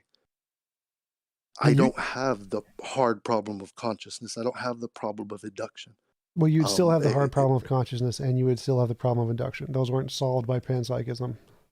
No. Those aren't an issue for panpsychism because Yes, they those are. all exist. No, it's an all-encompassing paradigm. It reduces everything down to perceive or perceive. Hold up. So it doesn't make a difference. Wait. No, can I say that? One sec. We got to address this first. Go ahead. Panpsychism does not solve the problem of induction, and it. What was the other one you listed? No. It doesn't incur. It doesn't have. Yes, it does. Yes, it does. It literally has the problem. It has both of the problems. What was the other one you listed? So induction and what was the other one? Hard problem of consciousness. Hard problem of consciousness. Yes. So even if panpsychism is true, you say that everything is consciousness. Okay, what's consciousness? What is it? It is that which is aware. It is what you are aware of, how you are aware of. Right. And how does that exist in reality? What in reality produces that? It's what's always existed. Right. So we can just is the only thing singular, and that within consciousness, everything exists. Hold up. We could just say that and say, oh, consciousness is just fundamental in physicalism. It's just a law. This is one of the laws. Does that solve the hard problem of consciousness? It doesn't incur the hard problem of consciousness. I don't have to explain how it arose if it's the one presupposition I have. Or should I say, my justification for it is the logical coherency. On a paradigmatic level, it's the logical coherency, explanatory power, and justificatory force. If I was a physicalist, I could just say that consciousness is fundamental to, it's just one of the things in the physical world. Problem solved. Does that solve the hard problem of consciousness? Am I done? I think it is it is a solution that has to be dealt with, and I believe has been dealt with, because the consensus going forward has still been that there exists a hard problem of consciousness. Okay. I mean, it's similar to what we're talking about with No. Quine. The hard problem. One sec. The hard problem of consciousness. One sec. Stop. The hard problem of consciousness is the problem of explaining why and how we have qualia or phenomenal experience. Just saying it's fundamental does nothing. That does not solve any problem. Like anybody could just say it's fundamental. But it's the only thing that we absolutely. It doesn't matter. That doesn't solve the problem. No, it is. It's the only thing. Hold up. It's the only thing that both of us. That doesn't matter. That doesn't matter. That does not answer the question. How does that not matter? Because the question is how and why do we have qualia? Saying it's fundamental does not answer that question. But we agree that it exists. Yeah, I agree it exists. Can't explain. That doesn't answer the question. I know, even though I can't explain how it exists, we both agree that it exists. Right. And so that we could use that as a singular arche principle, that within this, absolutely everything exists. Think of an omniverse within this absolute infinite consciousness. It doesn't work. So that doesn't solve the hard problem. The hard problem is explain. But we don't have the why... hard problem. We both agree that it exists. No, you still have the hard problem. If you're not explaining why and how it happens. But no, I don't have to. I don't have yes, to. You do. No, the hard problem of consciousness is trying to determine or explain how physicalism, how inert material. No, it's not. I'm literally looking at the definition right now. Hard problem of consciousness is the problem explaining how and why we have qualia or phenomenal experience, period. It's nothing to do with physicalism. Explain how and why we have consciousness. That's the problem. It must serve some biological function that gives an advantage. It could be, but you would first have to justify the existence of the objective external material world. So the hard problem of consciousness is just explaining how and why we have qualia. It doesn't matter if we're physical. It doesn't matter if we're idealistic. It doesn't matter if we're dualistic. It doesn't matter if we're panpsychist. You still have to explain how and why we have qualia. That's the problem. But that comes back to what I was saying, is that using consciousness, which is the only thing we absolutely agree on, doesn't solve the problem. As the arche principle, doesn't solve the problem. Avoids the problem. No, it doesn't. Because it only deals with it in as much as it is a necessity. No, it doesn't. We both agree that it exists. No, it doesn't. Even if I can't explain how. Stop. Even if I can't. That's the problem. You're just admitting you can't solve the problem, and that you're admitting that the hard problem still applies to your worldview. Like, I don't see what you're not getting here. The hard problem is your hard problem. No, it's not. I don't have the problem. No, it's not. I don't have to explain why it exists to utilize it. That's wrong. Again, it applies to your worldview. Induction applies to your worldview. These all apply to your worldview. They apply to every worldview. Yes, they do. I could arrive at my worldview on a completely rational, deductive basis. I don't need induction. But I will say that induction in science in general is oftentimes very congruent with my worldview, specifically mathematics, and specifically Georg-Cantor set theory. No, so you're just wrong. You're just objectively as wrong as you possibly can be. Induction applies to panpsychism. Yes, it does. Does the hard problem of consciousness? Yes, it does. Because you're not answering the question. No. What question? Does, like, for example, induction is just saying, looking at the past and inferring about the future or whatever. And is it necessarily, or are we justified in concluding that from past experiences, the future will follow the same pattern? So if we say you are experiencing, liking chocolate ice cream or whatever, will that follow in the future? Well, if you say yes, you have the problem of induction. No. What we're dealing with right now is a deductive argument where I've established that we both agree that consciousness exists absolutely, and we also agree that does not solve the problem of induction at all. That is a deductive no, argument. It's not. The cogito is a deductive argument. Tell me it's not. And that's what we're talking about, that you and I both agree that consciousness exists absolutely on a deductive level, and that some of the most famous philosophers, what you're saying is insanely stupid. I'm so stop. What you're saying is insanely stupid. Mankind has not provided sufficient. You're muted. I can't. No, the fact that you can form a deductive argument does not mean that you solve the problem of induction. That's so stupid. I can form a deductive argument and say, Socrates is a man, all men are mortal, Socrates is immortal. Does that solve the problem of induction? No, it does not, because induction has to do with inferences about the world we experience around us. Like, does the law of logic persist? Is this a problem that you're going to face in panpsychism? Are you you at all points in time, and will you continue to be you? Will the law of induction, or will the law of logic continue to apply in the future? Can panpsychism solve that? No, it still faces the problem of induction.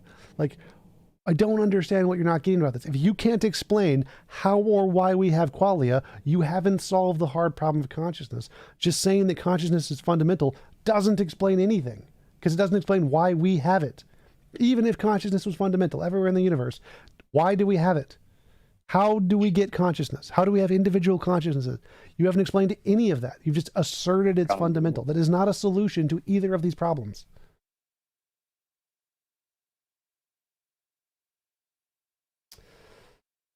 Anybody else have anything? About the theories of consciousness? What?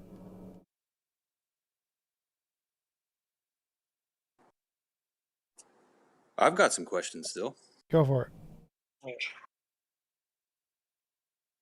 What does it mean to say X describes? What does it mean to say X describes? Like the sentence corresponds to some fact about the world? Or attempts to correspond to some fact about the world, I guess? Where the sentence is an utterance by an agent with reasoning faculties? I guess so. I guess you could, maybe. Okay. Like you could All right. have a computer could have a sentence on it, and it could describe something, whether it was intended or not. Like there's that book, I forget what it's called, where it has just every combination of letters and numbers, and so it has every sentence in it. Right. And so it has sentences that describe. But that would need to be pre-programmed and loaded in by an agent with reasoning faculties, correct? Well, the program is just generating random gibberish, would be, but that doesn't mean the sentences that are in them aren't. So the sentence could exist and describe reality as it's just a thing that attempts to describe reality. Okay, so a sentence is a thing that attempts to describe reality. Okay. What types of entities are capable of producing sentences? Well, agents are the things we know of. Okay, so random number generators, possibly. So agents with reasoning faculties. Sure. Okay. So earlier when you said the laws of logic, and this was in the context of pre-human history. Are descriptive, earlier, yes, of reality, yes. Earlier when you said the laws of logic describe reality. Yep. But how is that possible if there were no agents with reasoning faculties such for the phenomenon of description to be present? Because logic is a language like English. English describes reality too, like the word tree or the word dinosaurs. The word T-Rex accurately described a T-Rex before humans existed, because the word corresponds to something in reality, even though the word was only invented recently. I don't think I get what you're saying. So logic, A equals A, is a language like the word T-Rex. They were invented by humans recently, in the past several thousand years or whatever, and they describe things that existed before humans did. So logic is a language? Yes, like literally. First sentence, Stanford Encyclopedia of Philosophy, classical logic. Logic is a formal language. Right, okay, exactly. And so then you believe that languages can exist independent of reasoning, of agents with reasoning faculties? This is just basic, just analogical thinking. The word tree, does it refer to trees before humans? Yes, because the word tree has a set criterion of describing things that are like plants that grow leaves and big stalks or whatever. So the fact that the word tree didn't exist before humans made it up does not mean that we can't use the word to describe things before humans. We can do that. The word did not exist before humans, but we can use it to describe things before humans. That's not what I'm asking, though. I mean, that seems like what you're asking. Logic was invented by humans, and logic describes things that were before humans. Okay, if logic was invented by humans, how is it that the law of non-contradiction obtained before humans? If the word So tree, let me stop. So if the word tree, stop. So if the word tree was invented by humans, how does the word tree accurately describe trees in the prehistoric? Are you asking me for an answer, or are you asking me rhetorically? It's meant to be an analogy to what you're asking. So do you see the comparison? So you asked, how can the law of non-contradiction be true before humans if humans invented the law of non-contradiction? So an analogy to that would be, how can the word tree accurately describe trees before humans, like in the prehistoric? It can't. I mean, in my system, it's very consistent. It can't, because there was no such utterance before humans. Okay. If I were to pretend I was an atheist. So can we use the word tree to describe, like, we look and we see fossilized trees and we say, that's a tree. And that was a tree billions of years ago. Is that statement false? No, and my position wouldn't entail that it need be. So the sentence is, the words can refer to things before humans, because it's a word to represent a certain thing in the physical world, and those things in the physical world existed before humans. And so if the word represents that physical thing at any point in time, then the word refers to that thing independent of what point in time it exists.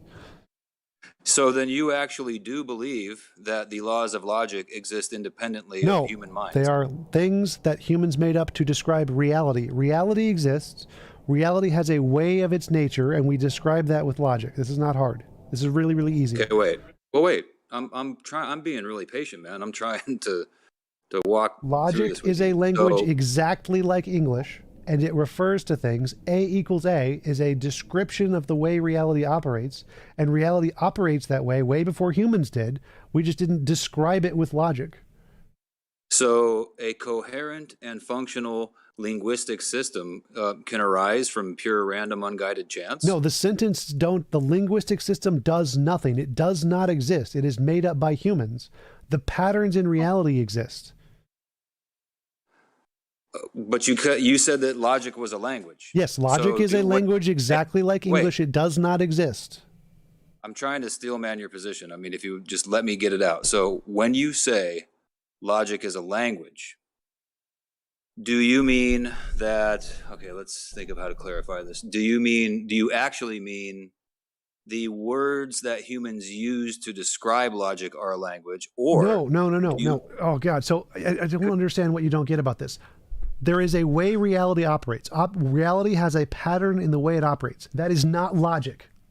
There is no logic in that. That is nature. Nature has a nature to it, and it has a pattern in the way it operates. It's not logic. We describe that pattern with logic. Logic is in a language made up by humans to describe that pattern. That pattern is there way before humans invented logic. So the pattern in reality exists. It's not logic. Logic is a language made up by humans to describe that pattern. Okay, so when you utter the string, logic is a language, all you mean is that all of the laws, the law of non-contradiction, the law of the excluded middle, the law of identity, all things are equations humans made up to describe the way nature is. Okay, perfect. So with all of that fuster and bluster, we've got some clarity. All right, my next question then. So what you call reality, now, before humans existed, would you say that it would be possible, and you may have answered this, but I'm trying to clarify your answer. Would it be possible for Earth to exist and not exist at the same time? No, nature has a nature. It has a pattern in the way it operates. Okay, perfect. Okay, perfect. So then this orderliness that we use words to describe is orderly before we even invented, on your view, words to describe it, right? Sure, yes. Okay, perfect. Great. Okay. So then, but on the other hand, nature, on your view, is the result of blind, indifferent, perhaps scare quote, random processes, right? No, it's determined processes. Say again? No, it's not. nature, the laws of nature, the way nature operates is not a result of random processes. No. What's it a result of? Well, if you're like a string theorist, you think it's a result of the string theory, the strings. Well, yeah, but that just pushes the question, pushes the problem back a notch, right? So, what's the problem? You haven't presented a problem. well, the problem is you're saying that the random. Okay, hold on. Strike the word random. You're saying that all that existed in nature before humans is not the result of random processes, and I'm saying then what is it the result of? And then you Determined said, processes. then you said if you're a string theorist, it's the result of string theory, but that doesn't answer anything. That's just a tautology. No, it's not a tautology. So there is some fundamental essence to nature. It's like in string theory, it's the strings. In quantum mechanics, it's a quantum field. In Hilbert space, it's like a Hilbert space. So there is some fundamental nature to reality, and it has a set of properties. It's not a random set of properties. Theists think God is the fundamental thing, and God's nature isn't a result of random processes, it's a result of necessity or whatever. The exact same thing. There is some fundamental essence to the way nature is. It has a necessary nature to it, and it doesn't need to be God. It can be strings, could be a quantum field, could be a Hilbert space. It doesn't need to be God, and that solves the problem. There is some essence to the way nature is, and logic describes that.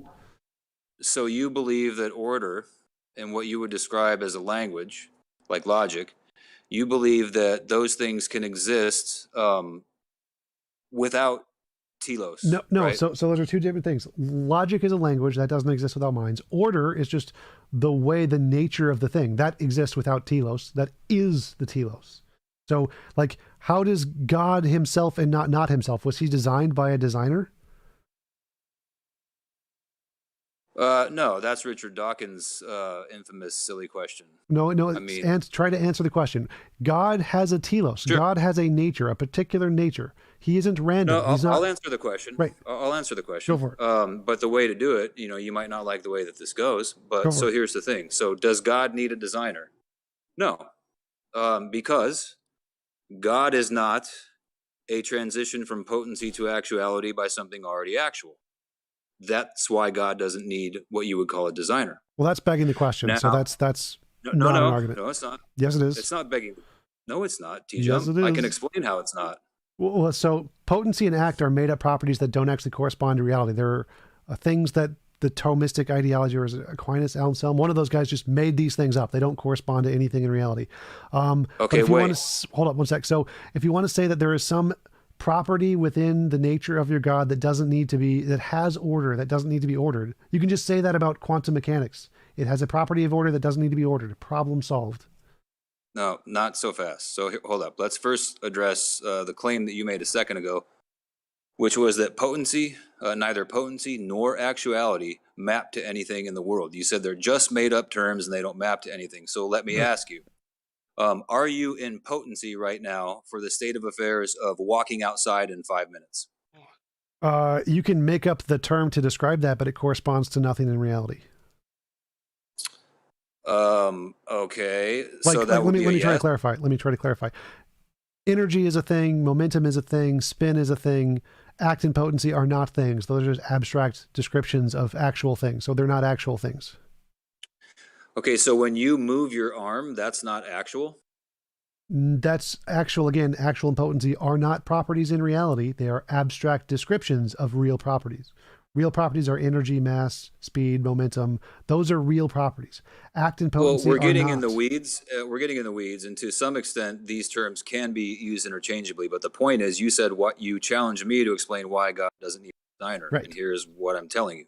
Right. So God is not change. Anything that needs or undergoes change requires a changer. No, it doesn't. So that's just demonstrably false. It does. No. Well, can you give me an example where that's not true? Yeah, a rock just fell down a mountain. It wasn't designed. I didn't say anything about the rock being designed. I said that anything. It changed location, it changed mass, it changed energy. Stars changed, no designer. Hurricanes changed, no designer. I'm not saying you're kind of misrepresenting what I'm saying. I'll repeat what I said. You said change requires a designer. Anything, and no, that's not what I said. Change requires a changer. There you go. Now, a changer need not be a designer per se, TJump. So what I'm saying is, in your example with the rock, The rock falls down the hill. Why? Gravity. Yeah. Or maybe some, dumb squirrel went, trolling over it, looking for a walnut or whatever, and knocked it out of its position, right? Both of those things, the squirrel or gravity, are something already actual. So change, the rock falling down the mountain, is a transition from potency to act. The rock was in potency for falling down the mountain, but what it took to make that potency actual was something already actual, i.e. the squirrel or the gravity. Okay, so that's again false. You don't need a changer because there are things in quantum mechanics that happen with no changer. They're uncaused. They change all the time. That's not actually the case. Yes, it is. It's literally the consensus in physics called virtual particles. That's not actually the case. It's literally the consensus in physics, the Casimir effect caused by virtual particles. There are literal randomness is literally a thing in physics. You can check the foundational attitudes towards physics poll that says literally randomness is literally a force in the universe. Yeah, I'm aware of quantum physics and how people attempt to use that as an argument against what I'm talking about here. It doesn't work. It does. It literally does. It's literally a refutation of your position that change requires a changer. It's not. Can you explain how it is? Yes, because things happen uncaused all the time. Well, wait. How can you demonstrate? Can you demonstrate empirically that things happen uncaused? Yes, it's called the Casimir effect, where we literally demonstrate particles can pop into existence uncaused. And so how can you empirically demonstrate the lack of a cause? Google Casimir effect. So that's the part of how science works. It makes novel testable predictions based on hypotheses. Well, wait. No. I understand the scientific method. What I'm asking you is Google how the can Casimir we effect. I understand it, TJump, but what I'm asking you well, if you understand it, then that's the answer to your question. So you keep asking, how do we do this scientific experiment? What if I disagree? Go ahead. We keep asking, how does this scientific experiment demonstrate what it demonstrates? Well, then go look at the scientific experiment of the Casimir effect. Right. And I fail to see how the Casimir effect or the double slit or any of these things, I fail to see how any of these things could demonstrate, or even I'll go stronger than that. I fail to see how it's even philosophically plausible to demonstrate the lack of a cause, right? Because what you're ultimately doing here, this is why I brought up earlier, the very first thing. So have you heard of the hidden variable hypothesis in physics? Yes. So the hidden variable hypothesis is that there is some unknown factor determining these things to happen that we just don't know about yet. That's what the hidden variable thing is. Oh, wait, some unknown what? Factor. Okay. So an unknown factor that determines things, doesn't that sound awfully a lot like a changer? Yes, it does. And that's why Perfect. That's exactly why this hypothesis is rejected by pretty much everyone in physics. So the hidden variable hypothesis is rejected by like 90-something% of physicists. So this is not the case. That's an appeal to popularity, right? All kinds of things. No, it's not appeal to. Sure, it is. What you're trying to say is it's appeal to authority. An appeal to authority is not fallacious if they're actual authorities. So they understand physics, they understand nature. You don't. Their model is more reasonable to believe than yours. You're just making shit up. They have actual evidence. So their position. That's just no. Like they have actual evidence, you don't. That means you're making shit up. So you have this hypothesis of there's this God thing that's unchanging, and you think that there's this unchanging thing is required for change, which it's not. Like literally there's no logical contradiction with brute contingency or an infinite regress of changing things. Both of those are equally as logically possible. So that completely proves your point false. Like your premise that a change requires a changer is proven false because brute contingencies are possible. And infinite regresses are possible. Therefore, your argument is proven false, philosophically and logically. Wait. Wait, hold up. So the more important point here is that there's actually evidence in physics that there is things that happen based on pure randomness due to empirical experimentation and novel predictions. So that's a reasonable thing to accept. A changer is not. There's no evidence of some changer. There's no God evidence at all. Act and potency, no evidence at all. They're just abstract principles to describe things that exist. So neither of those are evidence of anything. They're just abstract labels. So we have actual evidence in my hypothesis. You got nothing. Tell me when I can talk. Go for it. So, first of all, let's just slow down here. Are you aware of the way that Heisenberg described his discoveries, are you aware that, for example, he himself thought of them as Aristotelian potency? I don't care.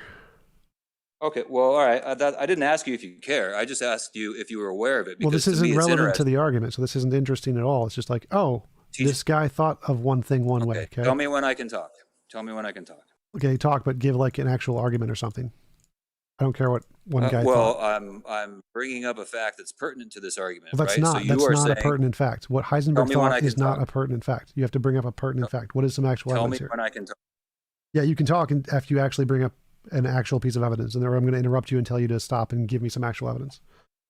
Okay, so my point here is that you are saying that potentia is like a nothing, right? That it doesn't refer to anything real. But right, there's no evidence of it being an actual property anywhere.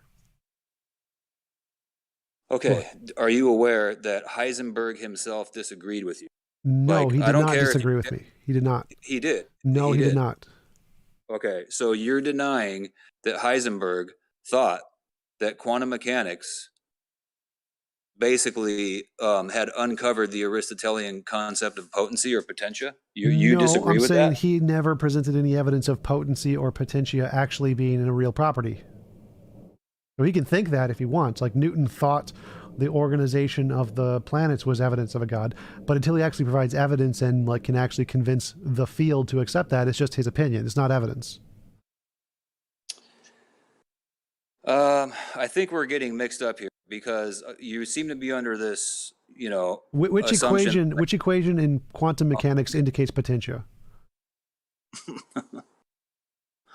TJump. That's what it means to be evidence in physics. You have to actually have something in physics that it corresponds to. Which equation represents potentia in physics? So nada. what I'm That's trying right. to- Nothing. It's a made up property to describe abstractly to refer to other things like change. Well, the word in change. Heisenberg's mind, I don't care about Heisenberg's mind. I want the equation. Which thing in physics does it correspond to? Okay. You don't care about what Heisenberg thought. Okay, Correct. so fair enough. Let's get back to the central issue here. The central issue here is that it is not even logically possible Yes, it to is. demonstrate the lack of a cause. Well, so it's logically possible that things exist uncaused, brute contingencies, and it's logically possible there's an infinite regressive change. Therefore, you don't need a changer.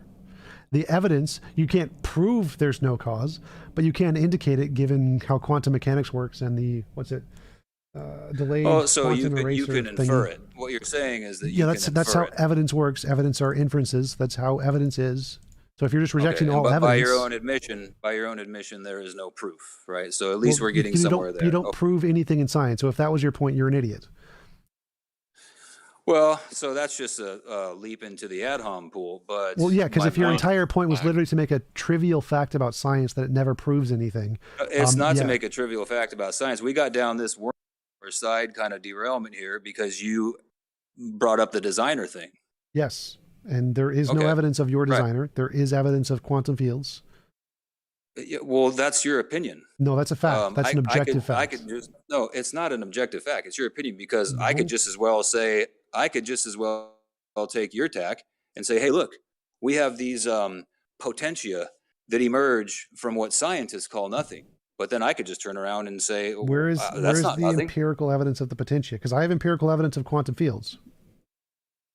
Yeah, we're not debating the empirical evidence for what you call quantum fields. That's not the point. Well, that was my point, is that my quantum fields have evidence. The Casimir effect is virtual particles coming from quantum fields. We have evidence of that.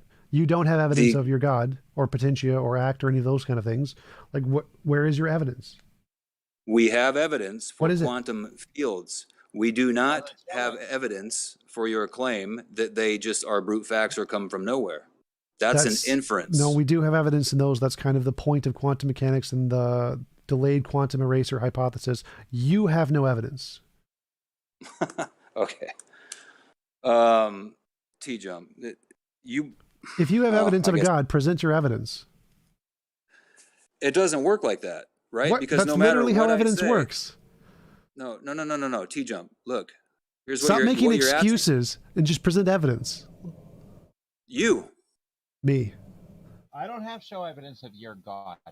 No. Me? That's not what I meant, TJump. You are evidence for God. Okay, you how, yourself. You yourself. How am I evidence of God? You're a rational creature.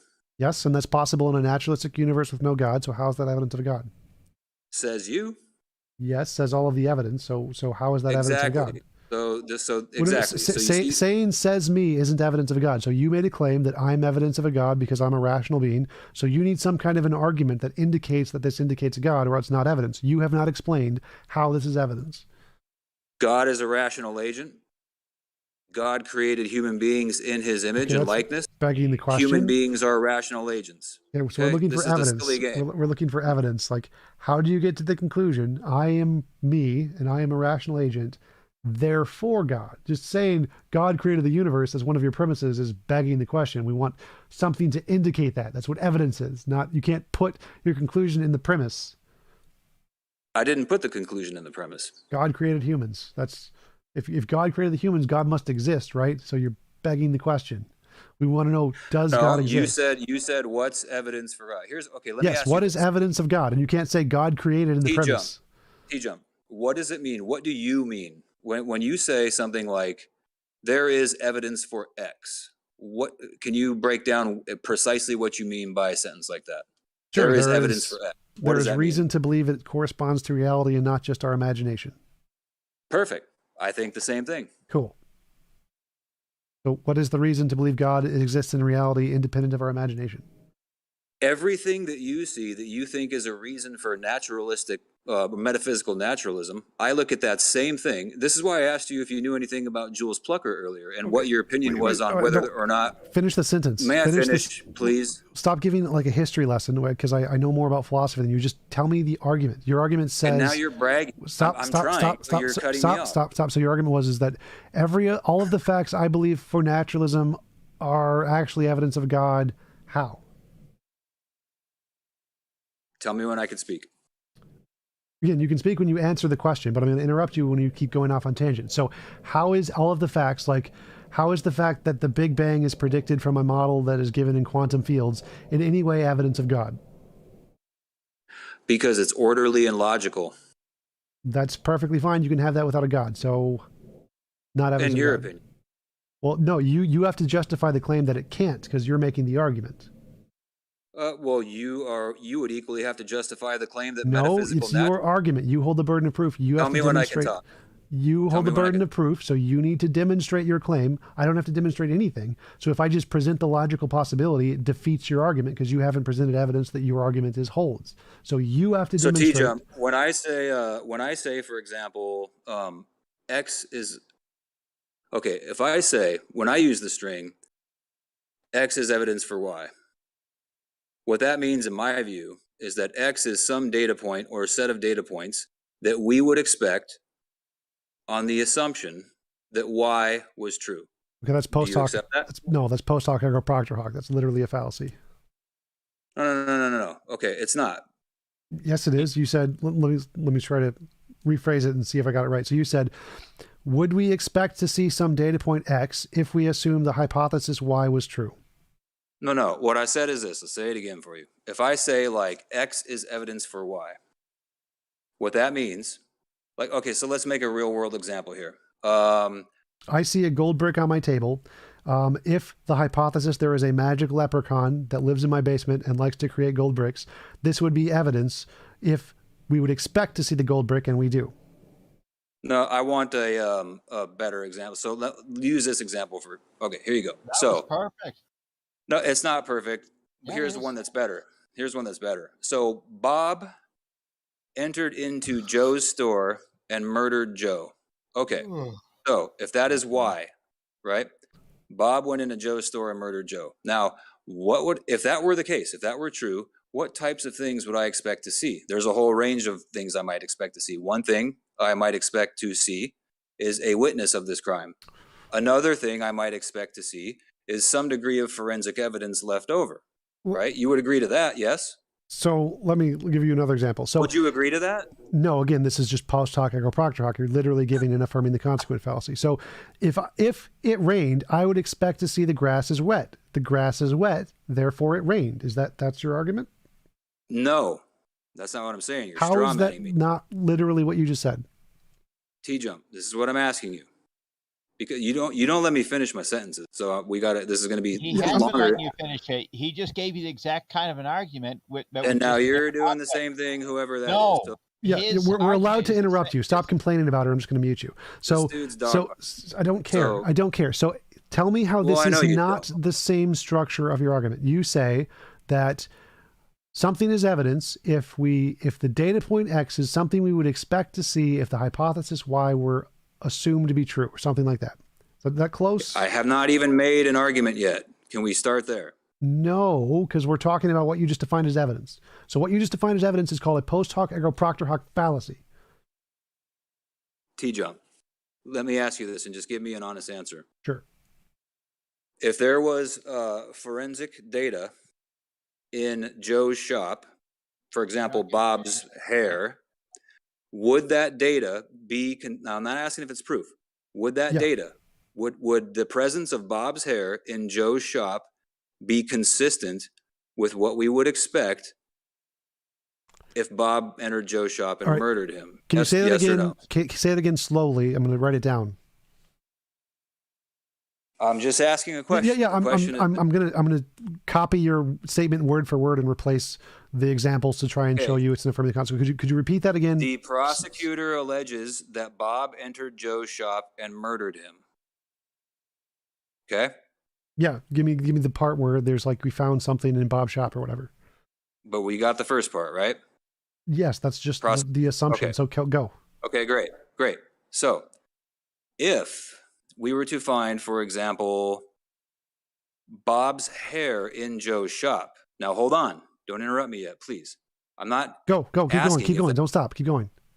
I'm not asking if that proves that Bob murdered I didn't Joe say that. Keep going. like you keep going off on tangents. Like finish the sentence. If we find Bob's hair in Joe's shop. Is that something that would be consistent? Slow down. Is that something that would be consistent? Hurry up. Slow down. Okay, go ahead. Okay. Is that something that would be consistent with the claim that Bob entered Joe's shop and murdered him? Yes or no? Okay, so if we find that the grass is red, is that consistent with the claim a magic leprechaun peed on the grass? TJump. No, this is serious. If we find... Okay, I'll answer that when you answer me, or I guess you can kick me. Yes, it's obviously consistent. So, is it consistent? Okay, perfect. If I find a gold brick on my table, is that consistent with the hypothesis there is a magical leprechaun in my basement who creates gold bricks? Sure. Post hoc ergo propter hoc. Do you know what my counter to that would be? No. Go ahead. What would it be? The earth is flat? It would be, do we have reason to prefer that explanation over another, right? So yes, that's a good follow-up. Yes. So going back, may I please finish, please? So going back to the example of Bob and Joe, the presence of Bob's hair in Joe's shop, it is consistent with the hypothesis that Bob entered Joe's shop and murdered him. But guess what? It's also consistent with the hypothesis that some other third party took Bob's hair out of his trash can and planted it at Joe's shop to make it look like there was a murder, right?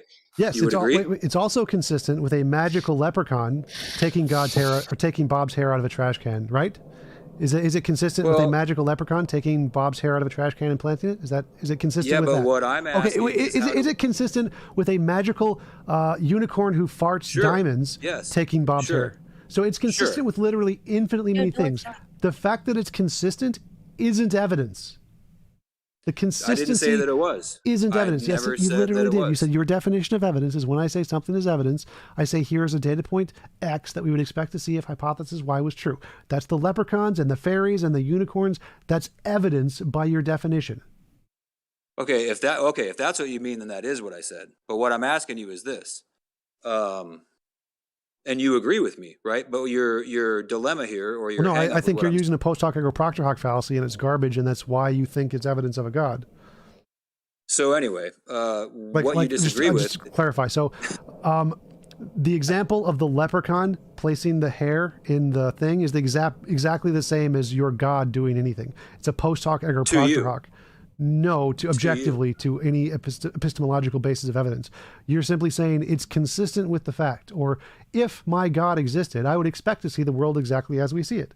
Well, if string theory existed, we would exactly expect to see the universe as we see it. So all of the things you're saying are equally as much evidence of string theory and quantum fields and everything you could magical pixie leprechauns who created the God, to create a universe, would all be equally supported by we expect to see what we currently see, because you can make up infinitely many hypotheses to explain post hoc the things we already see. So no, the fact that you can post hoc make up an explanation of the data is not evidence of your made up explanation. So TJump, this idea that you can make up infinite explanations for the thing, okay, would you say that entails that all of these explanations have equal force? No, it would only be that way if your argument would indicate. Whoa. That would only be the case if your argument would indicate all of those infinitely many things equally, which is what you're saying. No, that's not what I'm saying. Yes, it is. It's post hoc ergo propter hoc. You're saying if it is consistent with my hypothesis that there are evil leprechauns that like to take people's hair and accuse them of murder, then the fact that we find Bob's hair in the murder scene is evidence of the evil leprechauns. So this method of what you defined as evidence of if I expect to see data point X, this is if we assumed hypothesis Y was true, that methodology is not evidence because it works for all of the infinitely many hypotheses that can logically explain the data equally. Okay, more simply, TJump, is evidence necessarily a data point of some sort? I guess so. I don't know. Right, okay, great. So here we have agreement. Okay, you and I agree that evidence is some data point. Sure. Okay. Is the absence of a data point evidence? It can be. Interesting. Like absence of evidence can be evidence of absence. Like if I ask, is there any water in my cup? And I look at it's empty. The absence of evidence of water is evidence that there is no water. I think that's a little tautological, but who cares? Well, it's literally a principle in science. It's not like a hard thing. If you have a hypothesis that would expect to see some result and you don't see the result, that's evidence against your hypothesis. Absence of evidence can be evidence of absence.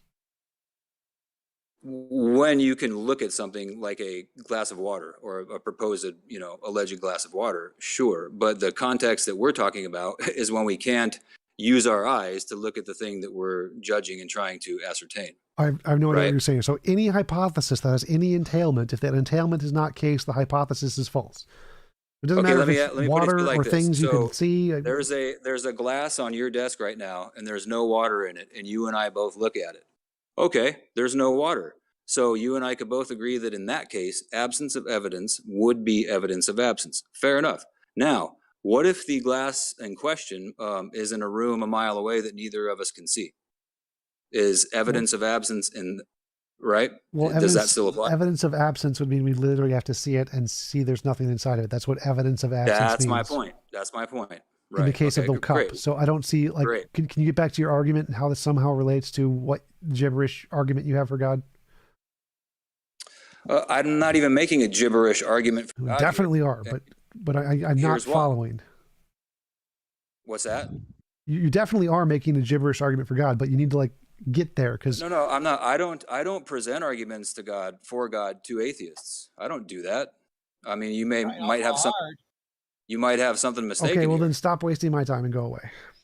The reason is that whatever I present, it doesn't matter. You're not going to accept it. Like we already know how. Yeah, that's because all of your arguments are garbage. If I can prove your arguments are garbage, I'm not going to accept them. If you could actually provide evidence, I would accept it. Like literally, I've said, Hindus provide evidence. They say. Okay, so then what's evidence? What's evidence? I've already answered evidence that like 10 is a data times. Point. Okay, so wait. Evidence is a data point. Okay. No. Your definition was wrong. Your definition was a post hoc ergo propter hoc. My definition is anything that can differentiate imagination from reality. So novel testable predictions are where evidence. Thing means what? You said anything. Where thing means what? Anything, as in data point. Sure. Some data point. Sure. Fine. Thank you. Okay. Thank you. Now.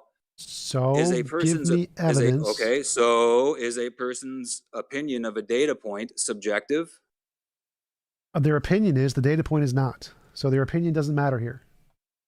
Well, it matters to them, right? Because you and That's I irrelevant. So look at give me evidence. Stop talking about people's opinions. I don't care. Give me evidence. I did, TJump. You. I don't. Okay, how am You I are evidence of a God? So I've already proven that argument false.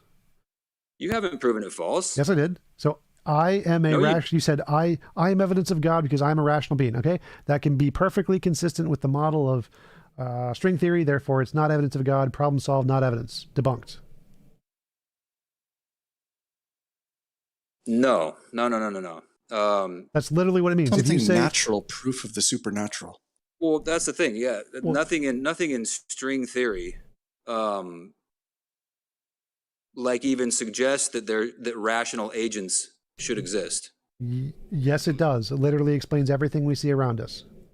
How so? What equation in string theory leads us to the conclusion that rational beings should exist? Rational beings are a result of the physical mechanics of our brains. The physical mechanics of our brains are a result of I asked what equation. I'm what literally equation? answering Which that. equation? I'm not a physicist, so I can't give you the equations. But the equations in string theory entail that the physical processes in our brain are a result of those equations. So yes, those equations do entail that we will be rational beings. So it's perfectly explained on string theory. But equations are just linguistic systems we use to describe reality. So Yes, all you're they saying describe is that the actually existing strings, the actually existing dimensions, which operate in a pattern, which is what we call an equation, will result in a universe where we have rational agents.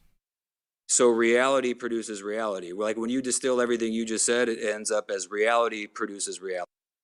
What you're saying is idiotic gibberish. Obviously, reality is reality. So if something in reality has other effects in reality, then yes, the one thing in reality at this point will produce the other thing in reality at this point. That's how cause and effect work. So that's your actual position, that reality produces reality. Okay, you're muted. Next.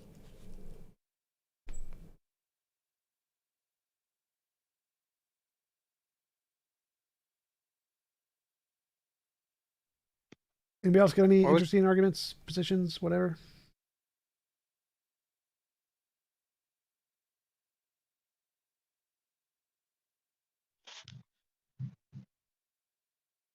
Repent or perish. Repent or perish, ladies and gentlemen. Repent? I never repented in the first place. How am I supposed to repent?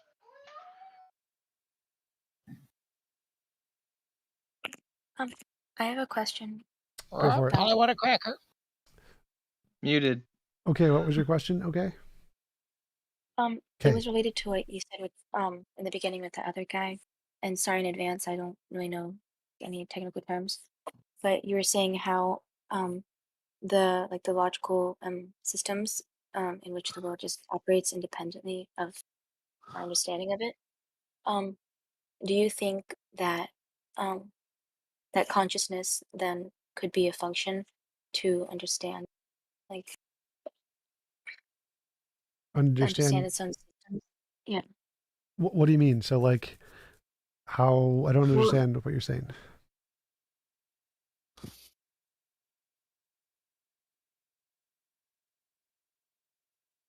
So you mentioned the laws of logic and consciousness, and I don't understand. Yeah. And you said how no matter how whether or not we understand it or have a system to explain it, it exists.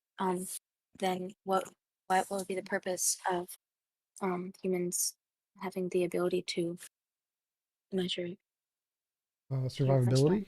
So like, obviously, since our brains are in reality, whatever our brains are doing are also has to correspond to reality. So like, we can't imagine a round square or exist and not exist at the same time. So anything that our brains do will be an expression of the way reality operates.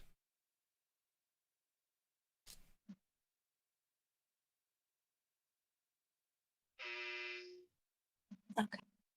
I'm probably not asking the question right, but thank you. Now. Sure.